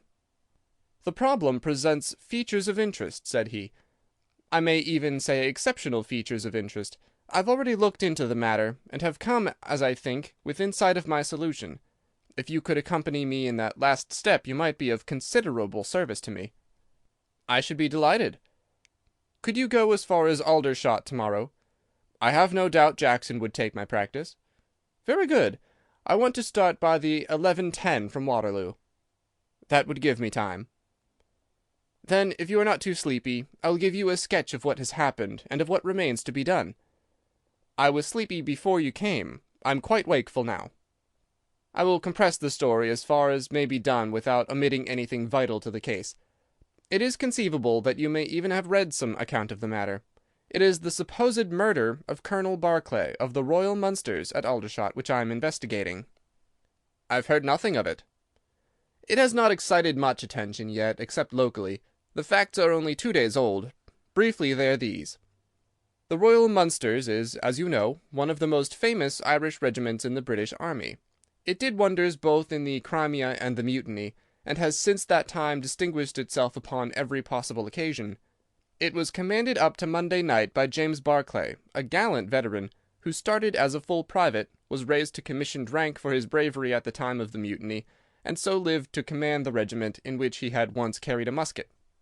Colonel Barclay had married at the time when he was a sergeant, and his wife, whose maiden name was Miss Nancy Devoy, was the daughter of a former colour sergeant in the same corps. There was, therefore, as can be imagined, some little social friction when the young couple, for they were still young, found themselves in their new surroundings. They appear, however, to have quickly adapted themselves, and Mrs. Barclay has always, I understand, been as popular with the ladies of the regiment as her husband was with his brother officers. I may add that she was a woman of great beauty, and that even now, when she has been married for upwards of 30 years, she's still of a striking and queenly appearance. Colonel Barclay's family life appears to have been a uniformly happy one. Major Murphy, to whom I owe most of my facts, assures me that he has never heard of any misunderstanding between the pair. On the whole, he thinks that Barclay's devotion to his wife was greater than his wife's to Barclay. He was acutely uneasy if he were absent from her for a day. She, on the other hand, though devoted and beautiful, was less obtrusively affectionate. But they were regarded in the regiment as the very model of a middle-aged couple. There was absolutely nothing in their mutual relations to prepare people for the tragedy which was to follow. Colonel Barclay himself seems to have had some singular traits in his character. He was a dashing, jovial old soldier in his usual mood, but there were occasions on which he seemed to show himself capable of considerable violence and vindictiveness. This side of his nature, however, appears never to have been turned towards his wife. Another fact which had struck Major Murphy, and 3 out of 5 of the other officers with whom I conversed, was the singular sort of depression which came upon him at times. As the Major expressed it, the smile had often been struck from his mouth, as if by some invisible hand when he had been joining the gaieties and chaff of the mess-table. For days on end, when the mood was on him, he has been sunk in the deepest gloom. This and a certain tinge of superstition were the only usual traits in his character which his brother officers had observed. The latter peculiarity took the form of a dislike to being left alone, especially after dark.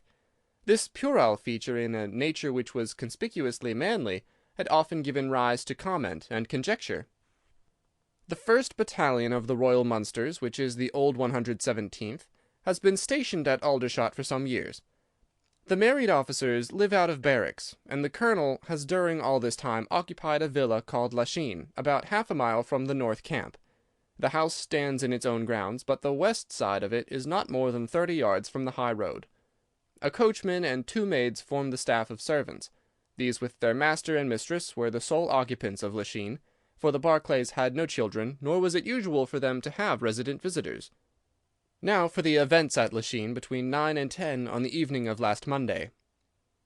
Mrs. Barclay was, as it appears, a member of the Roman Catholic Church, and had interested herself very much in the establishment of the Guild of St. George, which was formed in connection with the Wall Street Chapel for the purpose of supplying the poor with cast-off clothing.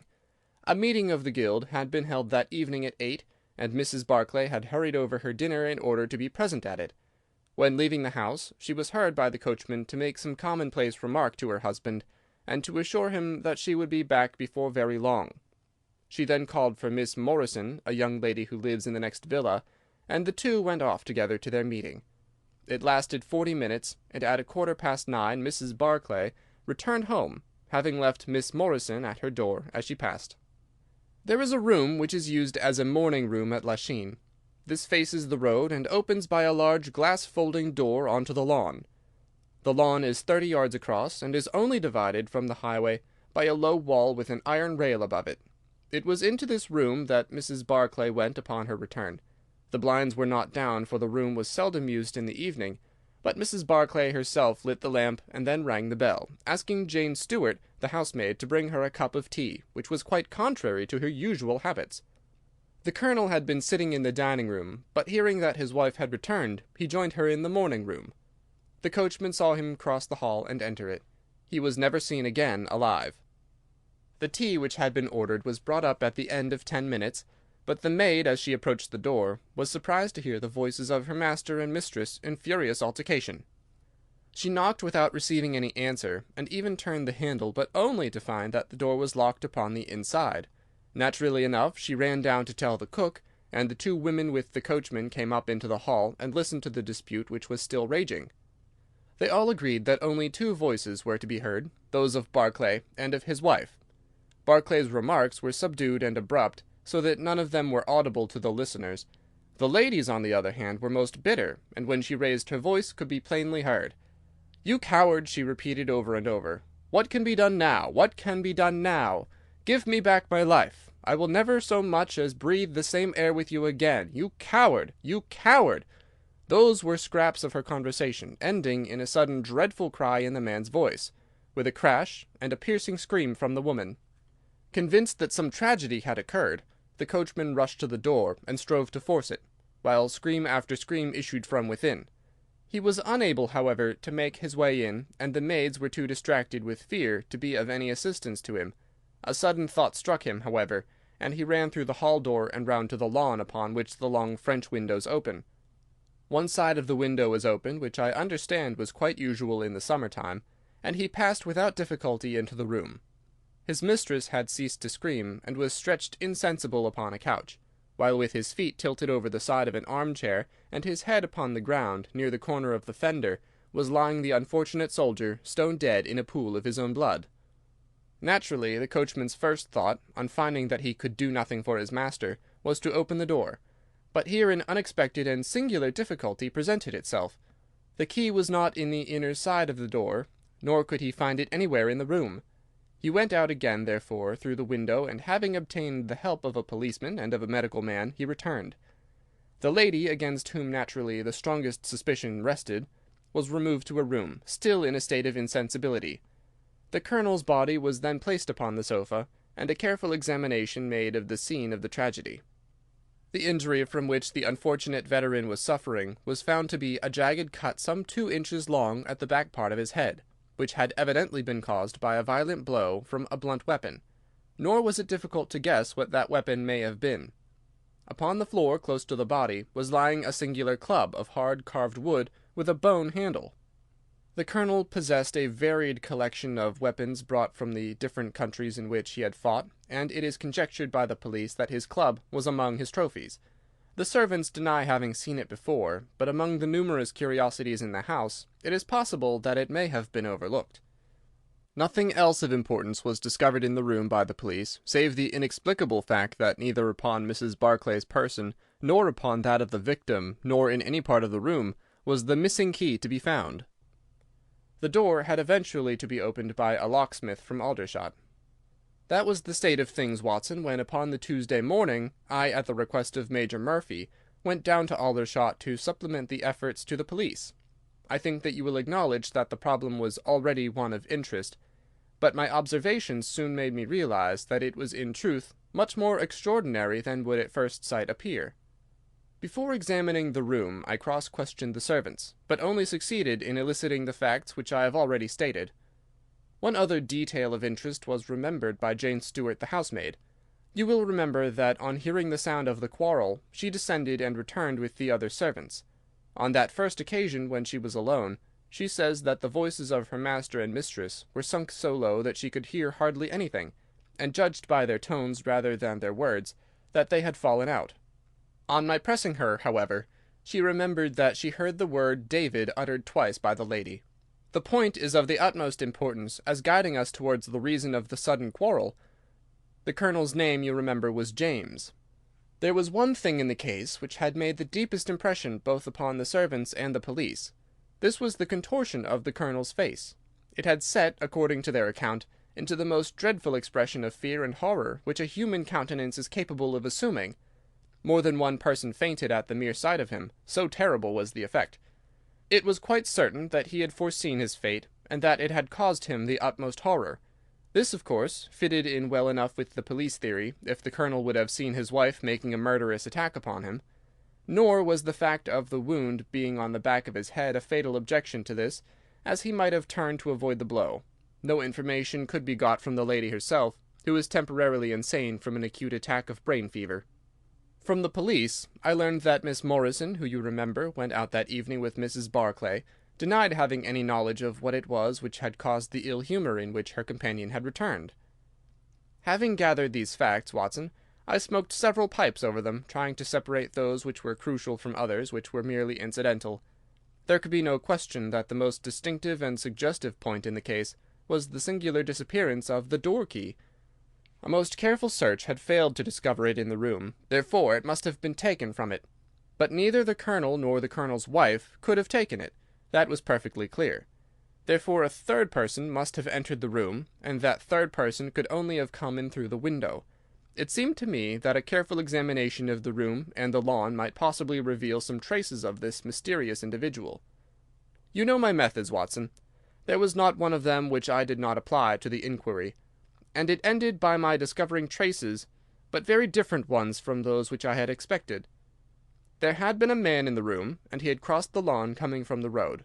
I was able to obtain 5 very clear impressions of his footmarks, one in the roadway itself at the point where he had climbed the low wall, 2 on the lawn, and 2 very faint ones upon the stained boards near the window where he had entered.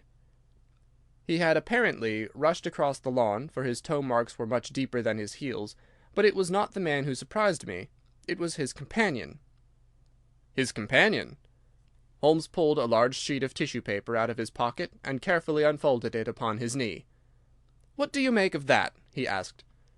The paper was covered with the tracings of the footmarks of some small animal.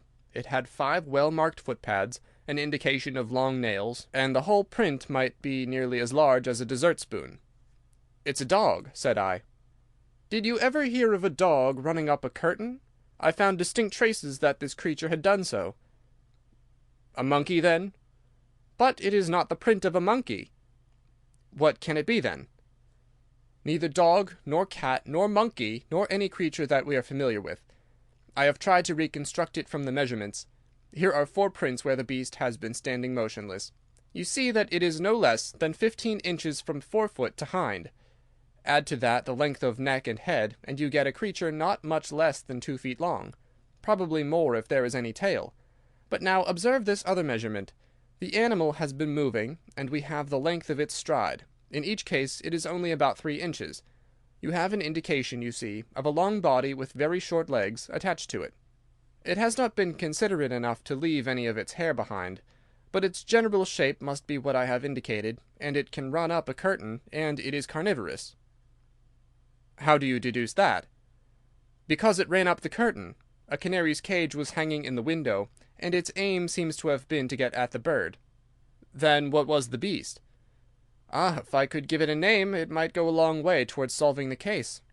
On the whole, it was probably some creature of the weasel and stoat tribe, and yet it is larger than any of these that I have seen." "What had it to do with the crime?" "That is also still obscure, but we have learned a good deal, you perceive. We know that a man stood in the road looking at the quarrel between the Barclays. The blinds were up, and the room lighted. We know also that he ran across the lawn, entered the room accompanied by a strange animal, and that he either struck the Colonel, or, as is equally possible, that the Colonel fell down from sheer fright at the sight of him, and cut his head on the corner of the fender. Finally, we have the curious fact that the intruder carried away the key with him when he left."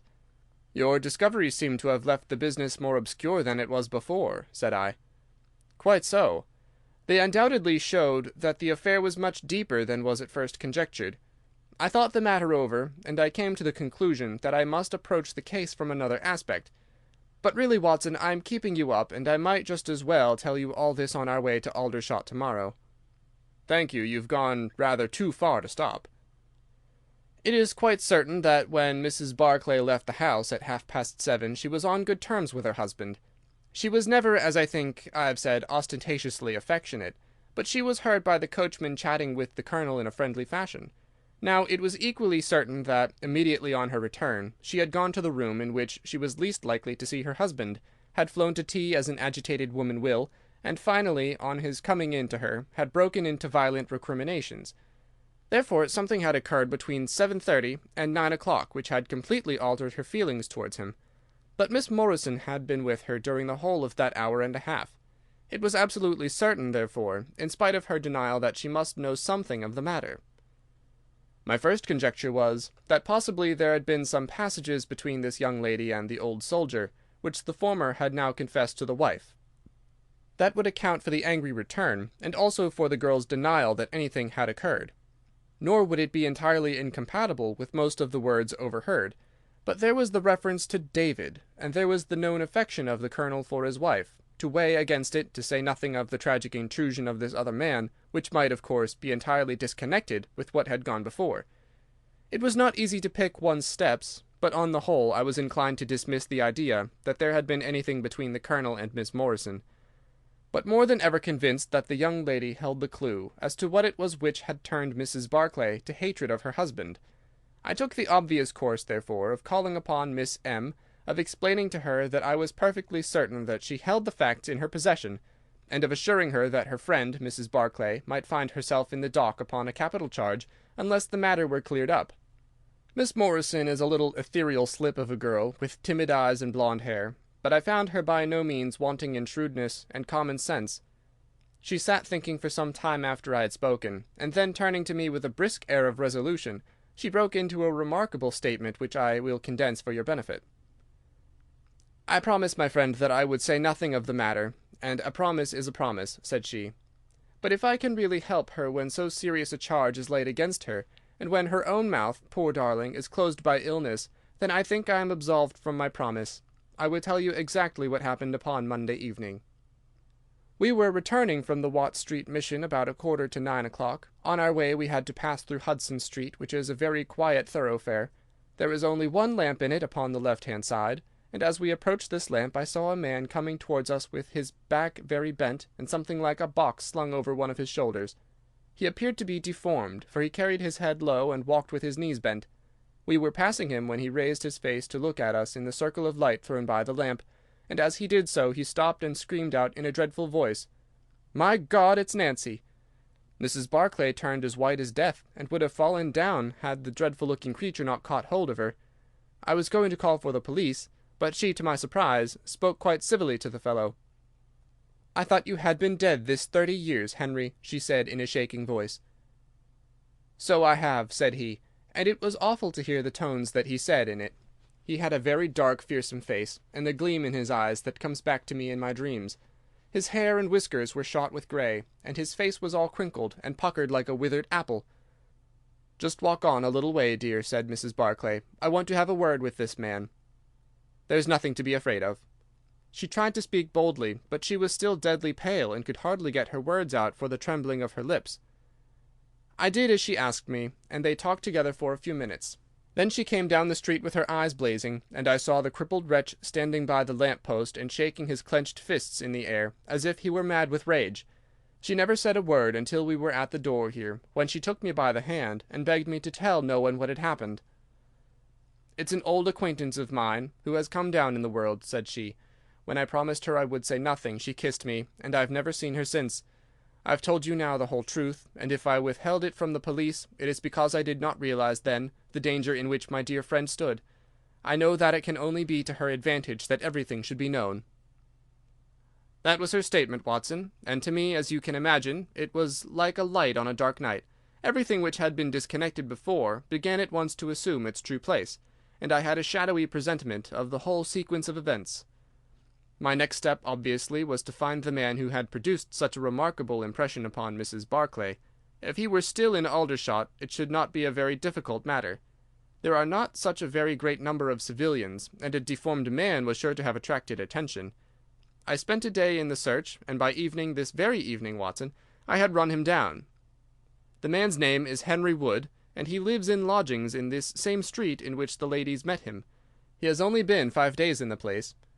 In the character of a registration agent, I had a most interesting gossip with his landlady. The man is by trade a conjurer and performer, going round the canteens after nightfall, and giving a little entertainment at each.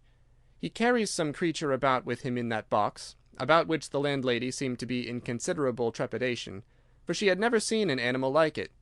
He uses it in some tricks according to her account, so much the woman was able to tell me, and also that it was a wonder the man lived, seeing how twisted he was, and that he spoke in a strange tongue sometimes, and that for the last 2 nights she had heard him groaning and weeping in his bedroom. He was all right as far as money went, but in his deposit he had given her what looked like a bad florin. She showed it to me, Watson, and it was an Indian rupee. So now, my dear fellow, you see exactly how we stand and why it is I want you.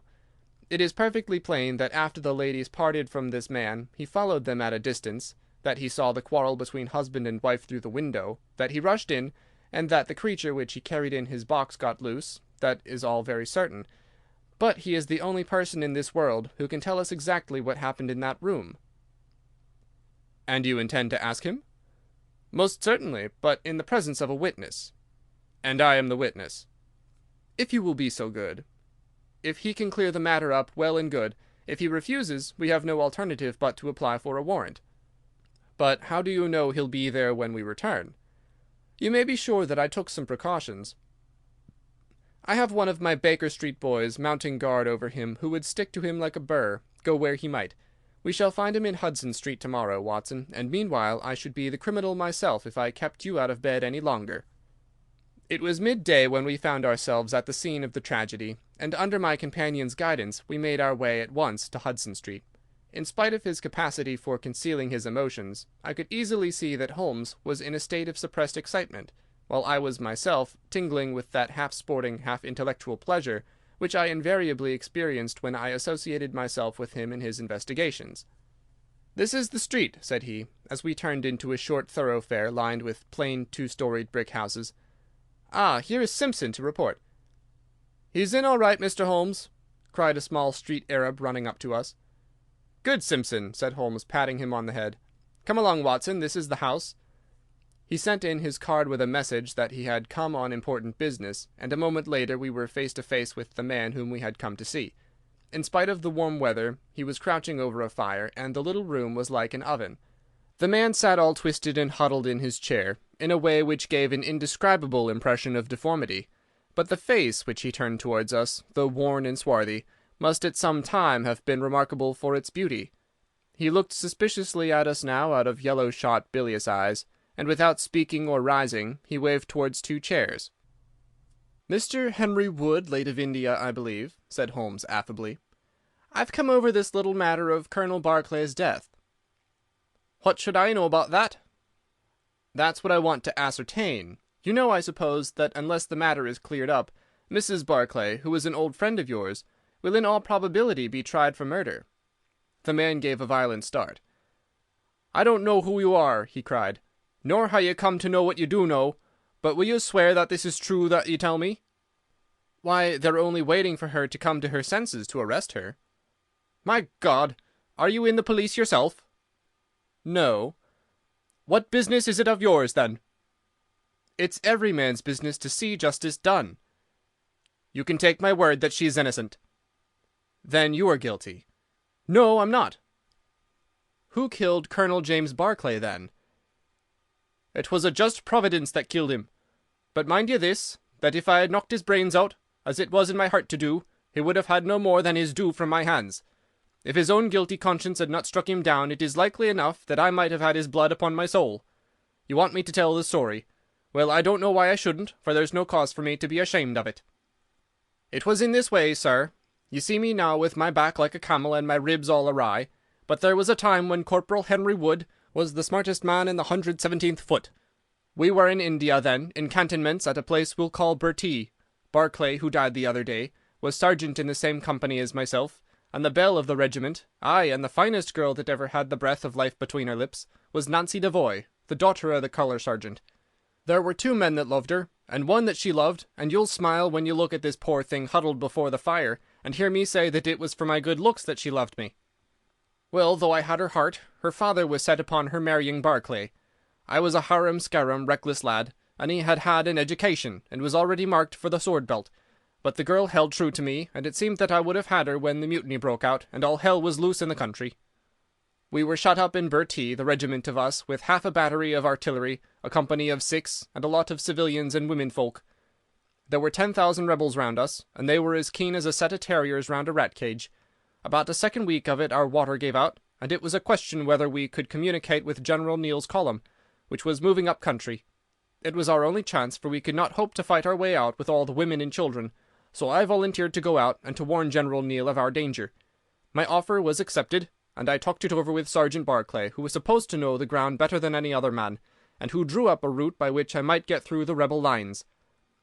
At 10 o'clock the same night I started off upon my journey. There were 1,000 lives to save, but it was of only one that I was thinking when I dropped over the wall that night. My way ran down a dried-up watercourse, which we hoped would screen me from the enemy's sentries, but as I crept round the corner of it I walked right into 6 of 'em, who were crouching down in the dark waiting for me.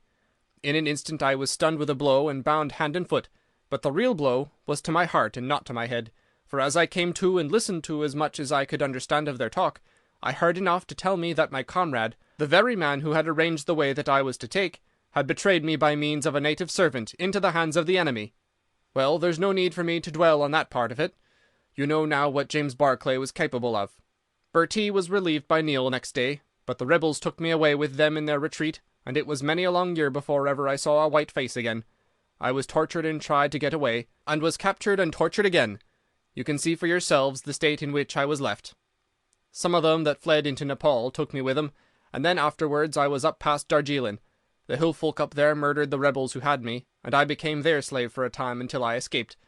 But instead of going south, I had to go north, until I found myself among the Afghans. There I wandered about for many a year, and at last came back to the Punjab, where I lived mostly among the natives and picked up a living by the conjuring tricks that I had learned. What use was it for me, a wretched cripple, to go back to England or to make myself known to my old comrades? Even my wish for revenge would not make me do that. I'd rather that Nancy and my old pals should think of Harry Wood as having died with a straight back than see him living and crawling with a stick like a chimpanzee. They never doubted that I was dead, and I meant that they never should. I heard that Barclay had married Nancy, and that he was raising rapidly in the regiment, but even that did not make me speak. But when one gets old one has a longing for home. For years I've been dreaming of the bright green fields and the hedges of England. At last I determined to see them before I died. I saved enough to bring me across, and then I came here where the soldiers are, for I know their ways and how to amuse them, and so earned enough to keep me. "Your narrative is most interesting," said Sherlock Holmes. "I've already heard of your meeting with Mrs. Barclay, and your mutual recognition. You then, as I understand, followed her home, and saw through the window an altercation between her husband and her, in which she doubtless cast his conduct to you in his teeth. Your own feelings overcame you, and you ran across the lawn and broke in upon them." "I did, sir, and at the sight of me he looked as I had never seen a man look before, and over he went with his head on the fender. But he was dead before he fell. I read death on his face as plain as I can read that text over the fire. The bare sight of me was like a bullet through his guilty heart." "And then?" "Then Nancy fainted, and I caught up the key of the door from her hand, intending to unlock it and get help, but as I was doing it, it seemed to me better to leave it alone and get away, for the thing might look black against me, and anyway my secret would be out if I were taken. In my haste I thrust the key into my pocket, and dropped my stick while I was chasing Teddy, who had run up the curtain. When I'd got him into his box from which he had slipped, I was off as fast as I could run." "Who's Teddy?" asked Holmes. The man leaned over and pulled up the front of a kind of hutch in the corner. In an instant out there slipped a beautiful reddish-brown creature, thin and lithe, with the legs of a stoat, a long thin nose, and a pair of the finest red eyes that ever I saw in an animal's head. "It's a mongoose!" I cried. "Well, some call them that, and some call them Inchnaman," said the man. "Snake-catcher is what I call them, and Teddy is amazing quick on cobras. I've one here without the fangs, and Teddy catches it every night to please the folk in the canteen. Any other points, sir?" "Well, we may have to apply to you again if Mrs. Barclay should prove to be in serious trouble." "In that case, of course, I'd come forward." "But if not, there is no object in raking up this scandal against a dead man, foully as he has acted. You have at least the satisfaction of knowing that for 30 years of his life his conscience bitterly reproached him for this wicked deed. Ah, there goes Major Murphy on the other side of the street. Good-bye, Wood. I want to learn if anything has happened since yesterday." We were in time to overtake the Major before he reached the corner. "Ah, Holmes," he said, "I suppose you have heard that all this fuss has come to nothing." "What then?" "The inquest is just over. The medical evidence showed conclusively that death was due to apoplexy. You see, it was quite a simple case after all." "Oh, remarkably superficial," said Holmes, smiling. "Come, Watson, I don't think we shall be wanted in Aldershot any more." "There's one thing," said I, as we walked down to the station. "If the husband's name was James, and the other was Henry, what was this talk about David?" "That one word, my dear Watson, should have told me the whole story had I been the ideal reasoner which you are so fond of depicting. It was evidently a term of reproach." "Of reproach?" "Yes. David strayed a little occasionally, you know, and on one occasion in the same direction as Sergeant James Barclay. You remember the small affair of Uriah and Bathsheba. My biblical knowledge is a trifle rusty, I fear, but you'll find the story in the 1st or 2nd of Samuel. End of Adventure 7. The Crooked Man. Chapter 8 of the Memoirs of Sherlock Holmes. Adventure 8. The Resident Patient. Glancing over the somewhat incoherent series of memoirs in which I have endeavoured to illustrate a few of the mental peculiarities of my friend Mr. Sherlock Holmes, I have been struck by the difficulty which I have experienced in picking out examples which shall in every way answer my purpose. For in those cases in which Holmes has performed some tour de force of analytical reasoning, and has demonstrated the value of his peculiar methods of investigation, the facts themselves have often been so slight or so commonplace that I could not feel justified in laying them before the public. On the other hand, it has frequently happened that he has been concerned in some research where the facts have been of the most remarkable and dramatic character, but where the share which he has himself taken in determining their causes has been less pronounced than I, as his biographer, could wish.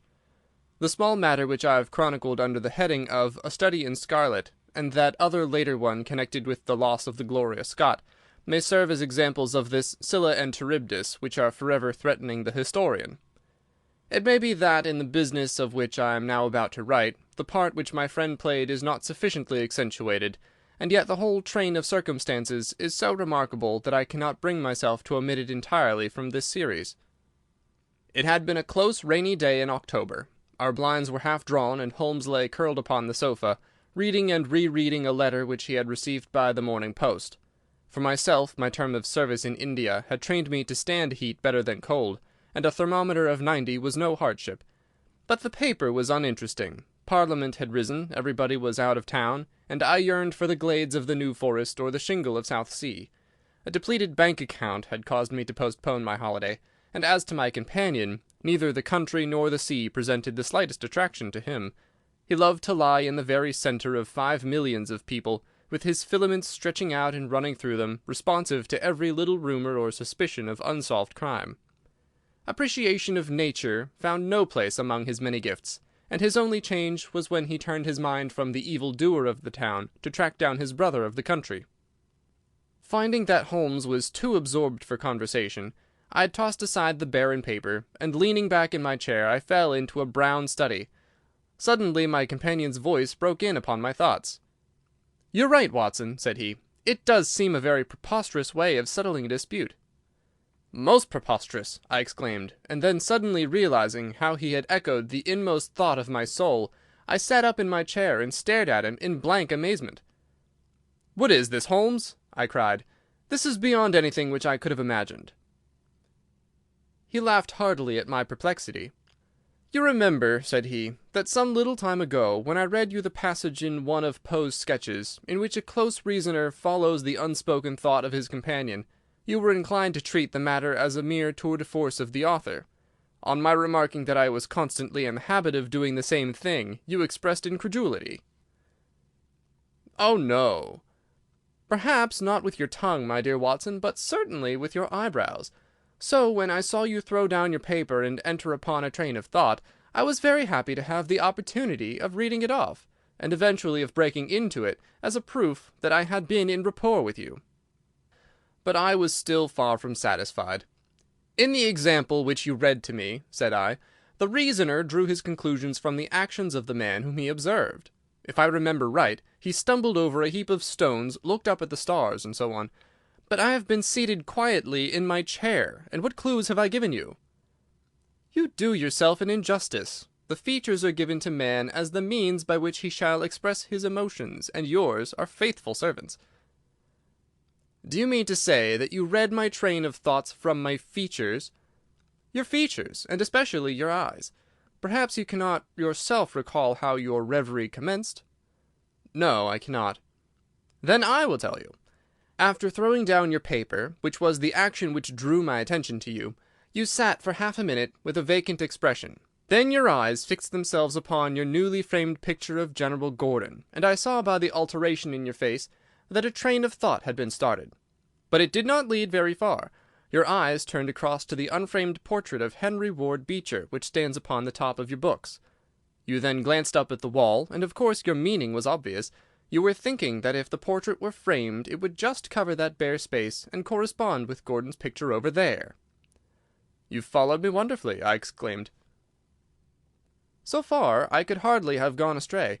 But now your thoughts went back to Beecher, and you looked hard across as if you were studying the character in his features. Then your eyes ceased to pucker, but you continued to look across, and your face was thoughtful. You were recalling the incidents of Beecher's career. I was well aware that you could not do this without thinking of the mission which he undertook on behalf of the North at the time of the Civil War, for I remember you expressing your passionate indignation at the way in which he was received by the more turbulent of our people. You felt so strongly about it that I knew you could not think of Beecher without thinking of that also. When a moment later I saw your eyes wander away from the picture, I suspected that your mind had now turned to the Civil War, and when I observed that your lips set, your eyes sparkled, and your hands clinched, I was positive that you were indeed thinking of the gallantry which was shown by both sides in that desperate struggle. But then again your face grew sadder, you shook your head. You were dwelling upon the sadness and horror and useless waste of life. Your hand stole towards your own old wound, and a smile quivered on your lips, which showed me that the ridiculous side of this method of settling international questions had forced itself upon your mind. At this point I agreed with you that it was preposterous, and was glad to find that all my deductions had been correct. "Absolutely," said I. "And now that you've explained it, I confess that I am as amazed as before." "It was very superficial, my dear Watson, I assure you. I should not have intruded it upon your attention had you not shown some incredulity the other day. But the evening has brought a breeze with it. What do you say to a ramble through London?" I was weary of our little sitting-room, and gladly acquiesced. For 3 hours we strolled about together, watching the ever-changing kaleidoscope of life as it ebbs and flows through Fleet Street and the Strand. His characteristic talk, with its keen observance of detail and subtle power of inference, held me amused and enthralled. It was 10 o'clock before we reached Baker Street again. A brougham was waiting at our door. A doctor's general practitioner, I perceive," said Holmes. "Not being long in practice, but has had a good deal to do. Come to consult us, I fancy. Lucky we come back." I was sufficiently conversant with Holmes' methods to be able to follow his reasoning, and to see that the nature and state of the various medical instruments in the wicker basket which hung in the lamplight inside the brougham has given him the data for his swift deduction.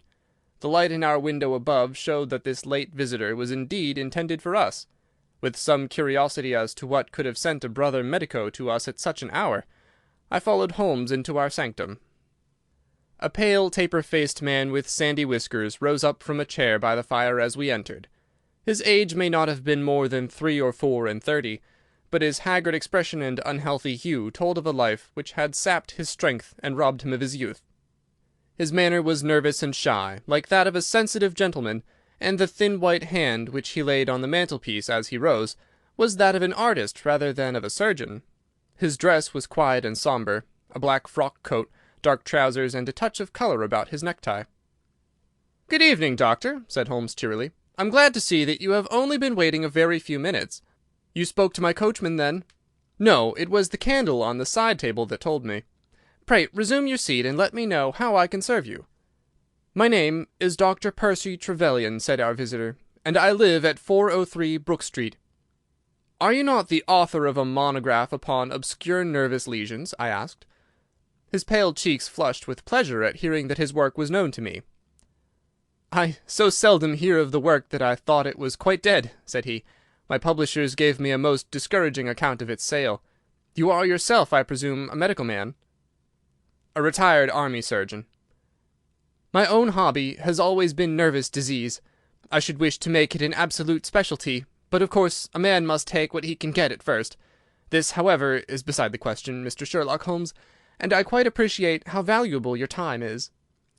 The fact is that a very singular train of events has occurred recently at my house in Brook Street, and tonight they came to such a head that I felt it was quite impossible for me to wait another hour before asking for your advice and assistance." Sherlock Holmes sat down and lit his pipe. "You're very welcome to both," said he. "Pray let me have a detailed account of what the circumstances are which have disturbed you." "One or two of them are so trivial," said Dr. Trevelyan, "that really I am almost ashamed to mention them. But the matter is so inexplicable, and the recent turn which it has taken is so elaborate, that I shall lay it all before you, and you shall judge what is essential and what is not. I am compelled, to begin with, to say something of my own college career. I am a London University man, you know, and I am sure that you will not think that I am unduly singing my own praises if I say that my student career was considered by my professors to be a very promising one. After I had graduated, I continued to devote myself to research, occupying a minor position in King's College Hospital, and I was fortunate enough to excite considerable interest by my research into the pathology of catalepsy, and finally to win the Bruce Pinkerton Prize and Medal by the monograph on nervous lesions to which your friend has just alluded. I should not get too far if I were to say that there was a general impression at that time that a distinguished career lay before me. But the one great stumbling block lay in my want of capital. As you will readily understand, a specialist who aims high is compelled to start in one of a dozen streets in the Cavendish Square quarter, all of which entail enormous rents and furnishing expenses. Besides this preliminary outlay, he must be prepared to keep himself for some years, and to hire a presentable carriage and horse. To do this was quite beyond my power, and I could only hope that by economy I might in 10 years' time save enough to enable me to put up my plate. Suddenly, however, an unexpected incident opened up quite a new prospect to me. This was a visit from a gentleman of the name of Blessington, who was a complete stranger to me. He came up to my room one morning, and plunged into business in an instant. "You are the same Percy Trevelyan who has had so distinguished a career and won a great prize lately," said he. I bowed. "Answer me frankly," he continued, "for you will find it to your interest to do so. You have all the cleverness which makes a successful man. Have you the tact?" I could not help smiling at the abruptness of the question. "I trust that I have my share," I said. "Any bad habits? Not drawn towards drink, eh?" "Really, sir," I cried. "Quite right, that's all right, but I was bound to ask. With all these qualities, why are you not in practice?" I shrugged my shoulders. "Come, come," said he in his bustling way. "It's the old story. More in your brains than in your pocket, eh? What would you say if I were to start you in Brook Street?" I stared at him in astonishment. "Oh, it's for my sake, not yours," he cried. "I'll be perfectly frank with you, and if it suits you, it will suit me very well. I have a few thousands to invest, you see, and I think I'll sink them in you." "But why?" I gasped. "Well, it's just like any other speculation, and safer than most." "What am I to do, then?" "I'll tell you. I'll take the house, furnish it, pay the maids, and run the whole place. All you have to do is just to wear out your chair in the consulting room. I'll let you have pocket money and everything. Then you hand over to me 3/4 of what you earn, and you keep the other quarter for yourself." This was the strange proposal, Mr. Holmes, with which the man Blessington approached me. I won't weary you with the account of how he bargained and negotiated. It ended in my moving into the house next Lady Day, and starting in practice on very much the same conditions as he had suggested. He came himself to live with me in the character of a resident patient. His heart was weak, it appears, and he needed constant medical supervision. He turned the 2 best rooms of the first floor into a sitting-room and bedroom for himself. He was a man of singular habits, shunning company and very seldom going out. His life was irregular, but in one respect he was regularity itself. Every evening at the same hour he walked into the consulting-room, examined the books, put down 5 and 3 pence for every guinea that I had earned, and carried the rest off to the strong-box in his own room. I may say with confidence that he never had occasion to regret his speculation. From the first it was a success. A few good cases and the reputation which I had won in the hospital brought me rapidly to the front, and during the last few years I have made him a rich man. So much, Mr. Holmes, for my past history and my relations with Mr. Blessington. It only remains for me now to tell you what has occurred to bring me here tonight. Some weeks ago Mr. Blessington came down to me in, as it seemed to me, a state of considerable agitation. He spoke of some burglary which, he said, had been committed in the West End, and he appeared, I remembered, to be quite unnecessarily excited about it, declaring that a day should not pass before we should add stronger bolts to our windows and doors. For a week he continued to be in a peculiar state of restlessness, peering continually out of the windows, and ceasing to take the short walk which had usually been the prelude to his dinner. From his manner it struck me that he was in mortal dread of something or somebody, but when I questioned him upon the point he became so offensive that I was compelled to drop the subject. Gradually, as time passed, his fears appeared to die away, and he had renewed his former habits when a fresh event reduced him to the pitiable state of prostration in which he now lies. What happened was this. 2 days ago I received the letter which I now read to you. Neither address nor date is attached to it. A Russian nobleman, who is now resident in England, it runs, would be glad to avail himself of the professional assistance of Dr. Percy Trevelyan. He has been for some years a victim to cataleptic attacks, on which, as is well known, Dr. Trevelyan is an authority. He proposes to call at about 6:15 tomorrow evening, if Dr. Trevelyan will make it convenient to be at home. This letter interested me deeply, because the chief difficulty in the study of catalepsy is the rareness of the disease. You may believe, then, that I was in my consulting-room when, at the appointed hour, the page showed in the patient. He was an elderly man, thin, demure, and commonplace, by no means the conception one forms of a Russian nobleman. I was much more struck by the appearance of his companion. This was a tall young man, surprisingly handsome, with a dark, fierce face, and the limbs and chest of a Hercules. He had his hand under the other's arm as they entered, and helped him to a chair with a tenderness which one would hardly have expected from his appearance. "You will excuse my coming in, doctor," he said to me, speaking English with a slight lisp. "This is my father, and his health is a matter of the most overwhelming importance to me." I was touched by this filial anxiety. "You would perhaps care to remain during the consultation?" said I. "Not for the world," he cried with a gesture of horror. "It is more painful to me than I can express. If I were to see my father in one of these dreadful seizures, I am convinced that I should never survive it. My own nervous system is an exceptionally sensitive one. With your permission, I will remain in the waiting-room while you go into my father's case." To this, of course, I assented, and the young man withdrew. The patient and I then plunged into a discussion of his case, of which I took exhaustive notes. He was not remarkable for intelligence, and his answers were frequently obscure, which I attributed to his limited acquaintance with our language. Suddenly, however, as I sat writing, he ceased to give any answer at all to my inquiries, and on my turning towards him, I was shocked to see that he was sitting bolt upright in his chair, staring at me with a perfectly blank and rigid face. He was again in the grip of his mysterious malady. My first feeling, as I have just said, was one of pity and horror. My second, I fear, was rather one of professional satisfaction. I made notes of my patient's pulse and temperature, tested the rigidity of his muscles, and examined his reflexes. There was nothing markedly abnormal in any of these conditions, which harmonized with my former experiences. I had obtained good results in such cases by the inhalation of nitrate of amyl, and the present seemed an admirable opportunity of testing its virtues. The bottle was downstairs in my laboratory, so leaving my patient seated in his chair, I ran down to get it. There was some little delay in finding it, 5 minutes, let us say, and then I returned. Imagine my amazement to find the room empty and the patient gone. Of course, my first act was to run into the waiting-room. The son had gone also. The hall door had been closed but not shut. My page, who admits patients, is a new boy and by no means quick. He waits downstairs, and runs up to show Patience out when I ring the consulting-room bell.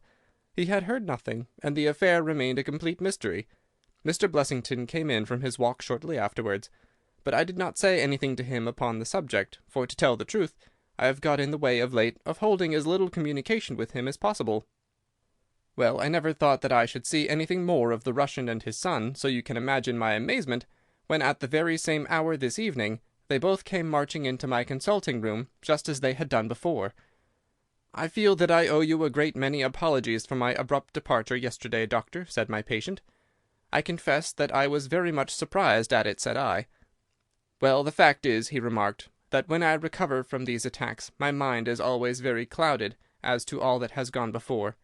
I woke up in a strange room, as it seemed to me, and made my way out into the street in a sort of dazed way when you were absent." "And I," said the son, seeing my father pass the door of the waiting-room, "naturally thought that the consultation had come to an end. It was not until we had reached home that I began to realize the true state of affairs." "Well," said I, laughing, "there's no harm done except that you puzzled me terribly. So if you, sir, would kindly step into the waiting-room, I shall be happy to continue our consultation, which has brought to so abrupt an ending." For half an hour or so I discussed that old gentleman's symptoms with him, and then, having prescribed for him, I saw him go off upon the arm of his son. I've told you that Mr. Blessington generally chose this hour of the day for his exercise. He came in shortly afterwards, and passed upstairs. An instant later I heard him running down, and he burst into my consulting-room like a man who is mad with panic. "Who's been in my room?" he cried. "No one," said I. "It's a lie," he yelled. "Come up and look." I passed over the grossness of his language, as he seemed half out of his mind with fear. When I went upstairs with him, he pointed to several footprints upon the light carpet. "Do you mean to say those are mine?" he cried. They were certainly very much larger than any which he could have made, and were evidently quite fresh. It rained hard this afternoon, as you know, and my patients were the only people who called. It must have been the case, then, that the man in the waiting-room had, for some unknown reason, while I was busy with the other, ascended to the room of my resident patient. Nothing had been touched or taken, but there were the footprints to prove that the intrusion was an undoubted fact. Mr. Blessington seemed more excited over the matter than I should have thought possible, though of course it was enough to disturb anybody's peace of mind. He actually sat crying in an armchair, and I could hardly get him to speak coherently. It was his suggestion that I should come round to you, and of course I at once saw the propriety of it, for certainly the incident is a very singular one, though he appears to completely overrate its importance. If you would only come back with me in my brougham, you would at least be able to soothe him, though I can hardly hope that you will be able to explain this remarkable occurrence." Sherlock Holmes had listened to this long narrative with an intentness which showed me that his interest was keenly aroused. His face was as impassive as ever, but his lids had drooped more heavily over his eyes, and his smoke had curled up more thickly from his pipe to emphasize each curious episode in the doctor's tale. As our visitor concluded, Holmes sprang up without a word, handed me my hat, picked his own from the table, and followed Dr. Trevelyan to the door. Within a quarter of an hour we had been dropped at the door of the physician's residence in Brook Street, one of those sombre, flat-faced houses which one associates with a West End practice. A small page admitted us, and we began at once to ascend the broad, well-carpeted stair. But a singular interruption brought us to a standstill. The light at the top was suddenly whisked out, and from the darkness came a reedy, quivering voice. "I have a pistol," it cried. "I give you my word that I'll fire if you come any nearer." "This really grows outrageous, Mr. Blessington," cried Dr. Trevelyan. "Oh, then it is you, doctor," said the voice, with a great heave of relief. "But those other gentlemen, are they what they pretend to be?" We were conscious of a long scrutiny out of the darkness. "Yes, yes, it's all right," said the voice at last. "You can come up, and I'm sorry if my precautions have annoyed you." He relit the stair gas as he spoke, and we saw before us a singular-looking man, whose appearance, as well as his voice, testified to his jangled nerves. He was very fat, but had apparently at some time been much fatter, so that the skin hung about his face in loose pouches, like the cheeks of a bloodhound. He was of a sickly colour, and his thin sandy hair seemed to bristle up with the intensity of his emotion. In his hand he held a pistol, but he thrust it into his pocket as we advanced. "Good evening, Mr. Holmes," said he. "I am sure I am very much obliged to you for coming round. No one ever needed your advice more than I do. I suppose that Dr. Trevelyan has told you of this most unwarrantable intrusion into my rooms?" "Quite so," said Holmes. "Who are these two men, Mr. Blessington, and why do they wish to molest you?" "Well, well," said the resident patient, in a nervous fashion. "Of course it is hard to say that. You can hardly expect me to answer that, Mr. Holmes." "Do you mean that you don't know?" "Come in here, if you please. Just have the kindness to step in here." They led the way into his bedroom, which was large and comfortably furnished. "You see that," he said, pointing to a big black box at the end of his bed. "I have never been a very rich man, Mr. Holmes. Never made but one investment in my life, as Dr. Trevelyan would tell you. But I don't believe in bankers. I would never trust a banker, Mr. Holmes.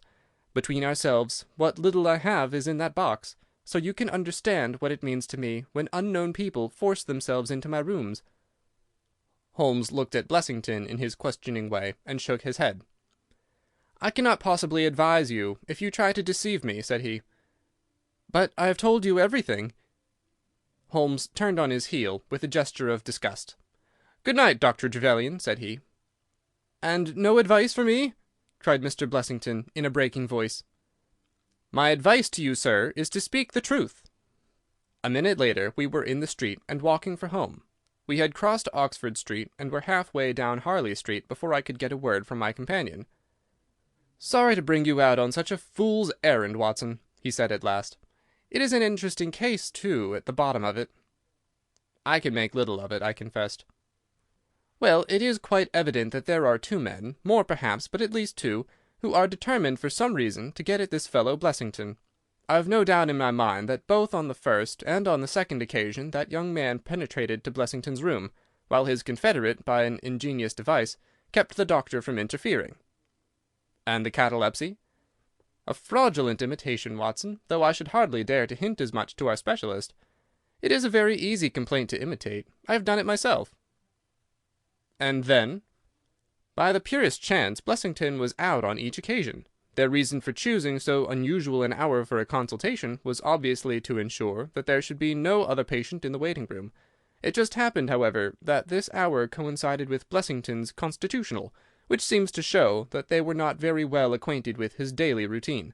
Of course, if they had been merely after plunder, they would at least have made some attempt to search for it.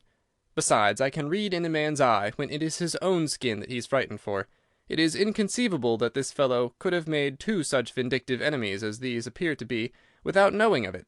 I hold it, therefore, to be certain that he does know who these men are, and that for reasons of his own he suppresses it. It is just possible that tomorrow may find him in a more communicative mood."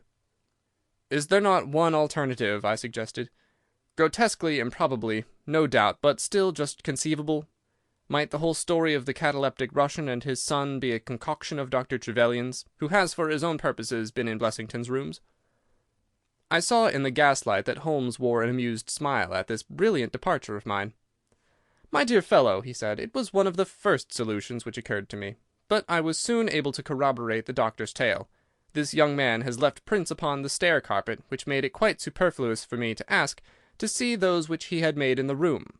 When I tell you that his shoes were square-toed instead of being pointed like Blessington's, and were quite an inch and a third longer than the doctor's, you will acknowledge that there can be no doubt as to his individuality.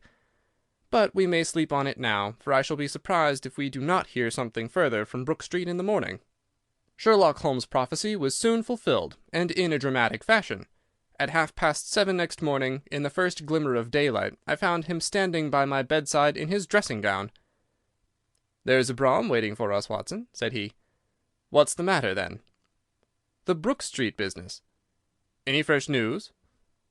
"Tragic, but ambiguous," said he, pulling up the blind. "Look at this, a sheet from a notebook, with 'For God's sake, come at once, P.T.' scrawled upon it in pencil. Our friend the doctor was hard put to it when he wrote this. Come along, my dear fellow, for it's an urgent call." In a quarter of an hour or so we were back at the physician's house. He came running out to meet us with a face of horror. "Oh, such a business!" he cried, with his hands to his temples. "What then?" "Blessington has committed suicide." Holmes whistled. "Yes, he hanged himself during the night." We had entered, and the doctor had preceded us into what was evidently his waiting room. "I really hardly know what I am doing," he cried. "The police are already upstairs. It has shaken me most dreadfully." "When did you find out?" "He has a cup of tea taken to him early every morning. When the maid entered, about 7, there the unfortunate fellow was hanging in the middle of the room. He had tied his cord to the hook on which the heavy lamp used to hang, and he had jumped off from the top of the very box that he showed us yesterday." Holmes stood for a moment in deep thought. "With your permission," said he at last, "I should like to go upstairs and look into the matter." We both ascended, followed by the doctor. It was a dreadful sight which met us as we entered the bedroom door. I have spoken of the impression of flabbiness which this man Blessington conveyed. As he dangled from the hook, it was exaggerated and intensified until he was scarce human in his appearance. The neck was drawn out like a plucked chicken's, making the rest of him seem the more obese and unnatural by the contrast. He was clad only in his long nightdress, and his swollen ankles and ungainly feet protruded starkly from beneath it. Beside him stood a smart-looking police inspector, who was taking notes in a pocket-book. "Ah, Mr. Holmes," said he heartily as my friend entered. "I am delighted to see you."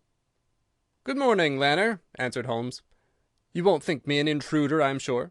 Have you heard of the events which led up to this affair?" "Yes, I heard something of them." "Have you formed any opinion?" "As far as I can see, the man has been driven out of his senses by fright. This bed has been well slept in, you see. There's his impression, deep enough. It's about 5 in the morning, you know, that suicides are most common. That would be about his time for hanging himself. It seems to have been a very deliberate affair." "I should say that he has been dead about 3 hours, judging by the rigidity of the muscles," said I. "Noticed anything peculiar about the room?" asked Holmes. "Found a screwdriver and some screws on the wash-hand stand. Seems to have smoked heavily during the night, too. Here are 4 cigar ends that I picked out of the fireplace." Said Holmes. "Have you got his cigar holder?" "No, I've seen none." "His cigar case, then?" "Yes, it was in his pocket." Holmes opened it and smelled the single cigar which it contained. "Oh, this is an Havana, and these others are cigars of the peculiar sort which are imported by the Dutch from their East Indian colonies. They're usually wrapped in straw, you know, and are thinner for their length than any other brand." He picked up the 4 ends and examined them with his pocket lens. "2 of these have been smoked from a holder, and 2 without," said he. "2 have been cut by a not very sharp knife, and 2 have had the ends bitten off by a set of excellent teeth. This is no suicide, Mr. Lanner.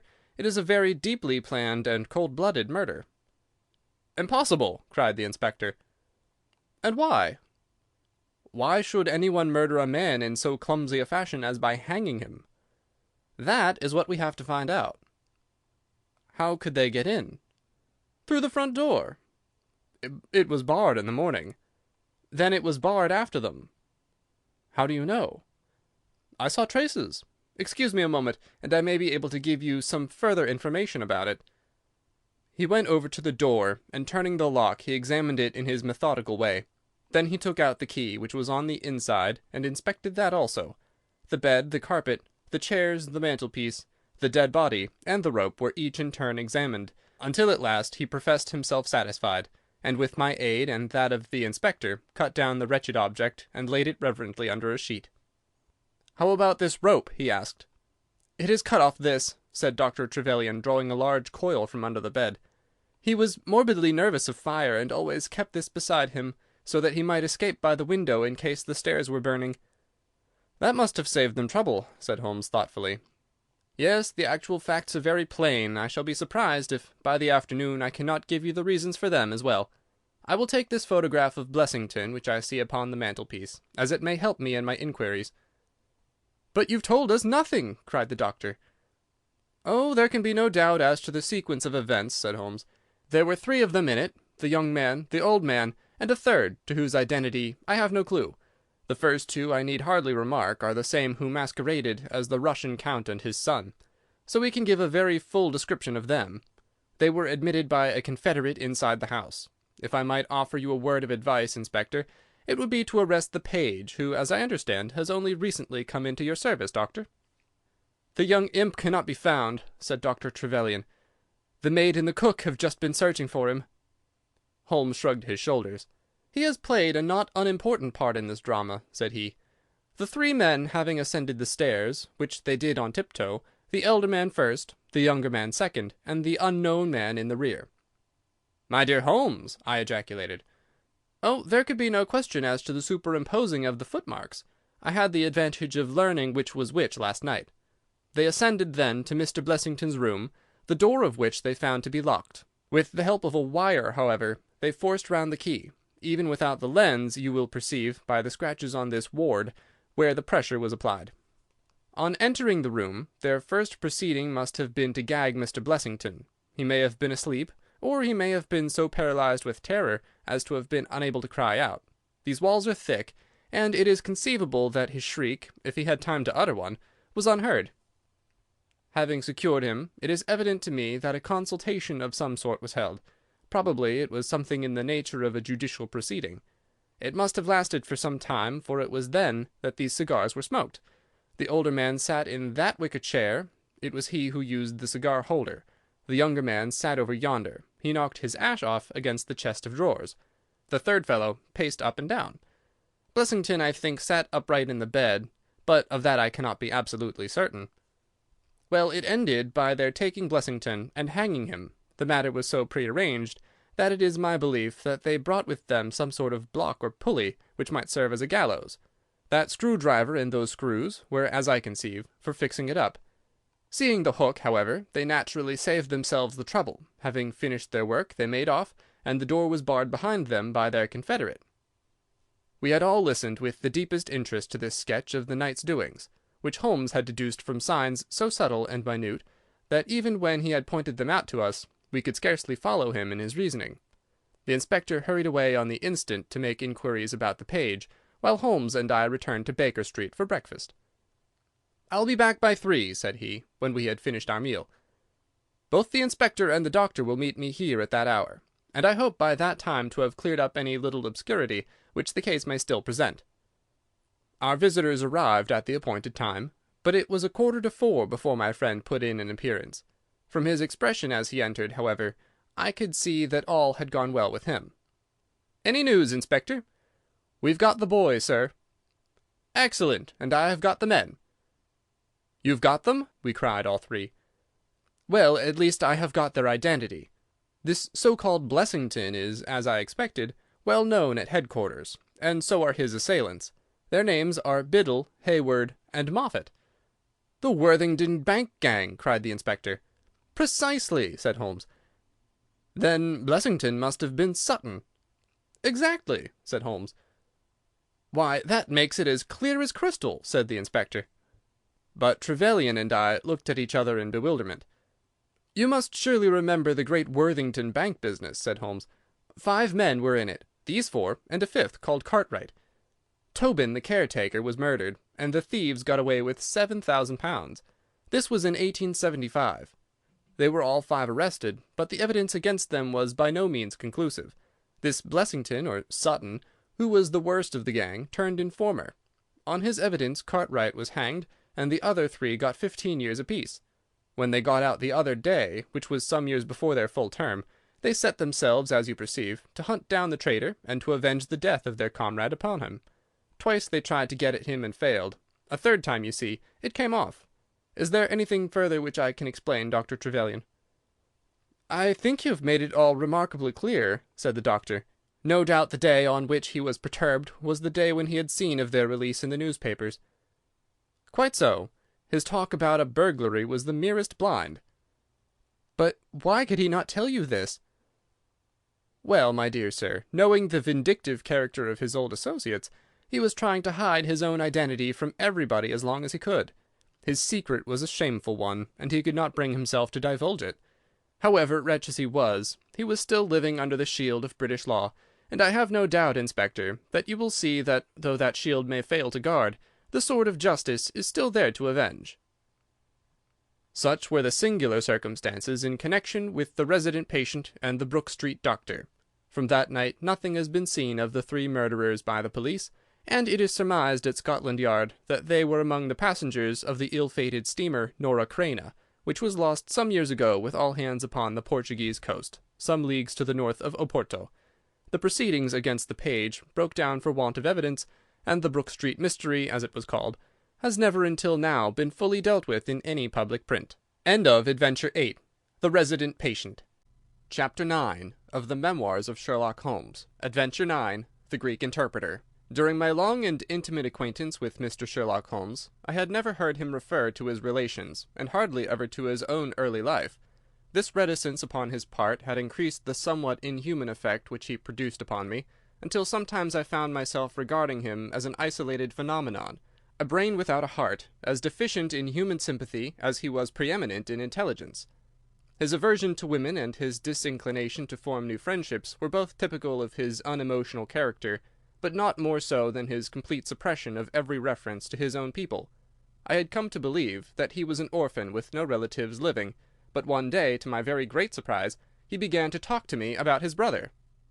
It was after tea on a summer evening, and the conversation, which had roamed in a desultory spasmodic fashion from golf clubs to the causes of the change in the obliquity of the ecliptic, came round at last to the question of atavism and hereditary aptitudes. The point under discussion was, how far any singular gift in an individual was due to his ancestry, and how far to his own early training. "In your own case," said I, "from all that you have told me, it seems obvious that your faculty of observation and your peculiar facility for deduction are due to your own systematic training." "To some extent," he answered thoughtfully. "My ancestors were country squires, who appeared to have led much the same life as is natural to their class, but none the less my turn that way is in my veins, and may have come with my grandmother, who was the sister of Vernet, the French artist. Art in the blood is liable to take the strangest forms." "But how do you know that it is hereditary?" "Because my brother Mycroft possesses it in a larger degree than I do." This was news to me indeed. If there were another man with such singular powers in England, how was it that neither police nor public had heard of him? I put the question, with a hint that it was my companion's modesty which made him acknowledge his brother as his superior. Holmes laughed at my suggestion. "My dear Watson," said he, "I cannot agree with those who rank modesty among the virtues.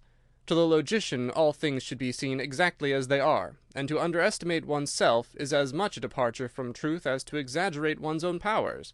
When I say, therefore, that Mycroft has better powers of observation than I, you may take it that I am speaking the exact and literal truth." "Is he your junior?" "7 years my senior." "How comes it that he is unknown?" "Oh, he is very well known in his own circle." "Where, then?" "Well, in the Diogenes Club, for example." I'd never heard of the institution, and my face must have proclaimed as much, for Sherlock Holmes pulled out his watch. "The Diogenes Club is the queerest club in London, and Mycroft one of the queerest men. He is always there from 5:15 to 7:20.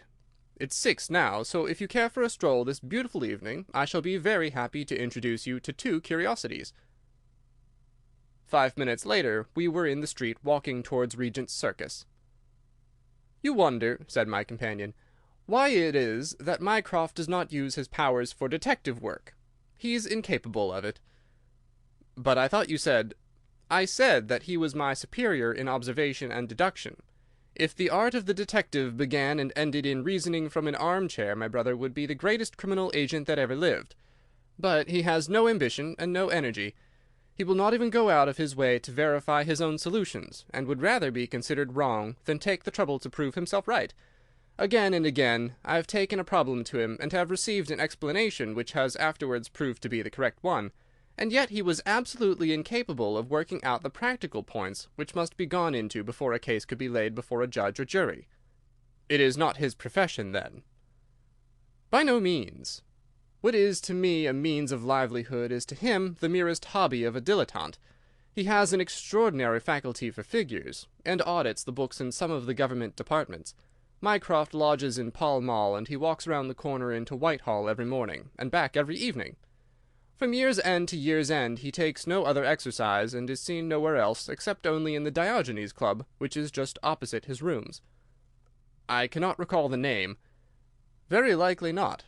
There are many men in London, you know, who, some from shyness, some from misanthropy, have no wish for the company of their fellows. Yet they are not averse to comfortable chairs and the latest periodicals. It is for the convenience of these that the Diogenes Club was started, and it now contains the most unsociable and unclubbable men in town. No member is permitted to take the least notice of any other one. Save in the strangers' room, no talking is under any circumstances allowed, and 3 offences, if brought to the notice of the committee, render the talker liable to expulsion. My brother was one of the founders, and I have myself found it a very soothing atmosphere. We had reached Pall Mall as we talked, and were walking down it from the St. James's end. Sherlock Holmes stopped at a door some little distance from the Carlton, and cautioning me not to speak, he led the way into the hall. Through the glass panelling I caught a glimpse of a large and luxurious room, in which a considerable number of men were sitting about and reading papers, each in his own little nook. Holmes showed me into a small chamber which looked out into Pall Mall, and then, leaving me for a minute, he came back with a companion whom I knew could only be his brother. Mycroft Holmes was a much larger and stouter man than Sherlock. His body was absolutely corpulent, but his face, though massive, had preserved something of the sharpness of expression which was so remarkable in that of his brother. His eyes, which were of a peculiarly light, watery grey, seemed to always retain that far-away, introspective look, which I had only observed in Sherlock's, when he was exerting his full powers. "I'm glad to meet you, sir," said he, putting out a broad, fat hand like the flipper of a seal. "I hear of Sherlock everywhere since you became his chronicler. By the way, Sherlock, I expected to see you round last week to consult me over that Manor House case. I thought you might be a little out of your depth." "No, I solved it," said my friend, smiling. "It was Adams, of course?" "Yes, it was Adams. I was sure of it from the first." The two sat down together in the bow window of the club. "To anyone who wishes to study mankind, this is the spot," said Mycroft. "Look at the magnificent types. Look at these 2 men who are coming toward us, for example." "The billiard marker and the other?" "Precisely. What do you make of the other?" The 2 men had stopped opposite the window. Some chalk marks over the waistcoat pocket were the only signs of billiards which I could see in one of them. The other was a very small, dark fellow, with his hat pushed back and several packages under his arm. "An old soldier, I perceive," said Sherlock. "And very recently discharged," remarked the brother. "Served in India, I see." "And a non-commissioned officer." "Royal Artillery, I fancy," said Sherlock. "And a widower." "But with a child." "Children, my dear boy, children." "Come," said I, laughing, "this is a little too much." "Surely," answered Holmes, "it is not hard to say that a man with that bearing, expression of authority, and sun-baked skin, is a soldier, is more than a private, and is not long from India. That he has not left the service long is shown by his still wearing his ammunition boots, as they are called," observed Mycroft. "He had not the cavalry stride, yet he wore his hat on one side, as is shown by the lighter skin of that side of his brow. His weight is against his being a sapper. He is in the artillery. Then, of course, his complete mourning shows that he has lost someone very dear. The fact that he is doing his own shopping looks as though it were his wife. He has been buying things for children, you perceive. There is a rattle, which shows that one of them is very young. The wife probably died in childbed. The fact that he has a picture book under his arm shows that there is another child to be thought of." I began to understand what my friend meant when he said that his brother possessed even keener faculties than he did himself. He glanced across at me and smiled. Mycroft took snuff from a tortoise-shell box and brushed away the wandering grains from his coat front with a large red silk handkerchief. "By the way, Sherlock," said he, "I have had something quite after your own heart, a most singular problem, submitted to my judgment. I really had not the energy to follow it up save in a very incomplete fashion, but it gave me a basis for some pleasing speculation. If you would care to hear the facts." "My dear Mycroft, I should be delighted." The brother scribbled a note upon a leaf of his pocket-book, and ringing the bell, he handed it to the waiter. "I've asked Mr. Melas to step across," said he. "He lodges on the floor above me, and I have some slight acquaintance with him, which led him to come to me in his perplexity. Mr. Melas is a Greek by extraction, as I understand, and he is a remarkable linguist. He earns his living partly as interpreter in the law courts and partly by acting as guide to any wealthy Orientals who may visit the Northumberland Avenue hotels. I think I will leave him to tell his very remarkable experience in his own fashion."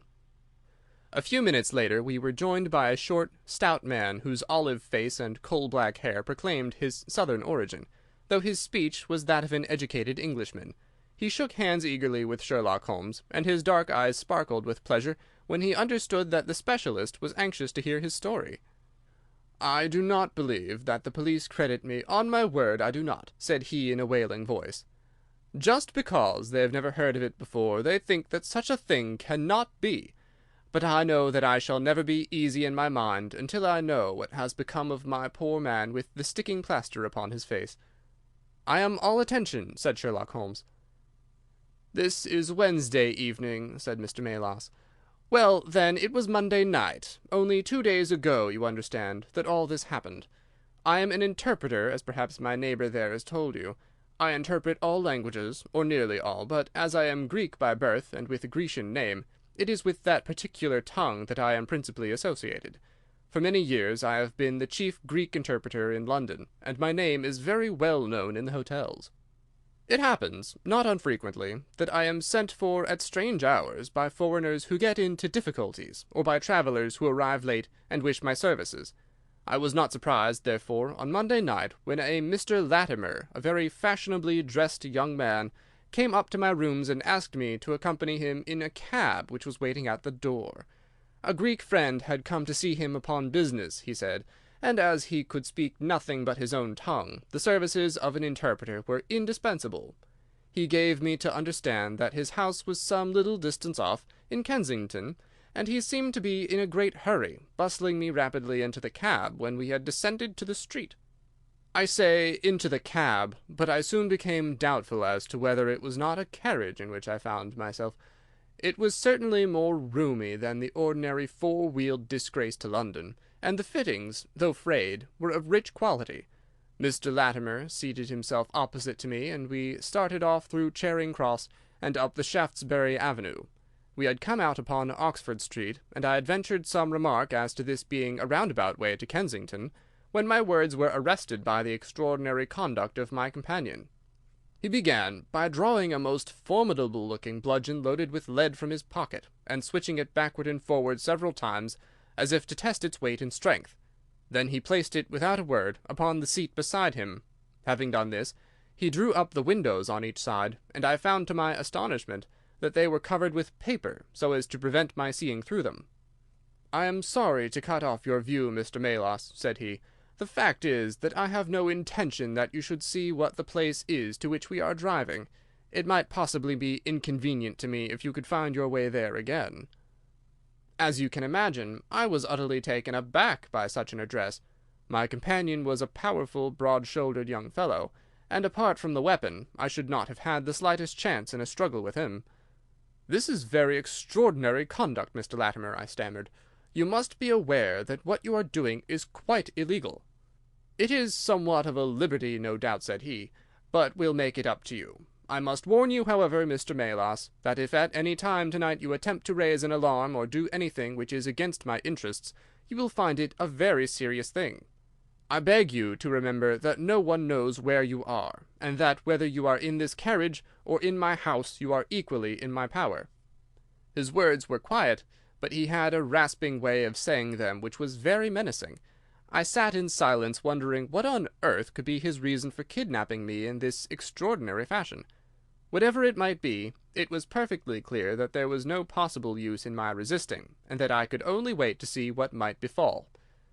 For nearly 2 hours we drove without my having the least clue as to where we were going. Sometimes the rattle of the stones told of a paved causeway, and at others our smooth, silent course suggested asphalt.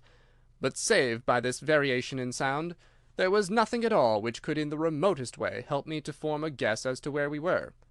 The paper over each window was impenetrable to light, and a blue curtain was drawn across the glass work in front. It was 7:15 when we left Pall Mall, and my watch showed me that it was 10 minutes to 9 when at last we came to a standstill. My companion let down the window, and I caught a glimpse of a low, arched doorway with a lamp burning above it. As I was hurried from the carriage, it swung open, and I found myself inside the house, with a vague impression of a lawn and trees on each side of me as I entered. Whether these were private grounds, however, or bona fide country was more than I could possibly venture to say. There was a coloured gas lamp inside, which was turned so low that I could see little save that the hall was of some size and hung with pictures.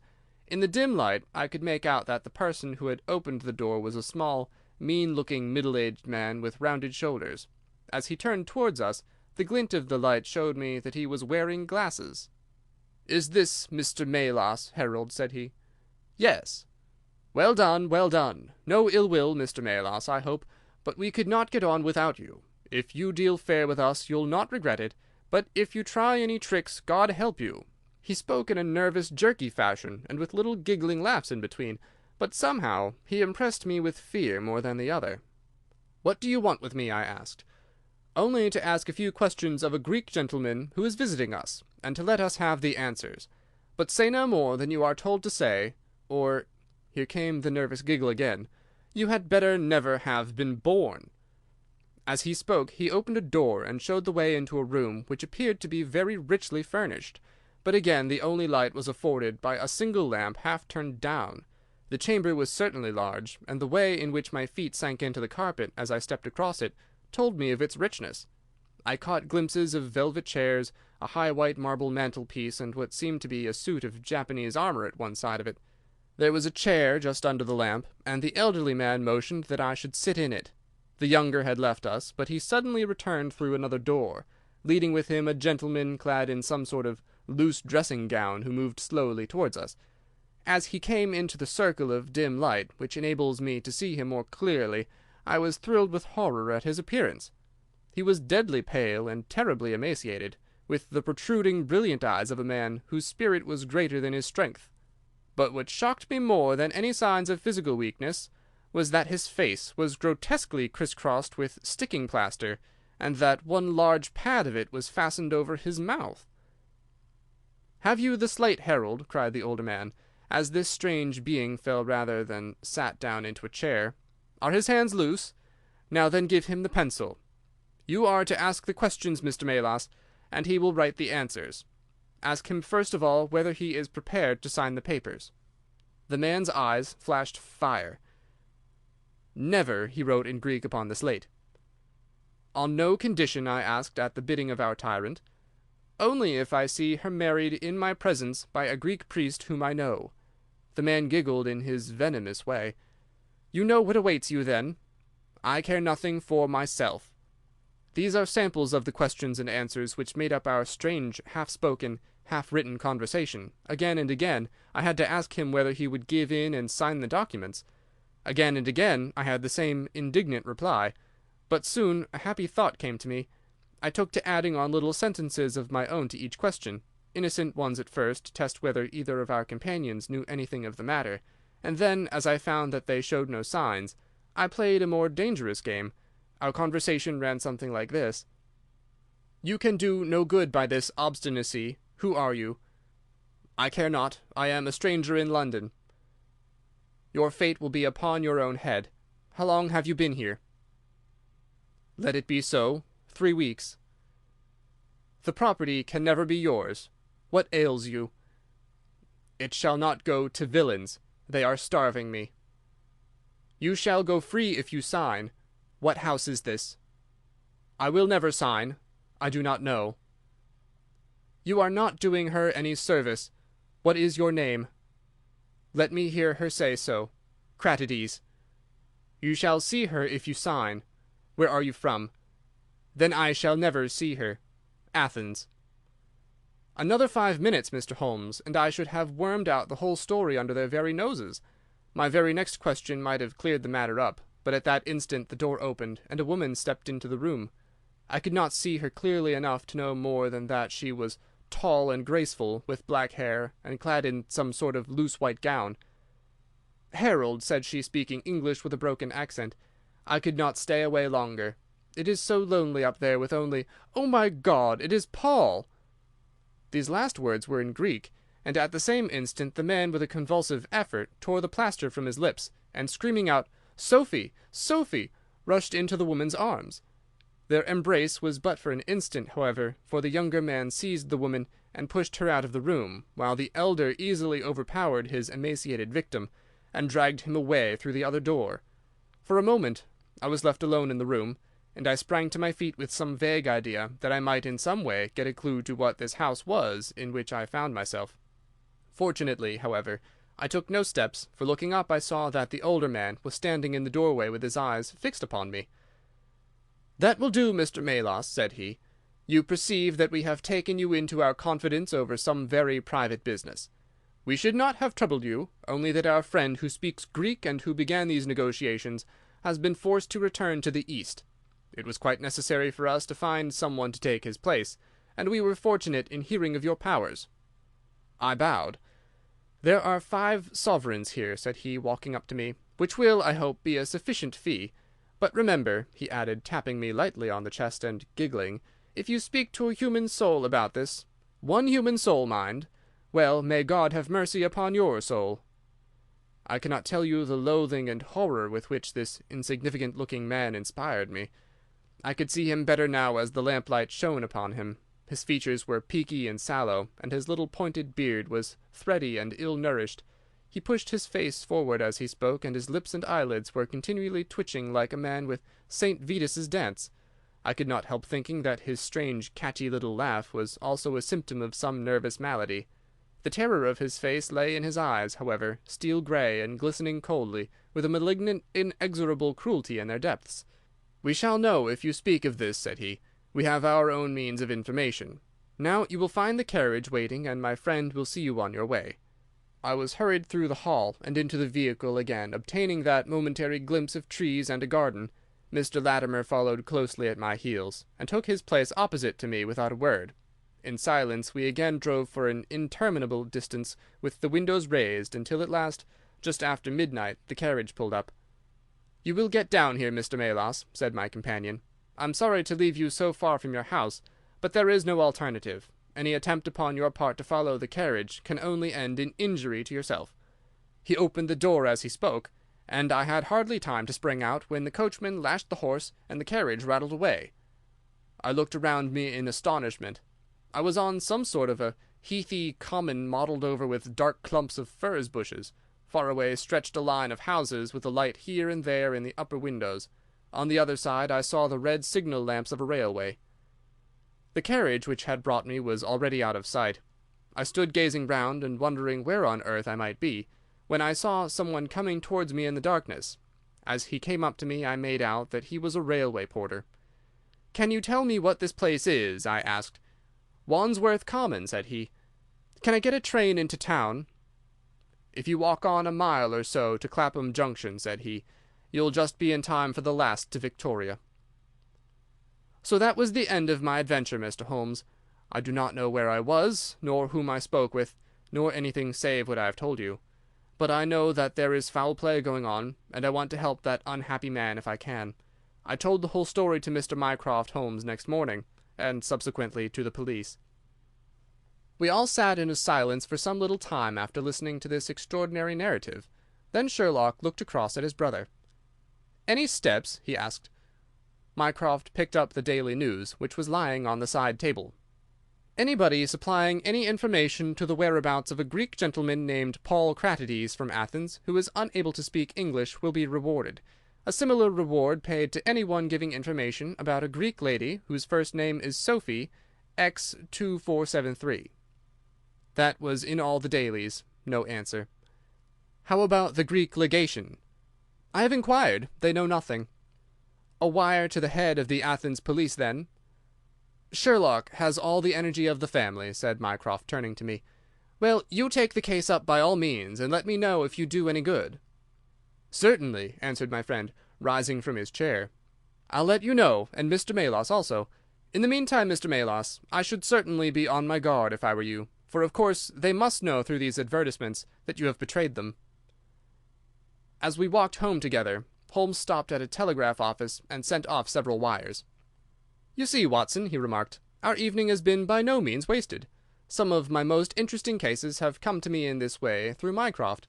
The problem which we have just listened to, although it can admit of but one explanation, has still some distinguishing features. You have hopes of solving it.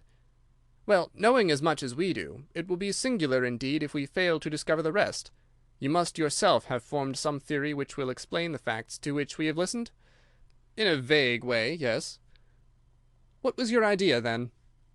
It seemed to me to be obvious that this Greek girl had been carried off by the young Englishman named Harold Latimer. Carried off from where? Athens, perhaps? Sherlock Holmes shook his head. This young man could not talk a word of Greek. The lady could talk English fairly well. Inference that she had been in England some little time, but he had not been in Greece. Well, then, we will presume that she had come on a visit to England, and that this Harold had persuaded her to fly with him. That is more probable. Then the brother, for that I fancy must be the relationship, comes over from Greece to interfere. He imprudently puts himself into the power of the young man and his older associate. They seize him and use violence towards him in order to make him sign some papers to make over the girl's fortune, of which he may be trustee to them. This he refuses to do. In order to negotiate with him they have to get an interpreter, and they pitch upon this Mr. Melas, having used some other one before. The girl is not told of the arrival of her brother, and finds it out by the merest accident. "Excellent, Watson," cried Holmes. "I really fancy that you are not far from the truth. You see that we hold all the cards, and we have only to fear some sudden act of violence on their part. If they give us time, we must have them." "But how can we find where this house lies?" "Well, if our conjecture is correct, and the girl's name is, or was, Sophie Cratides, we should have no difficulty in tracing her. That must be our main hope, for the brother is, of course, a complete stranger. It is clear that some time has elapsed since this Harold established these relations with the girl, some weeks at any rate, since the brother in Greece has had time to hear of it and come across. If they have been living in the same place during this time, it is probable that we shall have some answer to Mycroft's advertisement." We had reached our house in Baker Street while we had been talking. Holmes ascended the stair first, and as he opened the door of our room he gave a start of surprise. Looking over his shoulder, I was equally astonished. His brother Mycroft was sitting, smoking in the armchair. "Come in, Sherlock, come in, sir," said he blandly, smiling at our surprised faces. "You don't expect such energy from me, do you, Sherlock? But somehow this case attracts me." "How did you get here?" "I passed you in a hansom." "There has been some new development?" "I had an answer to my advertisement." "Ah!" "Yes, it came within a few minutes of your leaving." "And to what effect?" Mycroft Holmes took out a sheet of paper. "Here it is," said he, "written with a J pen on royal cream paper by a middle-aged man with a weak constitution. 'Sir,' he says, 'in answer to your advertisement of today's date, I beg to inform you that I know the young lady in question very well. If you should care to call upon me, I should give you some particulars as to her painful history. She is living at present at the Myrtles, Beckenham. Yours faithfully, J. Davenport.'" "He writes from Lower Brixton," said Mycroft Holmes. "Do you not think that we might drive to him now, Sherlock, and learn these particulars?" "My dear Mycroft, the brother's life is more valuable than the sister's story. I think we should call at Scotland Yard for Inspector Gregson, and go straight out to Beckenham. We know that a man is being done to death, and every hour may be vital." "Better pick up Mr. Melas on our way," I suggested.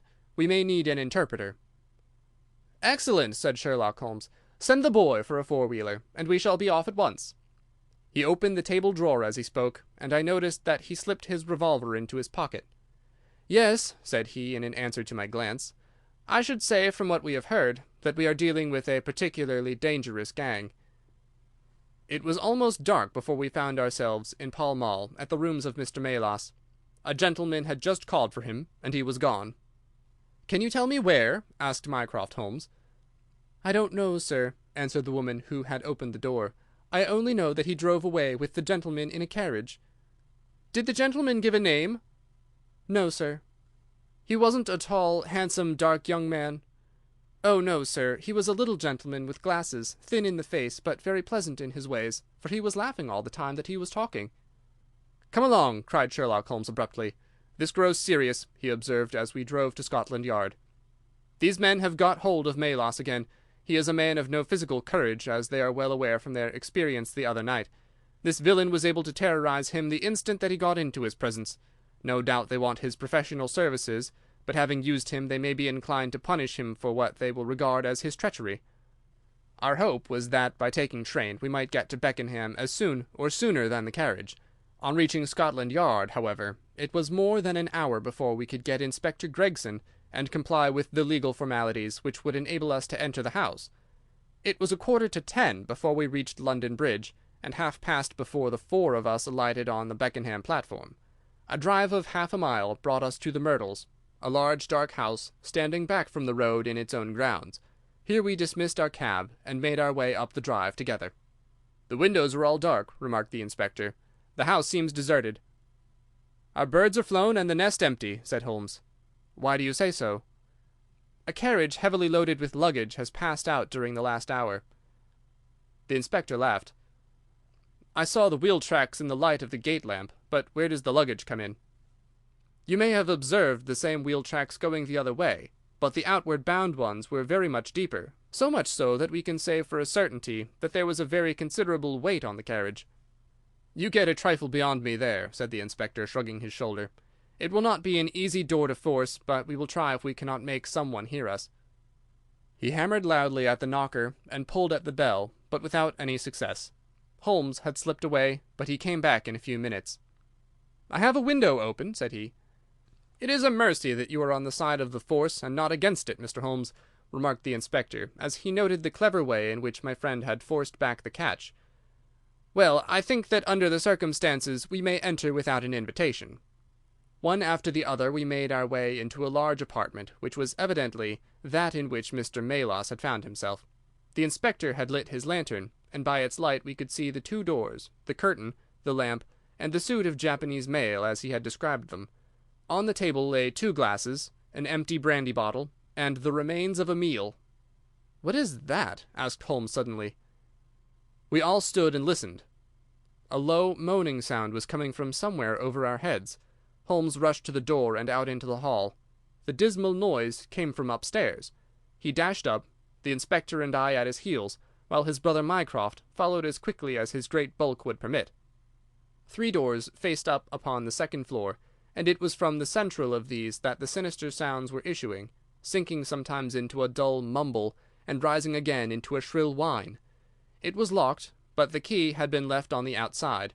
Holmes flung open the door and rushed in, but he was out again in an instant with his hand to his throat. "It's charcoal," he cried. "Give it time, it will clear." Peering in, we could see that the only light in the room came from a dull blue flame which flickered from a small brass tripod in the centre. It threw a livid, unnatural circle upon the floor, while in the shadows beyond we saw the vague loom of 2 figures which crouched against the wall. From the open door there reeked a horrible poisonous exhalation which set us gasping and coughing. Holmes rushed to the top of the stairs to draw in the fresh air, and then, dashing into the room, he threw up the window and hurled the brazen tripod out into the garden. "We can enter in a minute," he gasped, darting out again. "Where is a candle? I doubt if we could strike a match in that atmosphere. Hold the light at the door, and we shall get them out, Mycroft, now." With a rush we got to the poisoned men and dragged them out into the well-lit hall. Both of them were blue-lipped and insensible, with swollen, congested faces and protruding eyes. Indeed, so distorted were their features, that save for his black beard and stout figure, we might have failed to recognize in one of them the Greek interpreter, who had parted from us only a few hours before at the Diogenes Club. His hands and feet were securely strapped together, and he bore over one eye the marks of a violent blow. The other, who was secured in a similar fashion, was a tall man in the last stage of emaciation, with several strips of sticking plaster arranged in a grotesque pattern over his face. He had ceased to moan as we laid him down, and a glance showed me that for him, at least, our aid had come too late. Mr. Melas, however, still lived, and in less than an hour, with the aid of ammonia and brandy, I had the satisfaction of seeing him open his eyes, and of knowing that my hand had drawn him back from that dark valley in which all paths meet. It was a simple story which he had to tell, and one which did but confirm our own deductions. His visitor, on entering his rooms, had drawn a life-preserver from his sleeve, and had so impressed him with the fear of instant and inevitable death that he had kidnapped him for the second time. Indeed, it was almost mesmeric, the effect which this giggling ruffian had produced upon the unfortunate linguist, for he could not speak of him save with trembling hands and a blanched cheek. He had been taken swiftly to Beckenham, and had acted as interpreter in a second interview, even more dramatic than the first, in which the two Englishmen had menaced their prisoner with instant death if he did not comply with their demands. Finally, finding him proof against every threat, they had hurled him back into his prison, and after reproaching Melas with his treachery, which appeared from the newspaper advertisement, they had stunned him with a blow from a stick, and he remembered nothing more until he found us bending over him. And this was the singular case of the Grecian interpreter, the explanation of which is still involved in some mystery. We were able to find out by communicating with the gentleman who had answered the advertisement that the unfortunate young lady came of a wealthy Grecian family, and that she had been on a visit to some friends in England. While there, she had met a young man named Harold Latimer, who had acquired an ascendancy over her, and had eventually persuaded her to fly with him. Her friends, shocked at the event, had contented themselves with informing her brother at Athens, and had then washed their hands of the matter. The brother, on his arrival in England, had imprudently placed himself in the power of Latimer and of his associate, whose name was Wilson Kemp, a man of the foulest antecedents. These two, finding that through his ignorance of the language he was helpless in their hands, had kept him a prisoner, and had endeavoured by cruelty and starvation to make him sign away his own and his sister's property. They had kept him in the house without the girl's knowledge, and the plaster over the face had been for the purpose of making recognition difficult in case she should ever catch a glimpse of him. Her feminine perception, however, had instantly seen through the disguise when, on the occasion of the interpreter's visit, she had seen him for the first time. The poor girl, however, was herself a prisoner, for there was no one about the house except the man who acted as coachman, and his wife, both of whom were tools of the conspirators. Finding that their secret was out, and that their prisoner was not to be coerced, the two villains with the girl had fled away at a few hours' notice from the furnished house which they had hired, having first, as they thought, taken vengeance both upon the man who had defied and the one who had betrayed them. Months afterwards, a curious newspaper cutting reached us from Budapest. It told how two Englishmen, who had been travelling with a woman, had met with a tragic end. They had each been stabbed, it seems, and the Hungarian police were of opinion that they had quarrelled and had inflicted mortal injuries upon each other. Holmes, however, is, I fancy, of a different way of thinking, and holds to this day that if one could find the Grecian girl, one might learn how the wrongs of herself and her brother came to be avenged. End of Adventure 9. The Greek Interpreter. Chapter 10 of the Memoirs of Sherlock Holmes. Adventure 10. The Naval Treaty. The July which immediately succeeded my marriage was made memorable by 3 cases of interest, in which I had the privilege of being associated with Sherlock Holmes and of studying his methods. I find them recorded in my notes under the headings of The Adventure of the Second Stain, The Adventure of the Naval Treaty, and The Adventure of the Tied Captain. The first of these, however, deals with interest of such importance, and implicates so many of the first families in the kingdom, that for many years it will be impossible to make it public. No case, however, in which Holmes was engaged has ever illustrated the value of his analytical methods so clearly, or has impressed those who were associated with him so deeply. I still retain an almost verbatim report of the interview in which he demonstrated the true facts of the case to Monsieur Dubuque of the Paris police, and Fritz von Waldbaum, the well-known specialist of Danzig, both of whom had wasted their energies upon what proved to be side issues. The new century will have come, however, before the story can be safely told. Meanwhile, I pass on to the second on my list, which promised also at one time to be of national importance, and was marked by several incidents which give it a quite unique character. During my school days, I had been intimately associated with a lad named Percy Phelps, who was of much the same age as myself, though he was 2 classes ahead of me. He was a very brilliant boy, and carried away every prize which the school had to offer, finished his exploits by winning a scholarship which sent him on to continue his triumphant career at Cambridge. He was, I remember, extremely well connected, and even when we were all little boys together, we knew that his mother's brother was Lord Holdhurst, the great Conservative politician. This gaudy relationship did him little good at school. On the contrary, it seemed rather a piquant thing to us to chevy him about the playground and hit him over the shins with a wicket. But it was another thing when he came out into the world. I heard vaguely that his abilities and the influences which he commanded had won him a good position at the Foreign Office, and then he passed completely out of my mind until the following letter recalled his existence. Briarbrae, Woking. My dear Watson, I have no doubt that you can remember Tadpole Phelps, who was in the 5th form when you were in the 3rd. It is possible even that you may have heard that through my uncle's influence I obtained a good appointment at the Foreign Office, and that I was in a situation of trust and honour until a horrible misfortune came suddenly to blast my career. There is no use writing of the details of that dreadful event. In the event of your acceding to my request, it is probable that I shall have to narrate them to you. I have only just recovered from 9 weeks of brain fever, and am still exceedingly weak. Do you think that you could bring your friend Mr. Holmes down to see me? I should like to have his opinion of the case, though the authorities assure me that nothing more can be done. Do try to bring him down, and as soon as possible. Every minute seems an hour while I live in this state of horrible suspense. Assure him that if I have not asked his advice sooner, it was not because I did not appreciate his talents, but because I have been off my head ever since the blow fell. Now I am clear again, though I dare not think of it too much for fear of a relapse. I am still so weak that I have to write, as you see, by dictating. Do try to bring him. Your old schoolfellow, Percy Phelps. There was something that touched me as I read this letter, something pitiable in the reiterated appeals to bring Holmes. So moved was I, that even had it been a difficult matter, I should have tried it, but of course I knew well that Holmes loved his art, so that he was ever as ready to bring his aid as his client could be to receive it. My wife agreed with me that not a moment should be lost in laying the matter before him, and so within an hour of breakfast time I found myself back once more in the old rooms in Baker Street. Holmes was seated at his side table, clad in his dressing gown, and working hard over a chemical investigation. A large curved retort was boiling furiously in the bluish flame of a Bunsen burner, and the distilled drops were condensing into a 2-liter measure. My friend hardly glanced up as I entered, and I, seeing that his investigation must be of importance, seated myself in an armchair and waited. He dipped into this bottle or that, drawing out a few drops of each with his glass pipette, and finally brought a test tube containing a solution over the table. In his right hand he held a slip of litmus paper.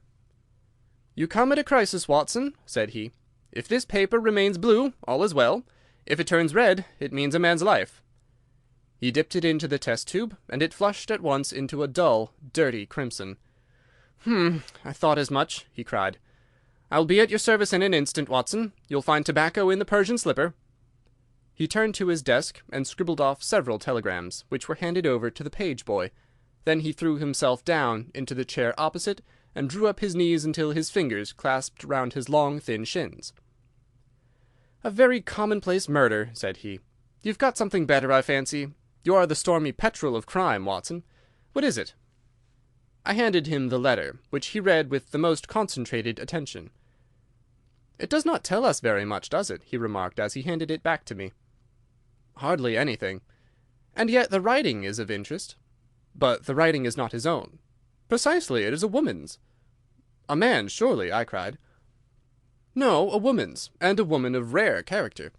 You see, at the commencement of an investigation, it is something to know that your client is in close contact with someone who, for good or evil, has an exceptional nature.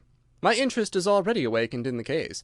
If you are ready, we will start at once for Woking, and see this diplomatist who is in such evil case, and the lady to whom he dictates his letters."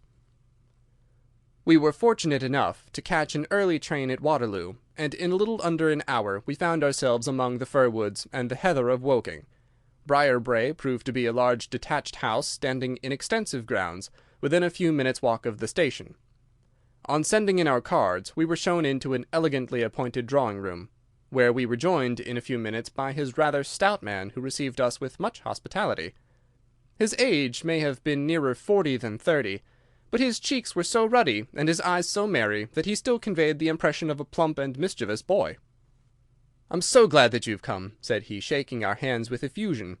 "Percy has been inquiring for you all morning. Ah, poor old chap, he clings to any straw. His father and his mother asked me to see you, for the mere mention of the subject is very painful to them." "We have no details yet," observed Holmes. "I perceive that you are not yourself a member of the family." Our acquaintance looked surprised, and then glancing down, he began to laugh. "Of course you saw the J.H. monogram on my locket," said he. "For a moment I thought you had done something clever. Joseph Harrison is my name, and as Percy is to marry my sister Annie, I shall at least be a relation by marriage. You'll find my sister in his room, for she has nursed him hand and foot this 2 months back. Perhaps we'd better go in at once, for I know how impatient he is." The chamber in which we were shown was on the same floor as the drawing-room.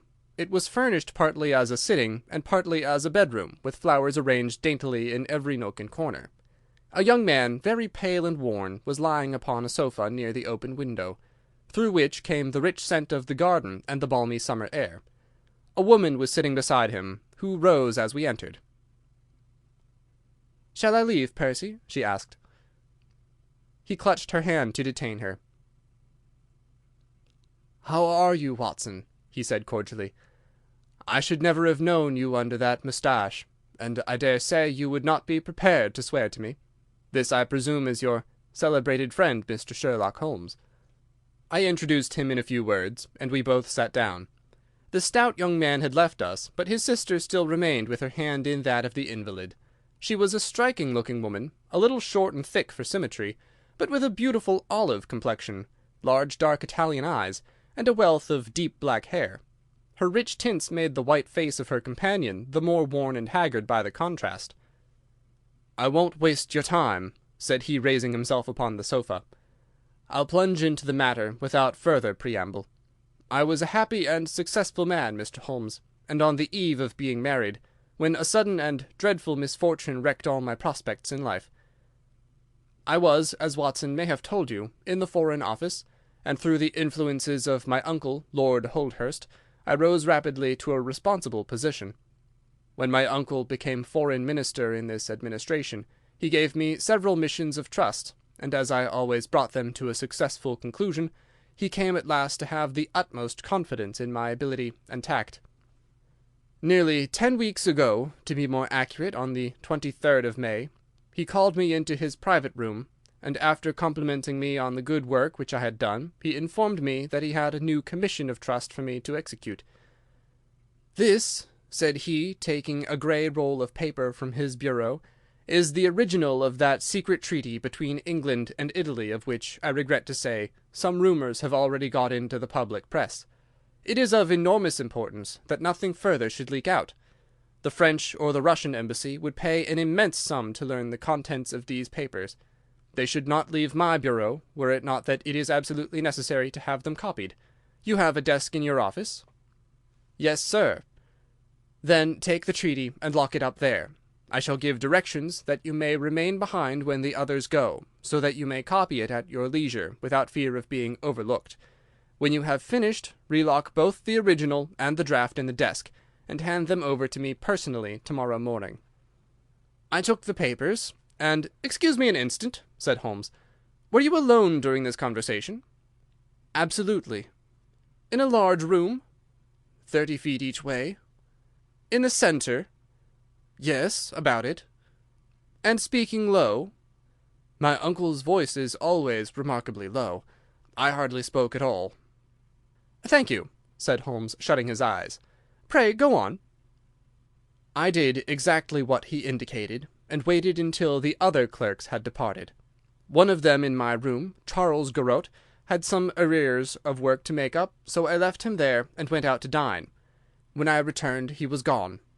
I was anxious to hurry my work, for I knew that Joseph, the Mr. Harrison whom you saw just now, was in town, and that he would travel down to Woking by the 11 o'clock train, and I wanted, if possible, to catch it. When I came to examine the treaty, I saw at once that it was of such importance that my uncle had been guilty of no exaggeration in what he had said. Without going into details, I may say that it defined the position of Great Britain towards the Triple Alliance, and foreshadowed the policy which this country would pursue in the event of the French fleet gaining a complete ascendancy over that of Italy in the Mediterranean. The questions treated in it were purely naval.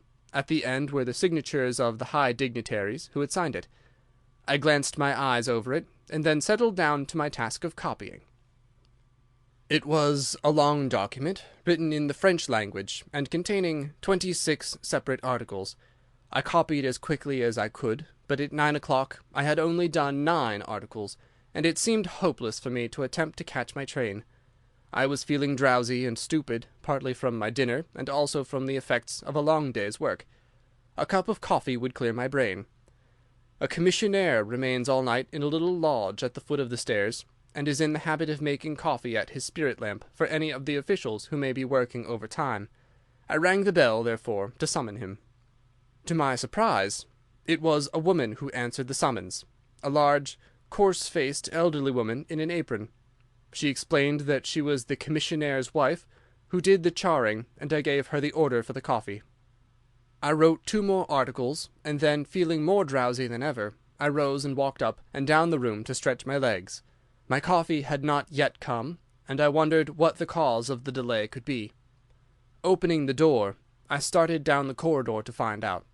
There was a straight passage, dimly lighted, which led from the room in which I had been working, and was the only exit from it. It ended in a curving staircase, with the commissionnaire's lodge in the passage at the bottom. Halfway down this staircase is a small landing, with another passage running into it at right angles. This second one leads by means of a second small stair to a side door, used by servants, and also as a short-cut by clerks when coming from Charles Street. Here is a rough chart of the place. "Thank you. I think that I quite follow you," said Sherlock Holmes. "It is of the utmost importance that you should notice this point." I went down the stairs and into the hall, where I found the commissionaire fast asleep in his box, with the kettle boiling furiously upon the spirit lamp. I took off the kettle and blew out the lamp, for the water was spurting over the floor. Then I put out my hand and was about to shake the man, who was still sleeping soundly, when a bell over his head rang loudly, and he woke with a start. "Mr. Phelps, sir," said he, looking at me in bewilderment. "I came down to see if my coffee was ready." "I was boiling the kettle when I fell asleep, sir." He looked at me, and then up at the still quivering bell, with an ever-growing astonishment upon his face. "If you was here, sir, then who rang the bell?" he asked. "The bell!" I cried. "What bell is it?" "It's the bell of the room you were working in." A cold hand seemed to close round my heart. Someone, then, was in that room where my precious treaty lay upon the table. I ran frantically up the stair and along the passage. There was no one in the corridors, Mr. Holmes. There was no one in the room. All was exactly as I left it, save only that the papers which had been committed to my care had been taken from the desk on which they lay. The copy was there, and the original was gone. Holmes sat up in his chair and rubbed his hands. I could see that the problem was entirely to his heart. "Pray, what did you do then?" he murmured. I recognized in an instant that the thief must have come up the stairs from the side door. Of course, I must have met him if he had come the other way. "You were satisfied that he could not have been concealed in the room all the time, or in the corridor which you have just described as dimly lighted?" "It is absolutely impossible. A rat could not conceal himself either in the room or the corridor. There is no cover at all." "Thank you. Pray proceed." "The commissionaire, seeing by my pale face that something was to be feared, had followed me upstairs. Now we both rushed along the corridor and down the steep steps which led to Charles Street. The door at the bottom was closed, but unlocked. We flung it open and rushed out. I can distinctly remember that as we did so there came 3 chimes from a neighbouring clock. It was 10:15. "That is of enormous importance," said Holmes, making a note upon his shirt-cuff. The night was very dark, and a thin, warm rain was falling. There was no one in Charles Street, but a great traffic was going on as usual in Whitehall, at the extremity. We rushed along the pavement, bareheaded as we were, and at the far corner we found a policeman standing. "A robbery has been committed," I gasped. "A document of immense value has been stolen from the Foreign Office. Has any one passed this way?" "I have been standing here for a quarter of an hour, sir," said he. "Only one person has passed me during that time, a woman, tall and elderly, with a Paisley shawl." "Ah, that is only my wife," cried the commissionaire. "Has no one else passed?" "No one." "Then it must be the other way that the thief took," cried the fellow, tugging at my sleeve. But I was not satisfied, and the attempts which he made to draw me away increased my suspicions. "Which way did the woman go?" I cried. "I don't know, sir. I noticed her pass, but I had no special reason for watching her. She seemed to be in a hurry." "How long ago was it?" "Oh, not very many minutes." "Within the last 5?" "Well, it could not be more than 5." "You're only wasting your time, sir, and every minute now is of importance," cried the commissionaire. Take my word for it that my old woman has nothing to do with it, and come down to the other end of the street. Well, if you won't, I will." And with that he rushed off in the other direction. But I was after him in an instant, and caught him by the sleeve. "Where do you live?" said I. 16 Ivy Lane, Brixton," he answered. "But don't let yourself be drawn away upon a false scent, Mr. Phelps. Come to the other end of the street, and let us see if we can hear of anything." Nothing was to be lost by following his advice. With the policeman we both hurried down, but only to find the street full of traffic. Many people coming and going, but all only too eager to get to a place of safety upon so wet a night. There was no lounger who could tell us who had passed.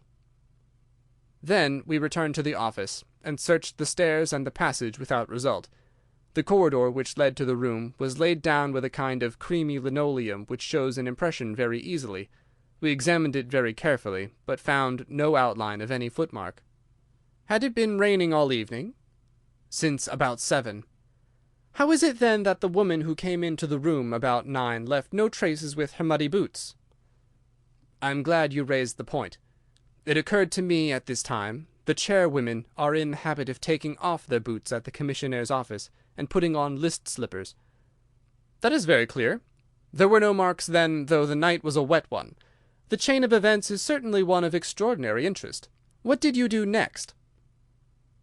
"We examined the room also. There is no possibility of a secret door, and the windows are quite 30 feet from the ground. Both of them were fastened on the inside. The carpet prevents any possibility of a trapdoor, and the ceiling is of the ordinary whitewashed kind. I will pledge my life that whoever stole my papers could only have come through the door." "How about the fireplace?" "They use none. There is a stove. The bell rope hangs from the wire just to the right of my desk. Whoever rang it must have come right up to the desk to do it. But why should any criminal wish to ring the bell? It is a most insoluble mystery." "Certainly the incident was unusual. What were your next steps? You examined the room, I presume, to see if the intruder had left any traces, any cigar end or dropped glove or hairpin or other trifle?" "There was nothing of the sort." "No smell?" "Well, we never thought of that." "Ah, a scent of tobacco would have been worth a great deal to us in such an investigation." "I never smoke myself, so I think I should have observed it if there had been any smell of tobacco. There was absolutely no clue of any kind. The only tangible fact was that the commissionnaire's wife, Mrs. Tangy was the name, had hurried out of the place. He could give no explanation save that it was about the time when the woman always went home. The policeman and I agreed that our best plan would be to seize the woman before she could get rid of the papers, presuming that she had them. The alarm had reached Scotland Yard by this time, and Mr. Forbes, the detective, came round at once and took up the case with a great deal of energy. We hired a hansom, and in half an hour we were at the address which had been given to us. A young woman opened the door, who proved to be Mrs. Tangy's eldest daughter. Her mother had not come back yet, and we were shown into the front room to wait. About 10 minutes later a knock came at the door, and here we made the one serious mistake for which I blame myself. Instead of opening the door ourselves, we allowed the girl to do so. We heard her say, "Mother, there are 2 men in the house waiting to see you," and an instant afterwards we heard the patter of feet rushing down the passage. Forbes flung open the door, and we both ran into the back room or kitchen, but the woman had got there before us. She stared at us with defiant eyes, and then, suddenly recognizing me, an expression of absolute astonishment came over her face. "Why, if it isn't Mr. Phelps of the office!" she cried. "Come, come, who did you think we were when you ran away from us?" asked my companion. "I thought you were the brokers," said she. "We have had some trouble with a tradesman." "That's not quite good enough," answered Forbes. "We have reason to believe that you have taken a paper of importance from the Foreign Office, and that you ran in here to dispose of it. You must come back with us to Scotland Yard to be searched." It was in vain that she protested and resisted. A 4-wheeler was brought, and we all 3 drove back in it. We had first made an examination of the kitchen, and especially of the kitchen fire, to see whether she might have made away with the papers during the instant that she was alone. There were no signs, however, of any ashes or scraps. When we reached Scotland Yard, she was handed over at once to the female searcher. I waited in an agony of suspense until she came back with her report. There were no signs of the papers. Then, for the first time, the horror of my situation came in its full force. Hitherto I had been acting, and action had numbed thought. I had been so confident of regaining the treaty at once that I had not dared to think of what would be the consequence if I failed to do so. But now there was nothing more to be done, and I had leisure to realize my position. It was horrible. Watson there would tell you that I was a nervous, sensitive boy at school. It is my nature. I thought of my uncle and of his colleagues in the cabinet, of the shame which I had brought upon him, upon myself, upon every one connected with me. What though I was the victim of an extraordinary accident? No allowance is made for accidents where diplomatic interests are at stake. I was ruined, shamefully, hopelessly ruined. I don't know what I did. I fancy I must have made a scene. I have a dim recollection of a group of officials who crowded round me, endeavouring to soothe me. One of them drove down with me to Waterloo, and saw me into the Woking train. I believe that he would have come all the way had it not been that Dr. Ferrier, who lives near me, was going down by that very train. The doctor most kindly took charge of me, and it was well that he did so, for I had a fit in the station, and before we reached home I was practically a raving maniac. You can imagine the state of things here when they were roused from their beds by the doctor's ringing and found me in this condition. Poor Annie here and my mother were broken-hearted. Dr. Ferrier had just heard enough from the detective at the station to be able to give an idea of what had happened, and his story did not mend matters. It was evident to all that I was in for a long illness, so Joseph was bundled out of his cheery bedroom, and it was turned into a sick-room for me. Here I have lain, Mr. Holmes, for over 9 weeks, unconscious, and raving with brain fever. If it had not been for Miss Harrison here and for the doctor's care, I should not be speaking to you now. She has nursed me by day, and a hired nurse has looked after me by night, for in my mad fits I was capable of anything. Slowly my reason is cleared, but it is only during the last 3 days that my memory has quite returned. Sometimes I wish that it never had. The first thing that I did was to wire Mr. Forbes, who had the case in hand. He came out, and assured me that, though everything has been done, no trace of a clue has been discovered. The commissionaire and his wife have been examined in every way without any light being thrown upon the matter. The suspicions of the police then rested upon young Gorot, who, as you may remember, stayed overtime in the office that night. His remaining behind and his French name were really the only 2 points which could suggest suspicion, but, as a matter of fact, I did not begin work until he had gone, and his people are of Huguenot extraction, but as English in sympathy and tradition as you and I are. Nothing was found to implicate him in any way, and there the matter dropped. I turn to you, Mr. Holmes, as absolutely my last hope. If you fail me, then my honour as well as my position are forever forfeited." The invalid sank back down upon his cushions, tired out by this long recital, while his nurse poured him out a glass of some stimulating medicine. Holmes sat silently, with his head thrown back and his eyes closed, in an attitude which might seem listless to a stranger, but which, I knew, betokened the most intense self-absorption. "Your statement has been so explicit," said he at last, "that you have really left me very few questions to ask. There's one of the very utmost importance, however. Did you tell any one that you had this special task to perform?" "No one."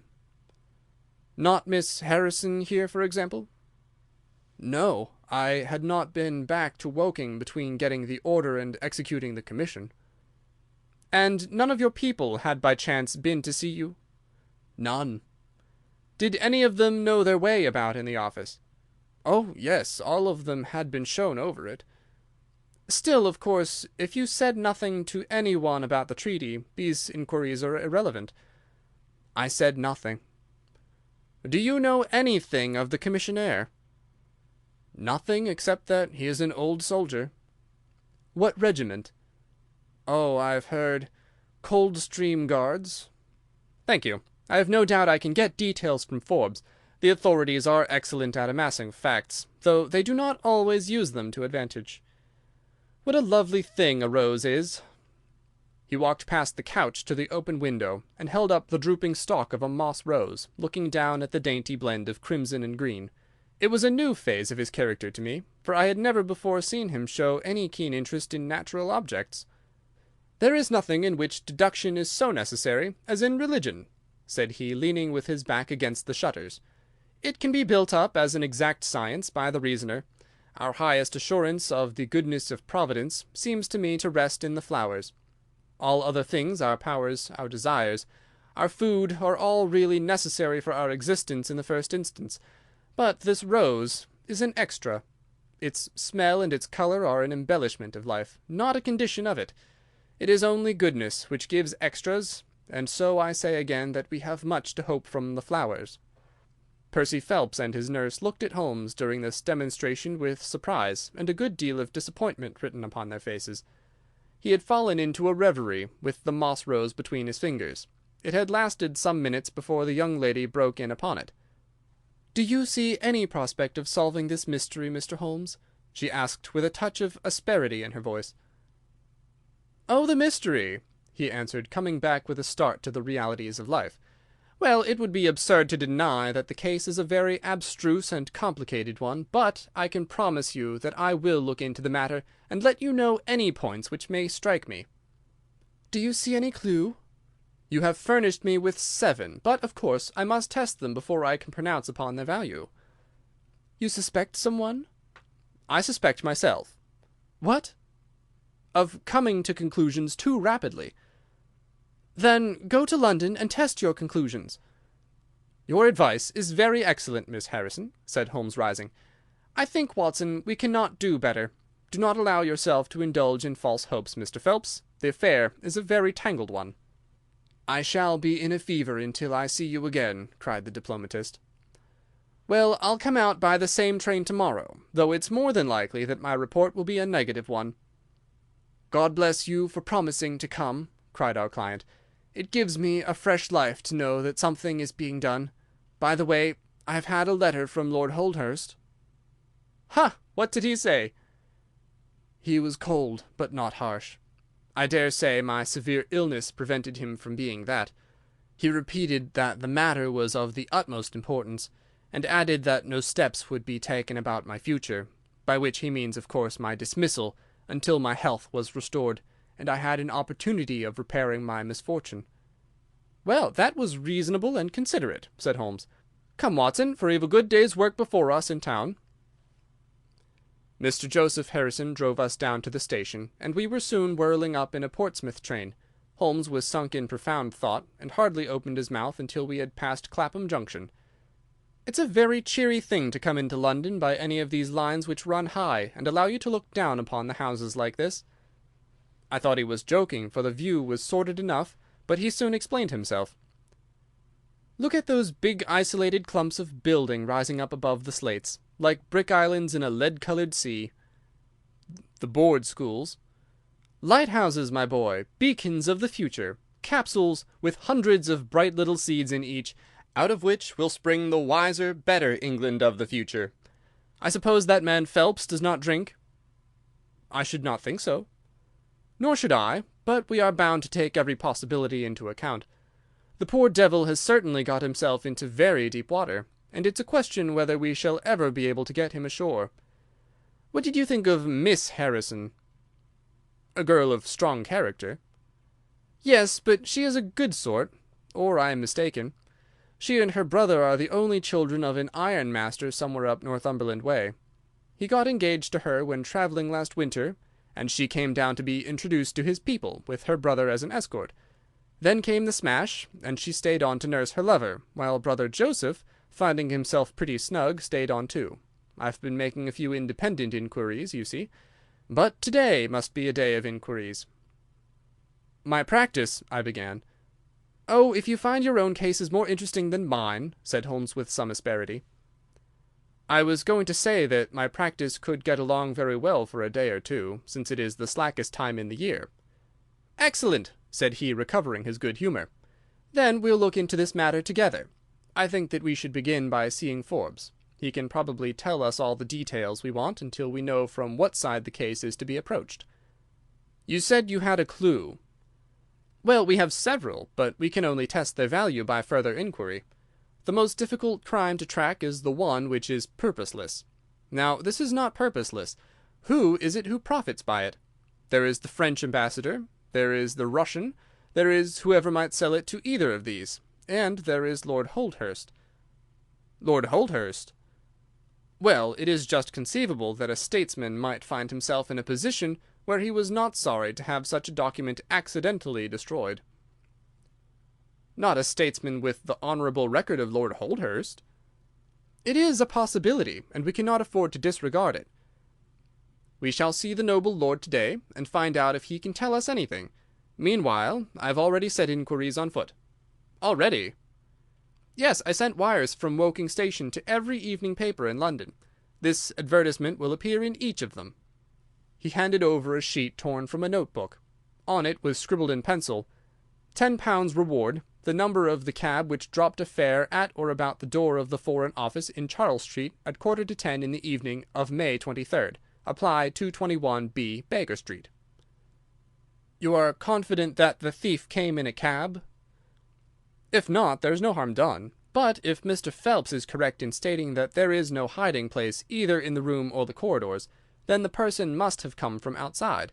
If he came from outside on so wet a night, and yet left no trace of damp upon the linoleum, which was examined within a few minutes of his passing, then it is exceedingly probable that he came in a cab.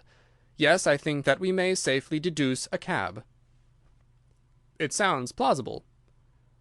"That is one of the clues of which I spoke. It may lead us to something, and then of course there is the bell, which is the most distinctive feature of the case. Why should that bell ring? Was it the thief who did it out of bravado, or was it someone who was with the thief who did it in order to prevent the crime, or was it an accident, or was it—" He sank back into the state of intense and silent thought from which he had emerged, but it seemed to me, accustomed as I was to his every mood, that some new possibility had dawned suddenly upon him. It was 3:20 when we reached our terminus, and after a hasty luncheon at the buffet we pushed on at once to Scotland Yard. Holmes had already wired to Forbes, and we found him waiting to receive us, a small foxy man with a sharp but by no means amiable expression. He was decidedly frigid in his manner to us, especially when he heard the errand upon which we had come. "I've heard of your methods before now, Mr. Holmes," said he tartly. "You are ready enough to use all the information that the police can lay at your disposal, and then you try to finish the case yourself and bring discredit on them." "On the contrary," said Holmes, "out of my last 53 cases, my name has only appeared in 4, and the police have had all the credit in 49. I don't blame you for not knowing this, for you are young and inexperienced, but if you wish to get on in your new duties you will work with me and not against me." "I'd be very glad of a hint or two," said the detective, changing his manner. "I've certainly had no credit from the case so far. What steps have you taken?"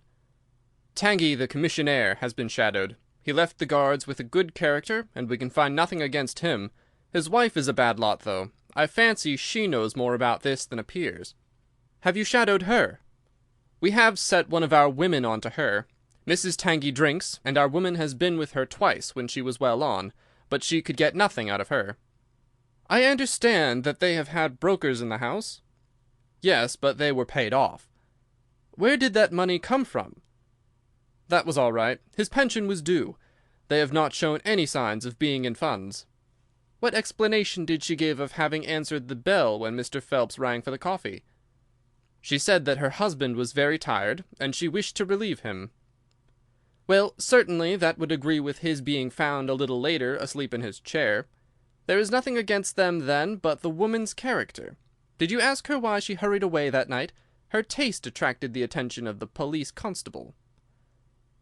"She was later than usual, and wanted to get home." "Did you point out to her that you and Mr. Phelps, who started at least 20 minutes after her, got home before her?" "She explains that by the difference between a bus and a hansom." "Did she make it clear why, on reaching her house, she ran into the back kitchen?" "Because she had the money there with which to pay off the brokers." "She has at least an answer for everything. Did you ask her whether in leaving she met any one or saw any one loitering about Charles Street?" "She saw no one but the constable." "Well, you seem to have cross-examined her pretty thoroughly.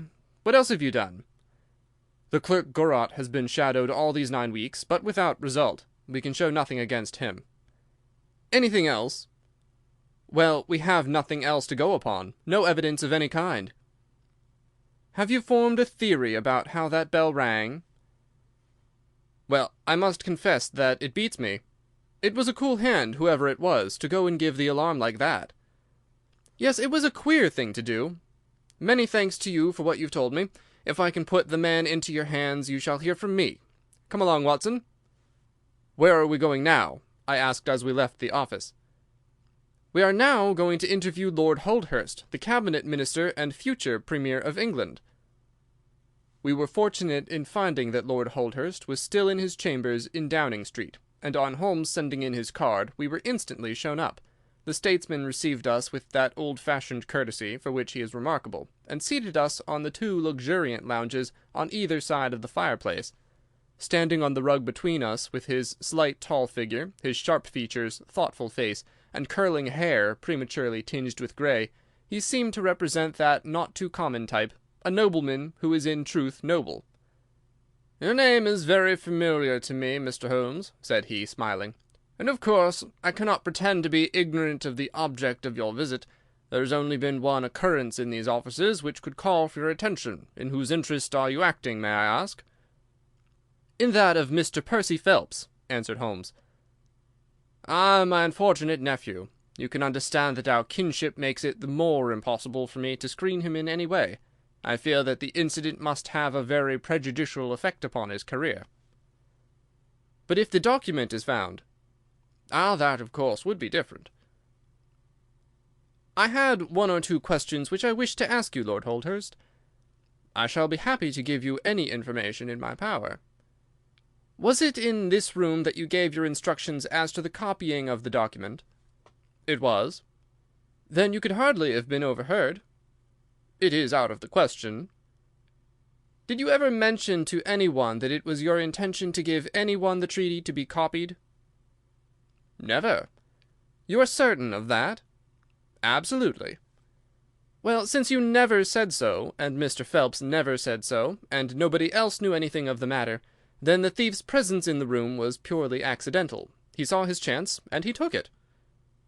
The statesman smiled. "You take me out of my province there," said he. Holmes considered for a moment. "There is another very important point which I wish to discuss with you," said he. "You feared, as I understand, that very grave results might follow from the details of this treaty being known." A shadow passed over the expressive face of the statesman.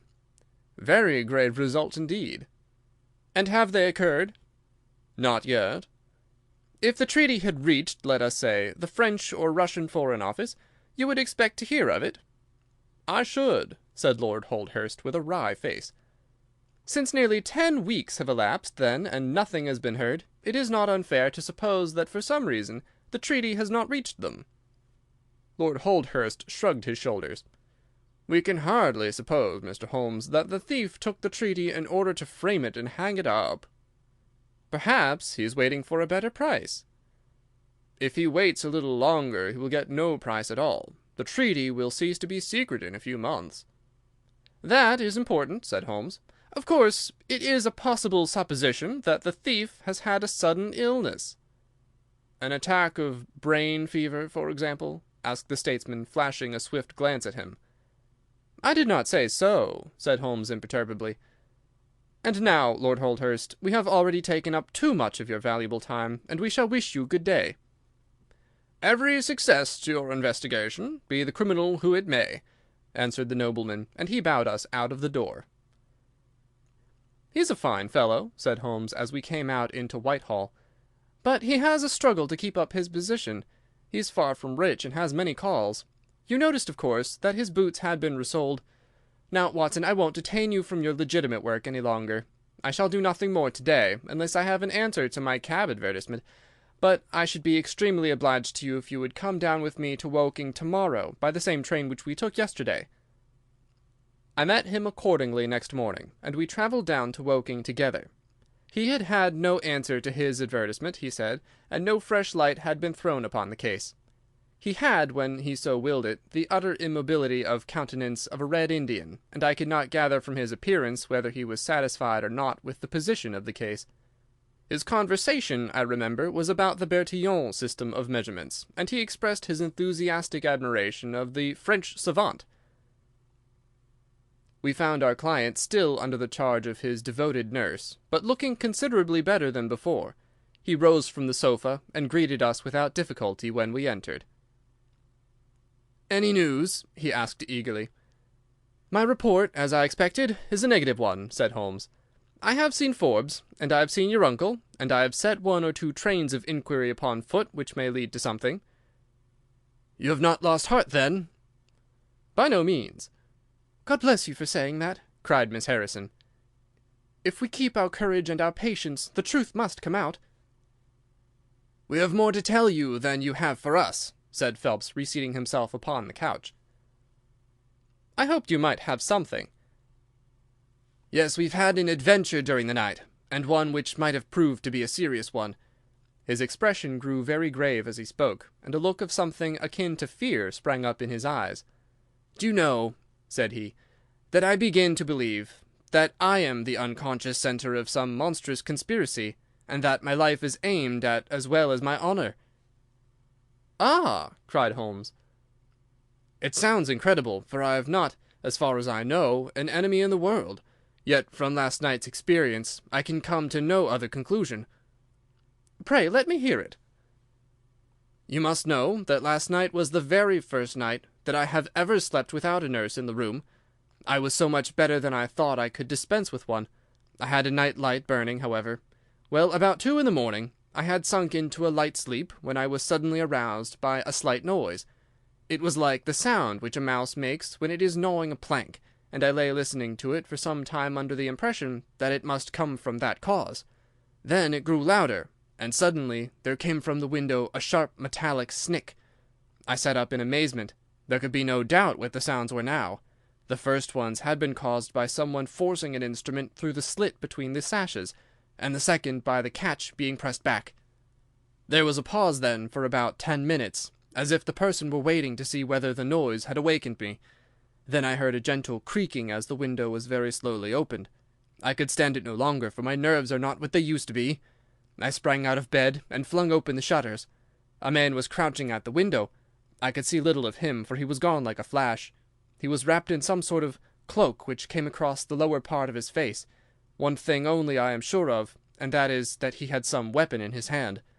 It looked to me like a long knife. I distinctly saw the gleam of it as he turned to run. "This is most interesting," said Holmes. "Pray, what did you do then?" "I should have followed him through the open window if I had been stronger. As it was, I rang the bell and roused the house. It took me some little time, for the bell rings in the kitchen and the servants all sleep upstairs. I shouted, however, and that brought Joseph down, and he roused the others.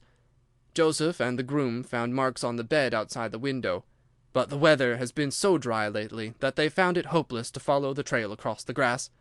There's a place, however, on the wooden fence which skirts the road which shows signs, they tell me, as if someone had got over, and had snapped the top of the rail in doing so. I have said nothing to the local police yet, for I thought I had best have your opinion first." This tale of our client's appeared to have an extraordinary effect upon Sherlock Holmes. He rose from his chair and paced about the room in uncontrollable excitement. "Misfortunes never come single," said Phelps, smiling, though it was evident that his adventure had somewhat shaken him. "You have certainly had your share," said Holmes. "Do you think you could walk around the house with me?" "Oh, yes, I should like a little sunshine. Joseph will come too." "And I also," said Miss Harrison. "I'm afraid not," said Holmes, shaking his head. "I think I must ask you to remain sitting exactly where you are." The young lady resumed her seat with an air of displeasure. Her brother, however, had joined us, and we set off all four together. We passed round the lawn to the outside of the young diplomatist's window. There were, as he had said, marks upon the bed, but they were hopelessly blurred and vague. Holmes stopped over them for an instant, and then rose, shrugging his shoulders. "I don't think anyone could make much of this," said he. "Let us go round the house and see why this particular room was chosen by the burglar. I should have thought those larger windows of the drawing-room and dining-room would have had more attractions for him." "They are more visible from the road," suggested Mr. Joseph Harrison. "Ah, yes, of course. There is a door here which he might have attempted. What is it for?" "It is the side entrance for tradespeople. Of course it is locked at night." "Have you ever had an alarm like this before?" "Never," said our client. "Do you keep plate in the house, or anything to attract burglars?" "Nothing of value." Holmes strolled round the house with his hands in his pockets and a negligent air which was unusual with him. "By the way," said he to Joseph Harrison, "you found some place, I understand, where the fellow scaled the fence. Let us have a look at that."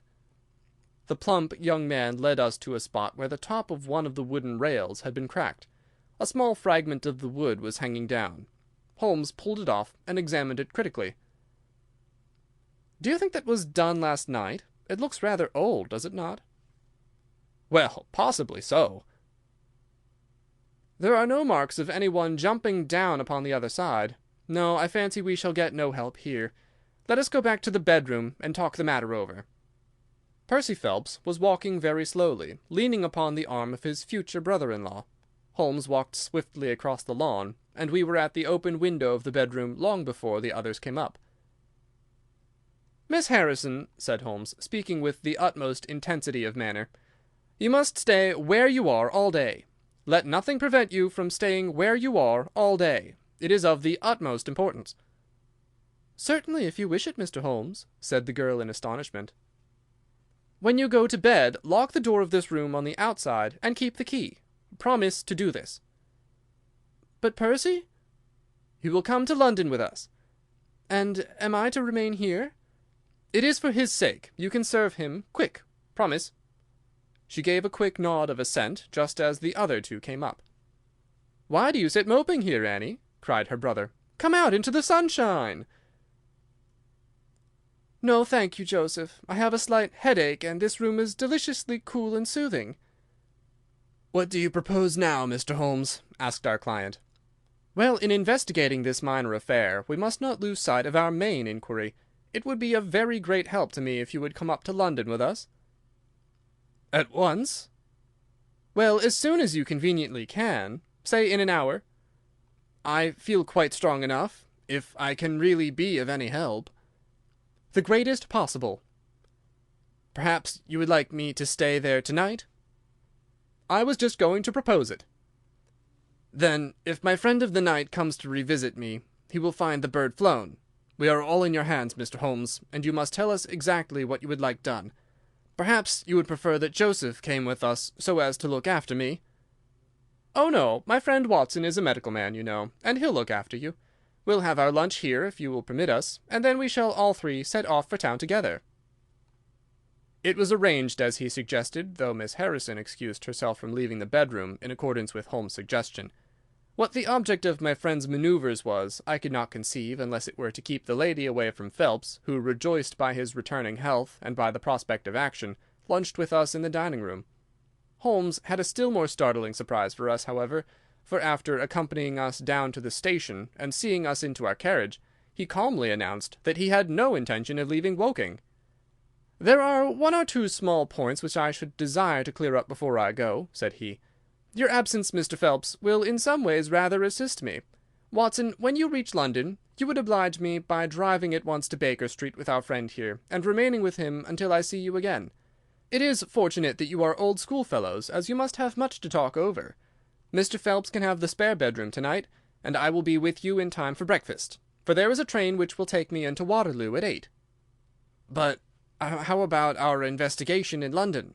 asked Phelps ruefully. "We can do that tomorrow. I think that just at present I can be of more immediate use here." "You might tell them at Briarbrae that I hope to be back tomorrow night," cried Phelps as we began to move from the platform. "I hardly expect to go back to Briarbrae," answered Holmes, and waved his hand to us cheerily as we shot out from the station. Phelps and I talked it over on our journey, but neither of us could devise a satisfactory reason for this new development.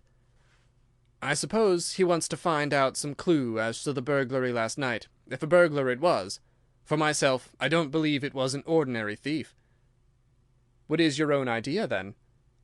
"Upon my word, you may put it down to my weak nerves or not, but I believe there is some deep political intrigue going on around me, and that, for some reason that passes my understanding, My life is aimed at by the conspirators.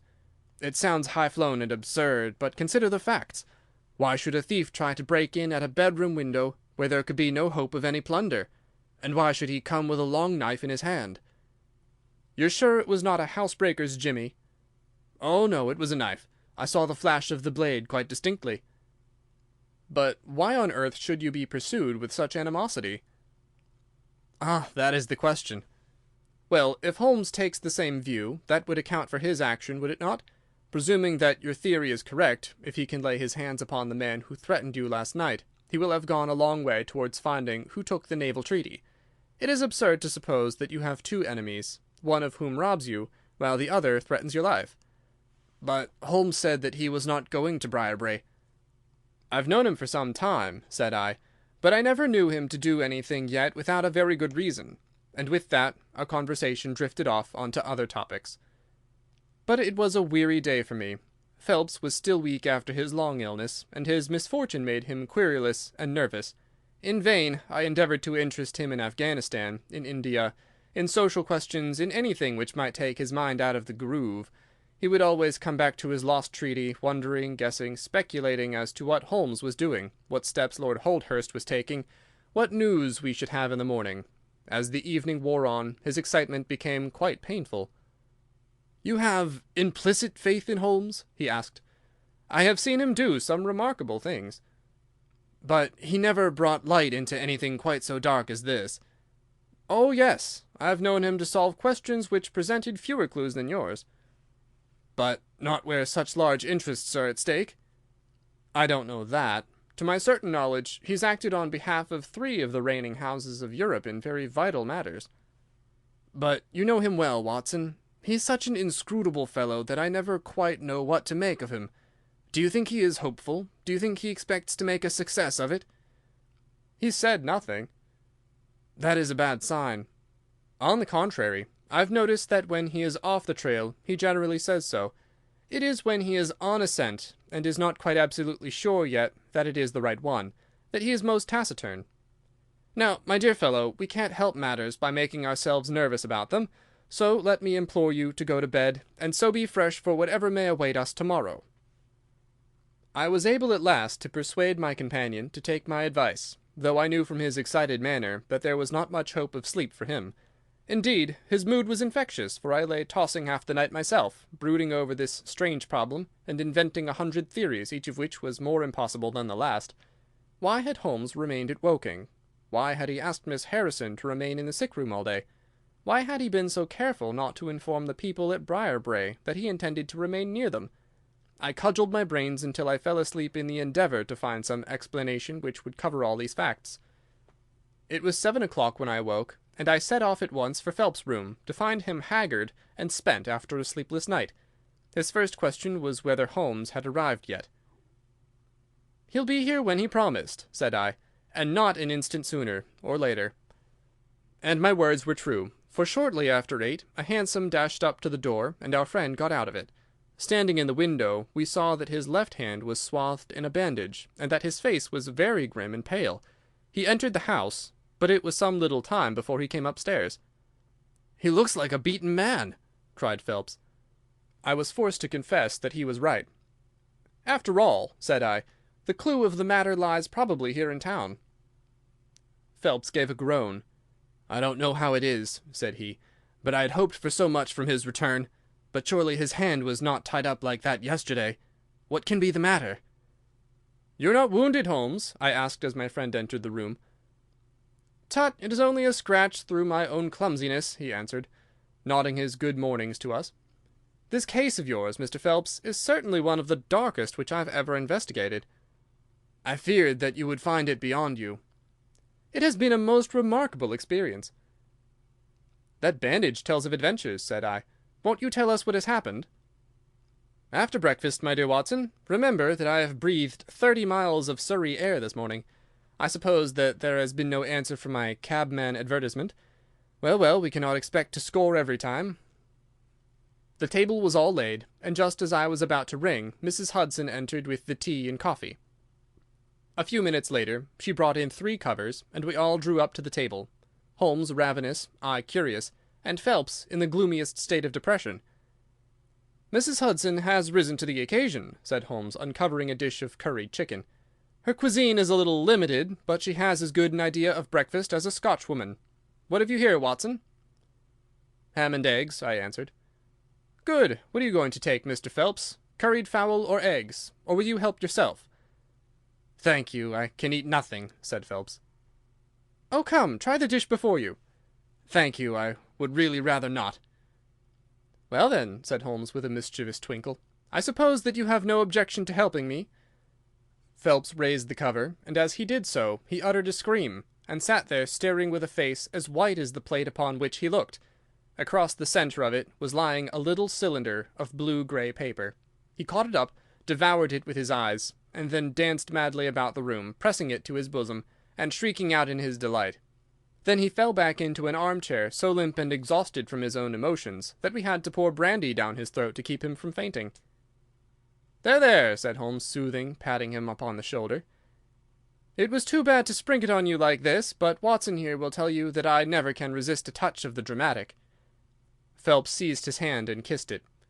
"God bless you," he cried. "You have saved my honour." "Well, my own was at stake, you know," said Holmes. "I assure you it is just as hateful to me to fail in a case as it can be to you to blunder over a commission." Phelps thrust away the precious document into the innermost pocket of his coat. "I have not the heart to interrupt your breakfast any further, and yet I am dying to know how you got it and where it was." Sherlock Holmes swallowed a cup of coffee and turned his attention to the ham and eggs. Then he rose, lit his pipe, and settled himself down into his chair. "I'll tell you what I did first, and how I came to do it afterwards," said he. "After leaving you at the station, I went for a charming walk through some admirable Surrey scenery to a pretty little village called Ripley, where I had my tea at an inn, and took the precaution of filling my flask and of putting a paper of sandwiches in my pocket. There I remained until evening, when I set off for Woking again, and found myself in the high road outside Briarbrae just after sunset. Well, I waited until the road was clear. It is never a very frequented one at any time, I fancy, and then I clambered over the fence into the grounds." "Surely the gate was open?" ejaculated Phelps. "Yes, but I have a peculiar taste in these matters. I chose the place where the 3 fir trees stand, and behind their screen I got over without the least chance of any one in the house being able to see me. I crouched down among the bushes on the other side, and crawled from one to the other, witness the disreputable state of my trouser knees, until I had reached the clump of rhododendrons just opposite to your bedroom window. There I squatted down and awaited developments. The blind was not down in your room, and I could see Miss Harrison sitting there reading by the table. It was 10:15 when she closed her book, fastened the shutters, and retired. I heard her shut the door, and felt quite sure that she had turned the key in the lock." "The key!" ejaculated Phelps. "Yes, I had given Miss Harrison instructions to lock the door on the outside, and take the key with her when she went to bed. She carried out every one of my injunctions to the letter, and certainly, without her cooperation, you would not have that paper in your coat pocket. She departed then, and the lights went out, and I was left squatting in the rhododendron bush. The night was fine, but still it was a very weary vigil. Of course it has the sort of excitement about it that the sportsman feels when he lies beside the water-course and waits for the big game. It was very long, though, almost as long, Watson, as when you and I waited in that deadly room when we looked into the little problem of the speckled band. There was a church clock down at Woking which struck the quarters, and I thought more than once that it had stopped. At last, however, about 2 in the morning, I suddenly heard the gentle sound of a bolt being pushed back and the creaking of a key. A moment later the servants' door was opened, and Mr. Joseph Harrison stepped out into the moonlight." "Joseph!" ejaculated Phelps. "He was bareheaded, but he had a black coat thrown over his shoulder, so that he could conceal his face in an instant if there were any alarm. He walked on tiptoe under the shadow of the wall, and when he reached the window he worked a long bladed knife through the sash and pushed back the catch. Then he flung open the window, and putting his knife through the crack in the shutters, he thrust the bar up and swung them open. From where I lay, I had a perfect view of the inside of the room, and of every one of his movements. He lit the 2 candles which stood upon the mantelpiece, and then he proceeded to turn back the corner of the carpet in the neighbourhood of the door. Presently he stopped and picked out a square piece of board, such as is usually left to enable plumbers to get at the joints of the gas pipes. This one covered, as a matter of fact, the T-joint which gives off the pipe which supplies the kitchen underneath. Out of this hiding-place he drew that little cylinder of paper, pushed down the board, rearranged the carpet, blew out the candles, and walked straight into my arms as I stood waiting for him outside the window. Well, he has rather more viciousness than I gave him credit for, has Master Joseph. He flew at me with his knife, and I had to grasp him twice and got a cut over the knuckles before I had the upper hand of him. He looked murder out of the only eye he could see with when we had finished, but he listened to reason and gave up the papers. Having got them, I let my man go, but I wired full particulars to Forbes this morning. If he is quick enough to catch his bird, well and good. But if, as I shrewdly expect, he finds the nest empty before he gets there, why, all the better for the government. I fancy that Lord Holdhurst for one, and Mr. Percy Phelps for another, would very much rather that affair never got as far as a police court." "My God!" gasped our client. "Do you tell me that during these long 10 weeks of agony the stolen papers were within the very room with me all the time?" "So it was." "And Joseph! Joseph, a villain and a thief!" "I'm afraid Joseph's character is a rather deeper and more dangerous one than one might judge from his appearance. From what I have heard from him this morning, I gather that he has lost heavily in dabbling with stocks, and that he is ready to do anything on earth to better his fortunes. Being an absolutely selfish man, when a chance presented itself, he did not allow either his sister's happiness or your reputation to hold his hand." Percy Phelps sank back in his chair. "My head whirls," said he. "Your words have dazed me." "The principal difficulty in your case," remarked Holmes in his didactic fashion, "lay in the fact of there being too much evidence. What was vital was overlaid and hidden by what was irrelevant. Of all the facts which were presented to us, we had to pick just those which we deemed to be essential, and then piece them together in their order, so as to reconstruct this very remarkable chain of events. I had already begun to suspect Joseph from the fact that you had intended to travel home with him that night, and that, therefore, it was a likely enough thing that he should call for you, knowing the Foreign Office well upon his way. When I heard that someone had been so anxious to get into the bedroom, in which no one but Joseph could have concealed anything, you told us in your narrative how you had turned Joseph out when you arrived with the doctor. My suspicions all changed to certainties, especially as the attempt was made on the first night upon which the nurse was absent, showing that the intruder was well acquainted with the ways of the house." "How blind I've been!" "The facts of the case, as far as I have worked them out, are these. This Joseph Harrison entered the office through the Charles Street door, and, knowing his way, he walked straight into your room the instant after you left it.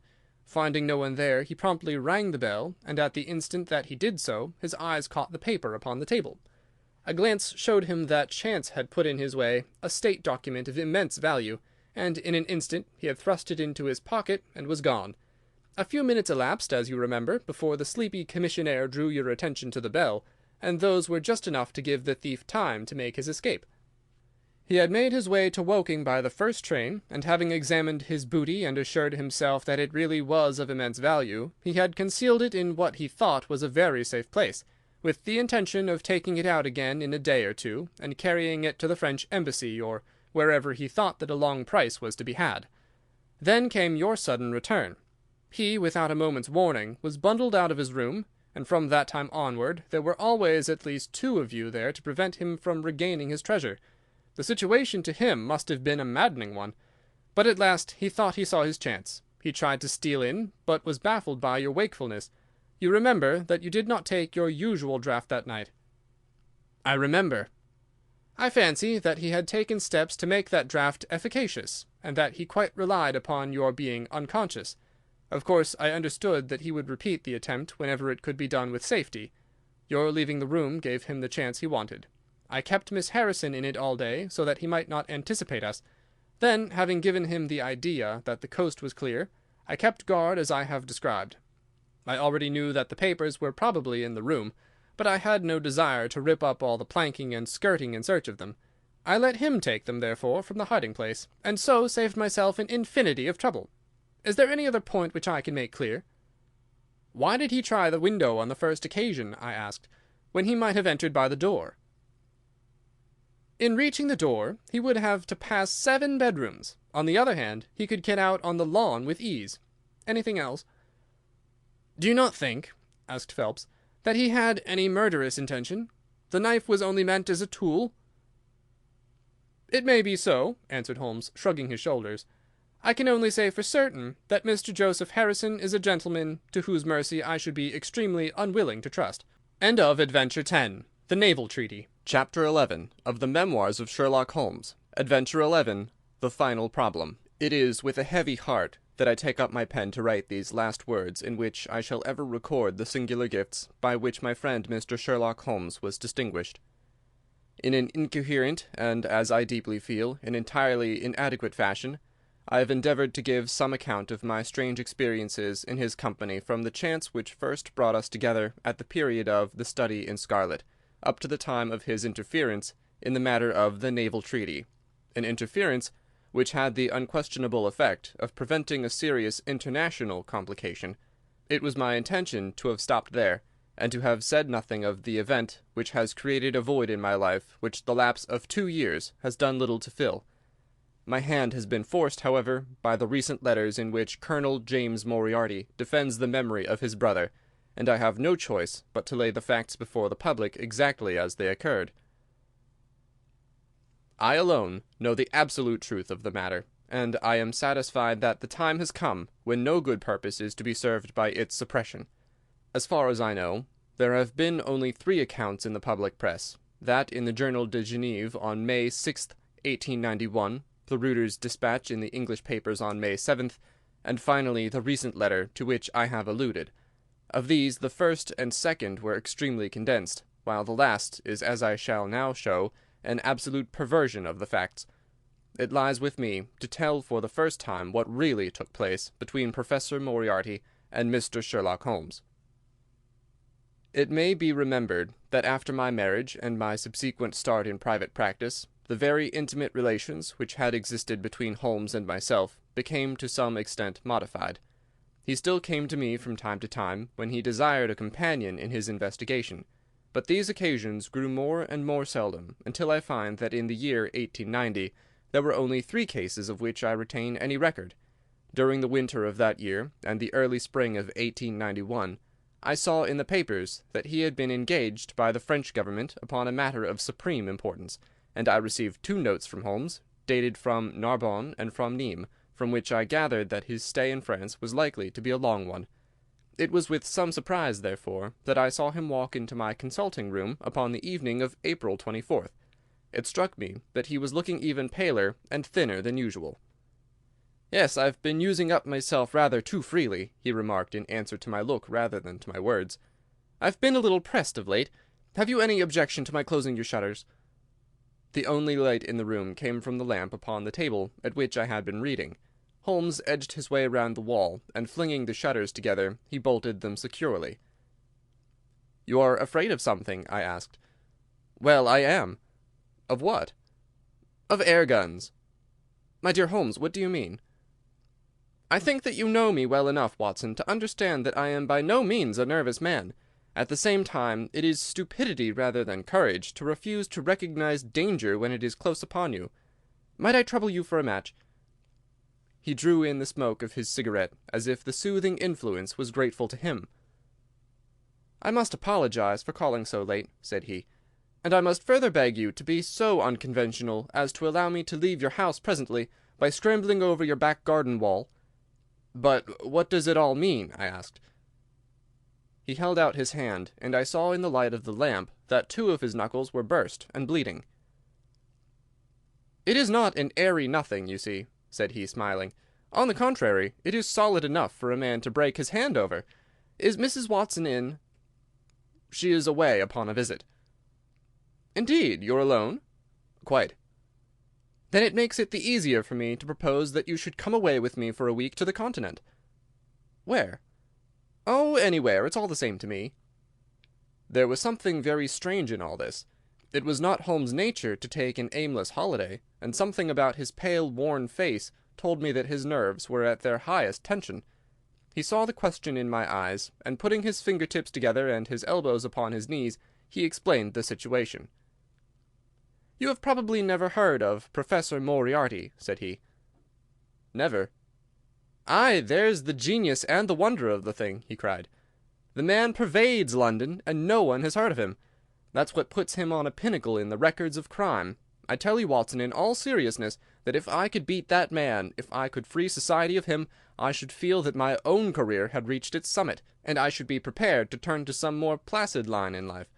Between ourselves, the recent cases in which I have been of assistance to the royal family of Scandinavia and to the French Republic have left me in such a position that I could continue to live in the quiet fashion which is most congenial to me, and to concentrate my attention upon my chemical researches. But I could not rest, Watson, I could not sit quiet in my chair, if I thought that such a man as Professor Moriarty were walking the streets of London unchallenged." "What has he done, then?" "His career has been an extraordinary one. He is a man of good birth and excellent education, endowed by nature with a phenomenal mathematical faculty. At the age of 21 he wrote a treatise upon the binomial theorem, which has had a European vogue. On the strength of it he won the mathematical chair at one of our smaller universities, and had, to all appearances, a most brilliant career before him. But the man had hereditary tendencies of the most diabolical kind. A criminal strain ran in his blood, which, instead of being modified, was increased and rendered infinitely more dangerous by his extraordinary mental powers. Dark rumours gathered round him in the university town, and eventually he was compelled to resign his chair, and to come down to London, where he set up as an army coach. So much is known to the world, but what I am telling you now is what I have myself discovered. As you are aware, Watson, there is no one who knows the higher criminal world of London so well as I do. For years past I have continually been conscious of some power behind the malefactor, some deep organizing power which forever stands in the way of the law, and throws its shield over the wrongdoer. Again and again, in cases of the most varying sorts, forgery cases, robberies, murders, I have felt the presence of this force, and I have deduced its action in many of those undiscovered crimes in which I have not been personally consulted. For years I have endeavoured to break through the veil which shrouded it, and at last the time came when I seized my thread and followed it, until it led me, after 1,000 cunning windings, to ex-Professor Moriarty of mathematical celebrity. He is the Napoleon of crime, Watson. He is the organizer of half that is evil and of nearly all that is undetected in this great city. He is a genius, a philosopher, an abstract thinker. He has a brain of the first order, but sits motionless like a spider in the centre of its web. But that web has 1,000 radiations, and he knows well every quiver of each of them. He does little himself. He only plans. But his agents are numerous and splendidly organized. Is there a crime to be done, a paper to be abstracted, we will say a house to be rifled, a man to be removed, the word is passed to the professor, the matter is organized and carried out. The agent may be caught. In that case, money is found for his bail or his defence, but the central power which uses the agent is never caught, never so much as suspected.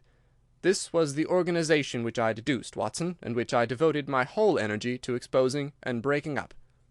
But the professor was fenced round with safeguards so cunningly devised that, do what I would, it seemed impossible to get evidence which would convict in a court of law.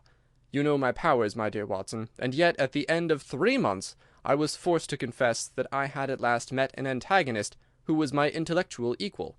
My horror at his crimes was lost in my admiration at his skill.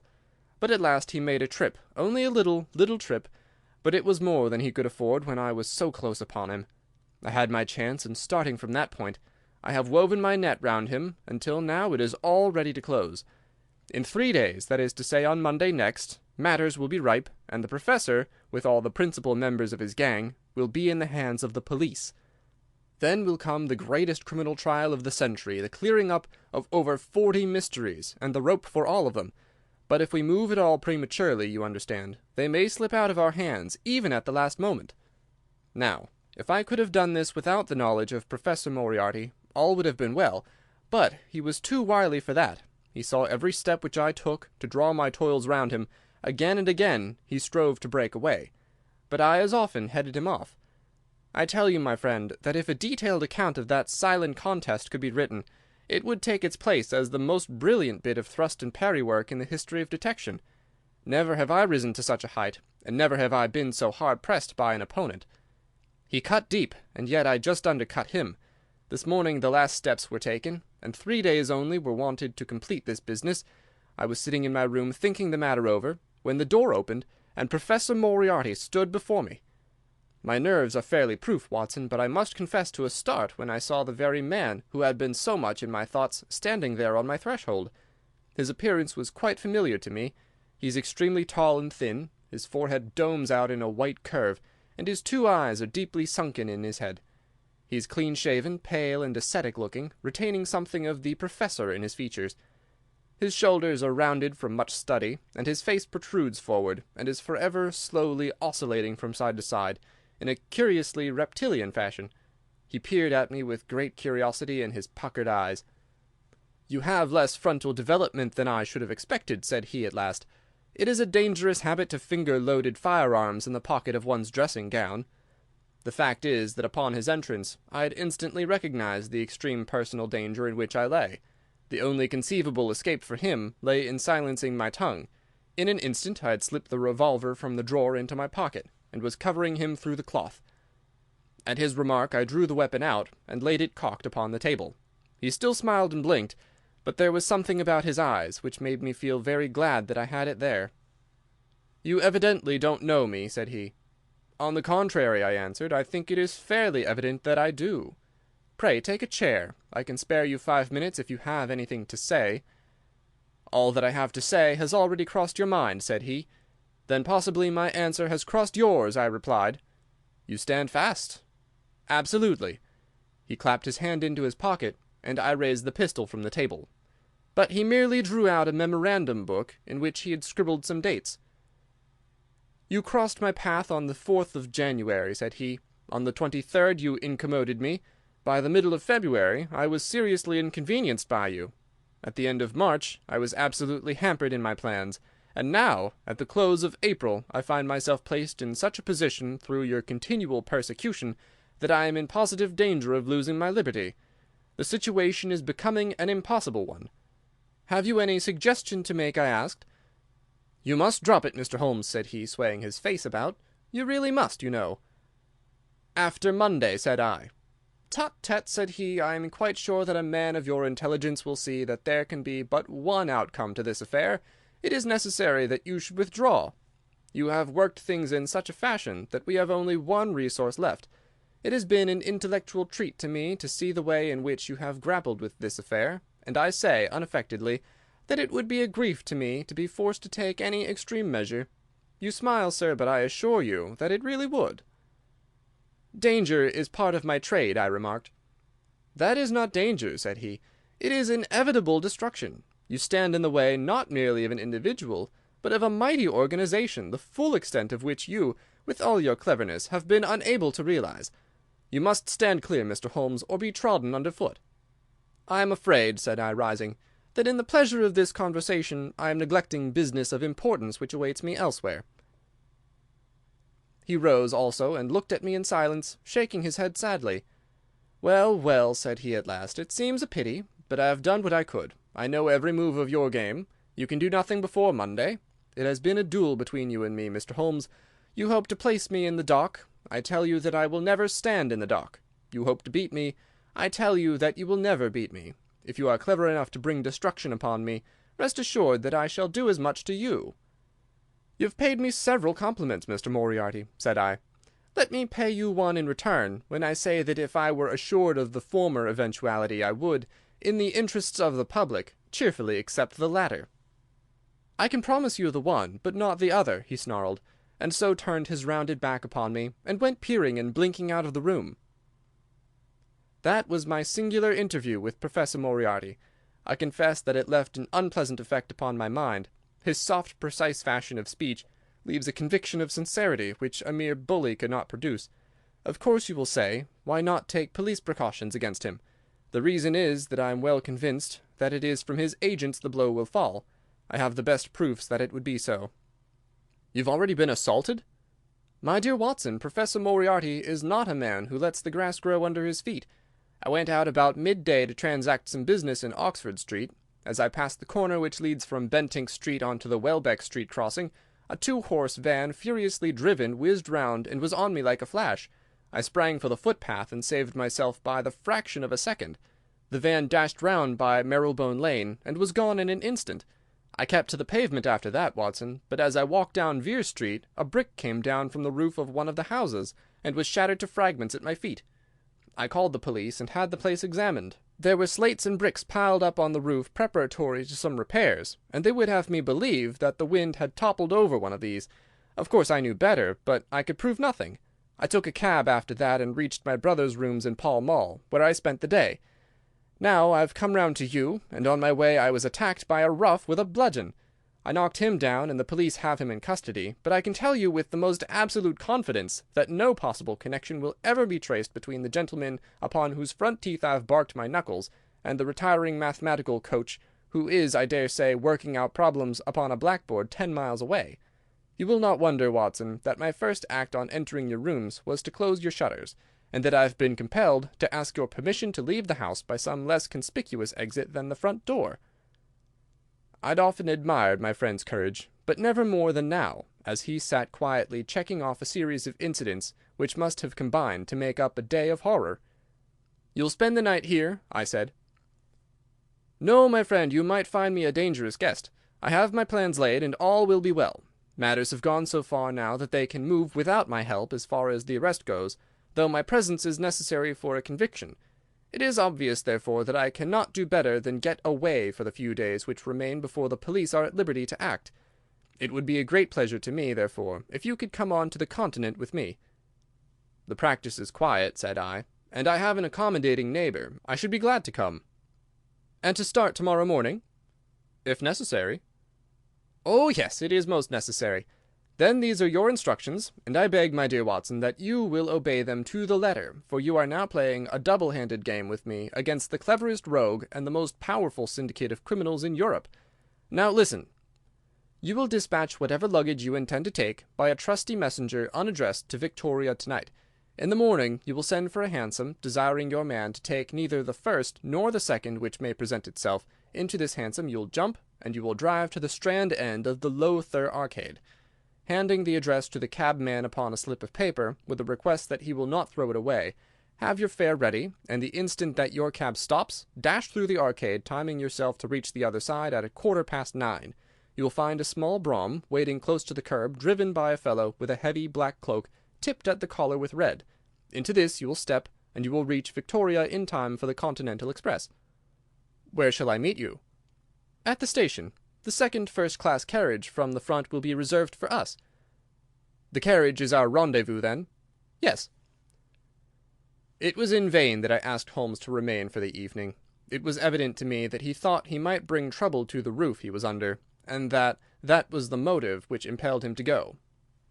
With a few hurried words as to our plans for the morrow, he rose and came out with me into the garden, clambering over the wall which leads into Mortimer Street, and immediately whistling for a hansom, in which I heard him drive away. In the morning I obeyed Holmes' injunctions to the letter. A hansom was procured with such precaution as would prevent its being one which was placed ready for us, and I drove immediately after breakfast to the Lowther Arcade, through which I hurried at the top of my speed. A brougham was waiting, with a very massive driver wrapped in a dark cloak, who, the instant that I had stepped in, whipped up the horse and rattled off to Victoria Station. On my alighting there, he turned the carriage and dashed away again without so much as a look in my direction. So far, all had gone admirably. My luggage was waiting for me, and I had no difficulty in finding the carriage which Holmes had indicated, the less so as it was the only one in the train which was marked engaged. My only source of anxiety now was the non-appearance of Holmes. The station clock marked only 7 minutes from the time when we were due to start. In vain I searched among the groups of travellers and leave-takers for the lithe figure of my friend. There was no sign of him. I spent a few minutes in assisting a venerable Italian priest who was endeavouring to make a porter understand, in his broken English, that his luggage was to be booked through to Paris. Then, having taken another look around, I returned to my carriage, where I found that the porter, in spite of the ticket, had given me my decrepit Italian friend as a travelling companion. It was useless for me to explain to him that his presence was an intrusion, for my Italian was even more limited than his English, so I shrugged my shoulders resignedly, and continued to look out anxiously for my friend.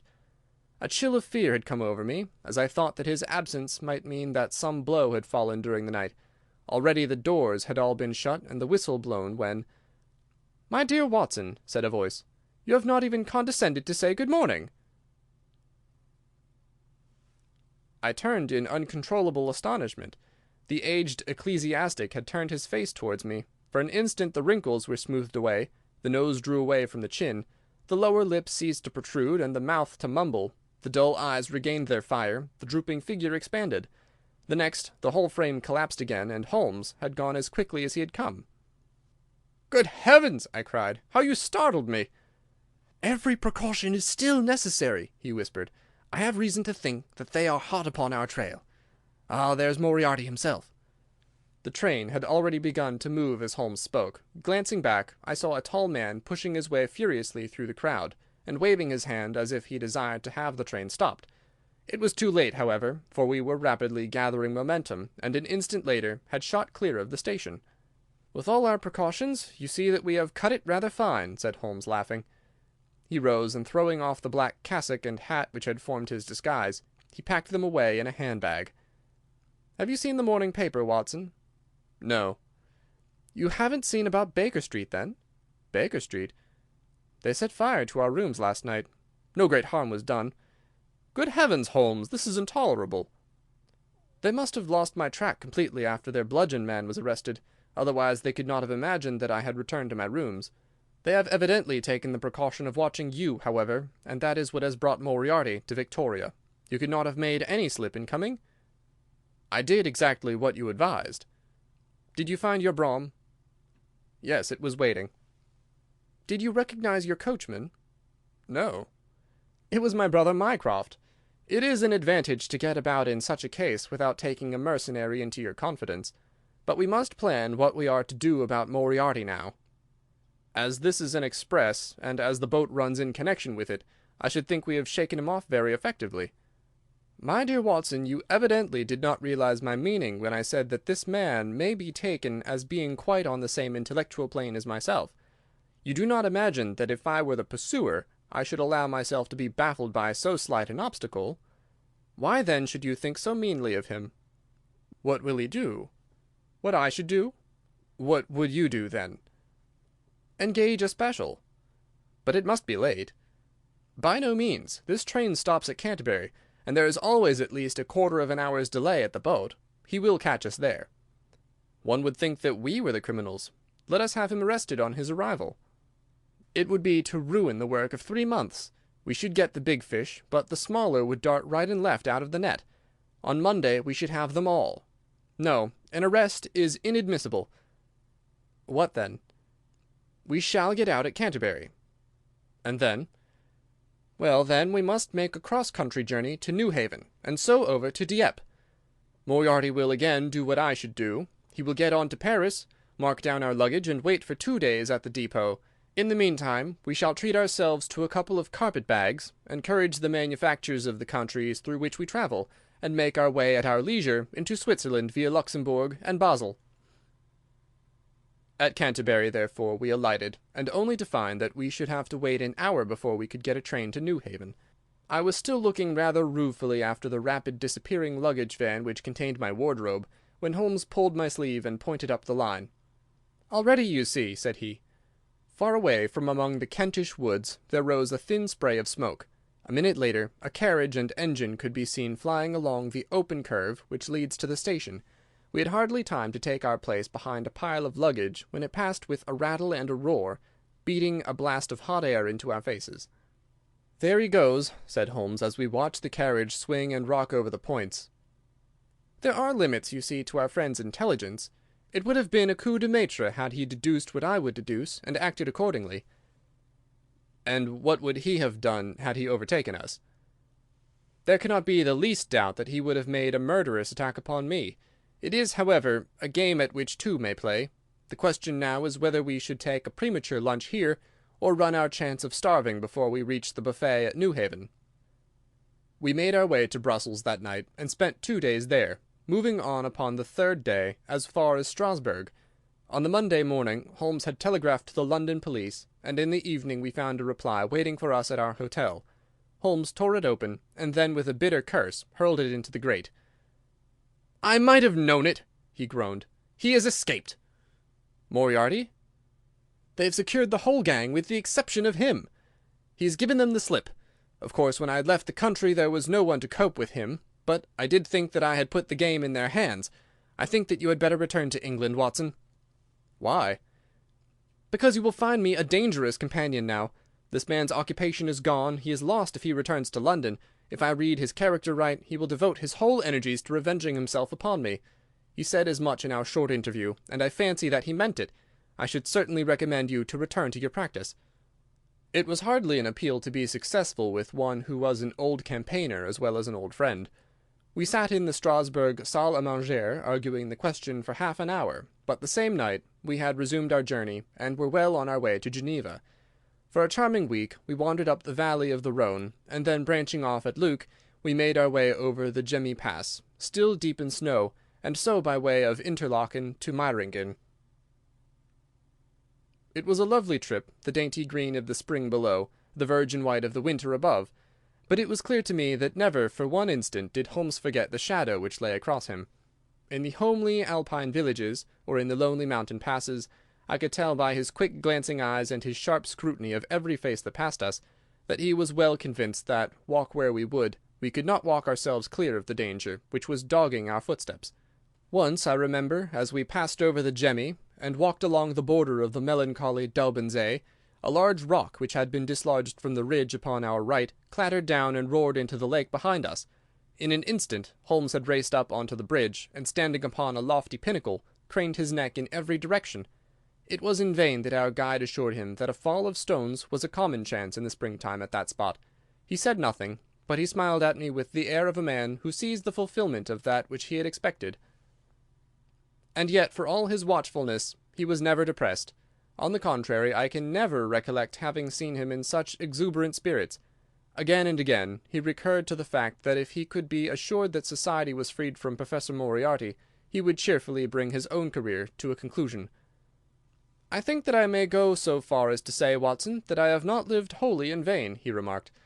"If my record were closed tonight, I could still survey it with equanimity. The air of London is the sweeter for my presence.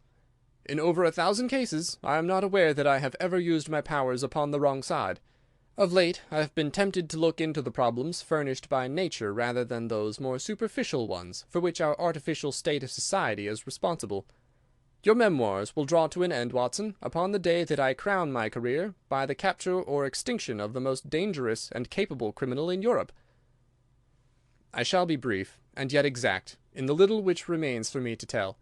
It is not a subject on which I would willingly dwell, and yet I am conscious that a duty devolves upon me to omit no detail. It was on the 3rd of May that we reached a little village of Meiringen, where we put up at the Englischer Hof, then kept by Peter Steiler the elder. Our landlord was an intelligent man, and spoke excellent English, having served for 3 years as waiter at the Grosvenor Hotel in London.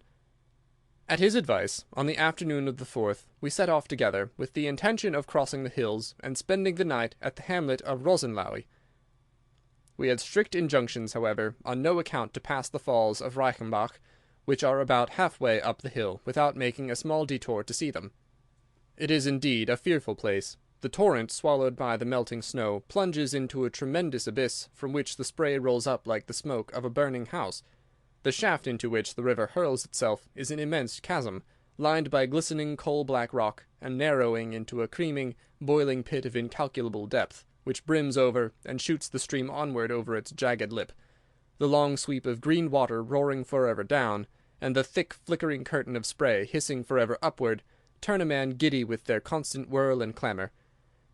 We stood near the edge, peering down at the gleam of the breaking water far below us, against the black rocks, and listening to the half-human shout which came booming up with the spray out of the abyss. The path has been cut half-way round the fall to afford a complete view, but it ends abruptly, and the traveller has to return as he came. We had turned to do so, when we saw a Swiss lad come running along it with a letter in his hand. It bore the mark of the hotel which we had just left, and was addressed to me by the landlord. It appeared that within a very few minutes of our leaving, an English lady had arrived who was in the last stage of consumption. She had wintered at Davos-Platz, and was journeying now to join her friend at Lucerne, when a sudden hemorrhage had overtaken her. It was thought that she could hardly live a few hours, but it would be a great consolation to her to see an English doctor, and if I would only return, etc. The good styler assured me in a postscript that he would himself look upon my compliance as a very great favour, since the lady absolutely refused to see a Swiss physician, and he could not but feel that he was incurring a great responsibility. The appeal was one which could not be ignored. It was impossible to refuse the request of a fellow countrywoman dying in a strange land.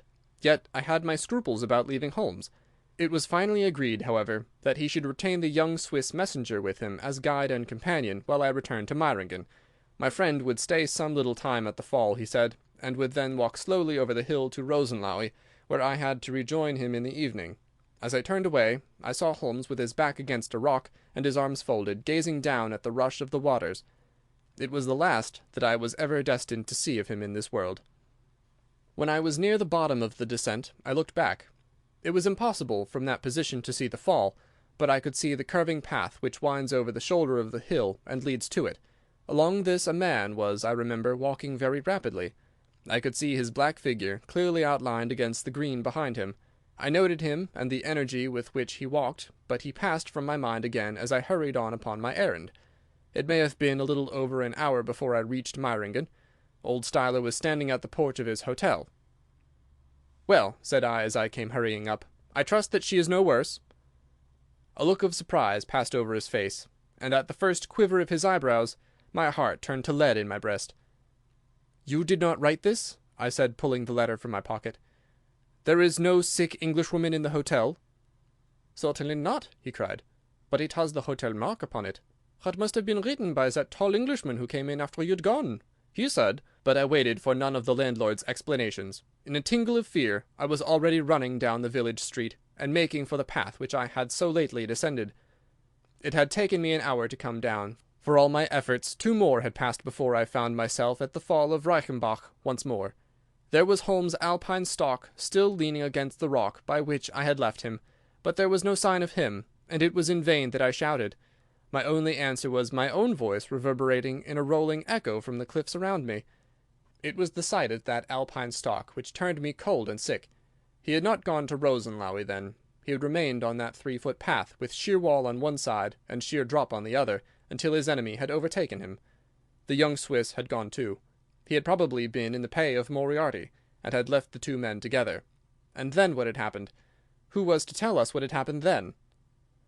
I stood for a minute or 2 to collect myself, for I was dazed with the horror of the thing. Then I began to think of Holmes' own methods, and to try to practise them in reading this tragedy. It was, alas, only too easy to do. During our conversation we had not gone to the end of the path, and the alpine stalk marked the place where we had stood. The blackish soil is kept forever soft by the incessant drift of spray, and a bird would leave its tread upon it. 2 lines of footmarks were clearly marked along the farther end of the path, both leading away from me. There were none returning. A few yards from the end, the soil was all ploughed up into a patch of mud, and the branches and ferns which fringed the chasm were torn and bedraggled. I lay upon my face and peered over with the spray spouting up all around me. It had darkened since I left, and now I could only see here and there the glistening of moisture upon the black walls, and far away down at the end of the shaft the gleam of the broken water. I shouted, but only the same half-human cry of the fall was borne back to my ears. But it was destined that I should after all have a last word of greeting from my friend and comrade. I have said that his alpine stock had been left leaning against a rock which jutted on to the path. From the top of this boulder the gleam of something bright caught my eye, and raising my hand I found that it came from the silver cigarette-case which he used to carry. As I took it up, a small square of paper upon which it had been lain fluttered down onto the ground. Unfolding it, I found that it consisted of 3 pages torn from his notebook and addressed to me. It was characteristic of the man that the direction was as precise and the writing as firm and clear as though it had been written in his study. "My dear Watson," it said, "I write these few lines through the courtesy of Mr. Moriarty, who awaits my convenience for the final discussion of those questions which lie between us. He has been giving me a sketch of the methods by which he avoided the English police and kept himself informed of our movements. They certainly confirm the very high opinion which I had formed of his abilities. I am pleased to think that I shall be able to free society from any further effects of his presence, though I fear that it is at a cost which will give pain to my friends, and especially, my dear Watson, to you. I have already explained to you, however, that my career had in any case reached its crisis, and that no possible conclusion to it could be more congenial to me than this. Indeed, if I may make a full confession to you, I was quite convinced that the letter from Meiringen was a hoax, and I allowed you to depart on that errand under the persuasion that some development of this sort would follow. Tell Inspector Patterson that the papers which he needs to convict the gang are in pigeonhole M, done up in a blue envelope, and inscribed Moriarty. I made every disposition of my property before leaving England, and handed it to my brother Mycroft. Pray give my greetings to Mrs. Watson, and believe me to be, my dear fellow, very sincerely yours, Sherlock Holmes. A few words may suffice to tell the little that remains. An examination by experts leaves little doubt that a personal contest between the two men ended, as it could hardly fail to end in such a situation, in their reeling over, locked in each other's arms. Any attempt at recovering the bodies was absolutely hopeless, and there, deep down in that dreadful cauldron of swirling water and seething foam, will lie for all time the most dangerous criminal and the foremost champion of the law of their generation. The Swiss youth was never found again, and there can be no doubt that he was one of the numerous agents whom Moriarty kept in his employ. As to the gang, it will be within the memory of the public how completely the evidence which Holmes had accumulated exposed their organization, and how heavily the hand of the dead man weighed upon them. Of their terrible chief, few details came out during the proceedings, and if I have now been compelled to make a clear statement of his career, it is due to those injudicious champions who have endeavoured to clear his memory by attacks upon him, whom I shall ever regard as the best and the wisest man whom I have ever known. End of Adventure 11, The Final Problem, and end of the Memoirs of Sherlock Holmes, by Sir Arthur Conan Doyle.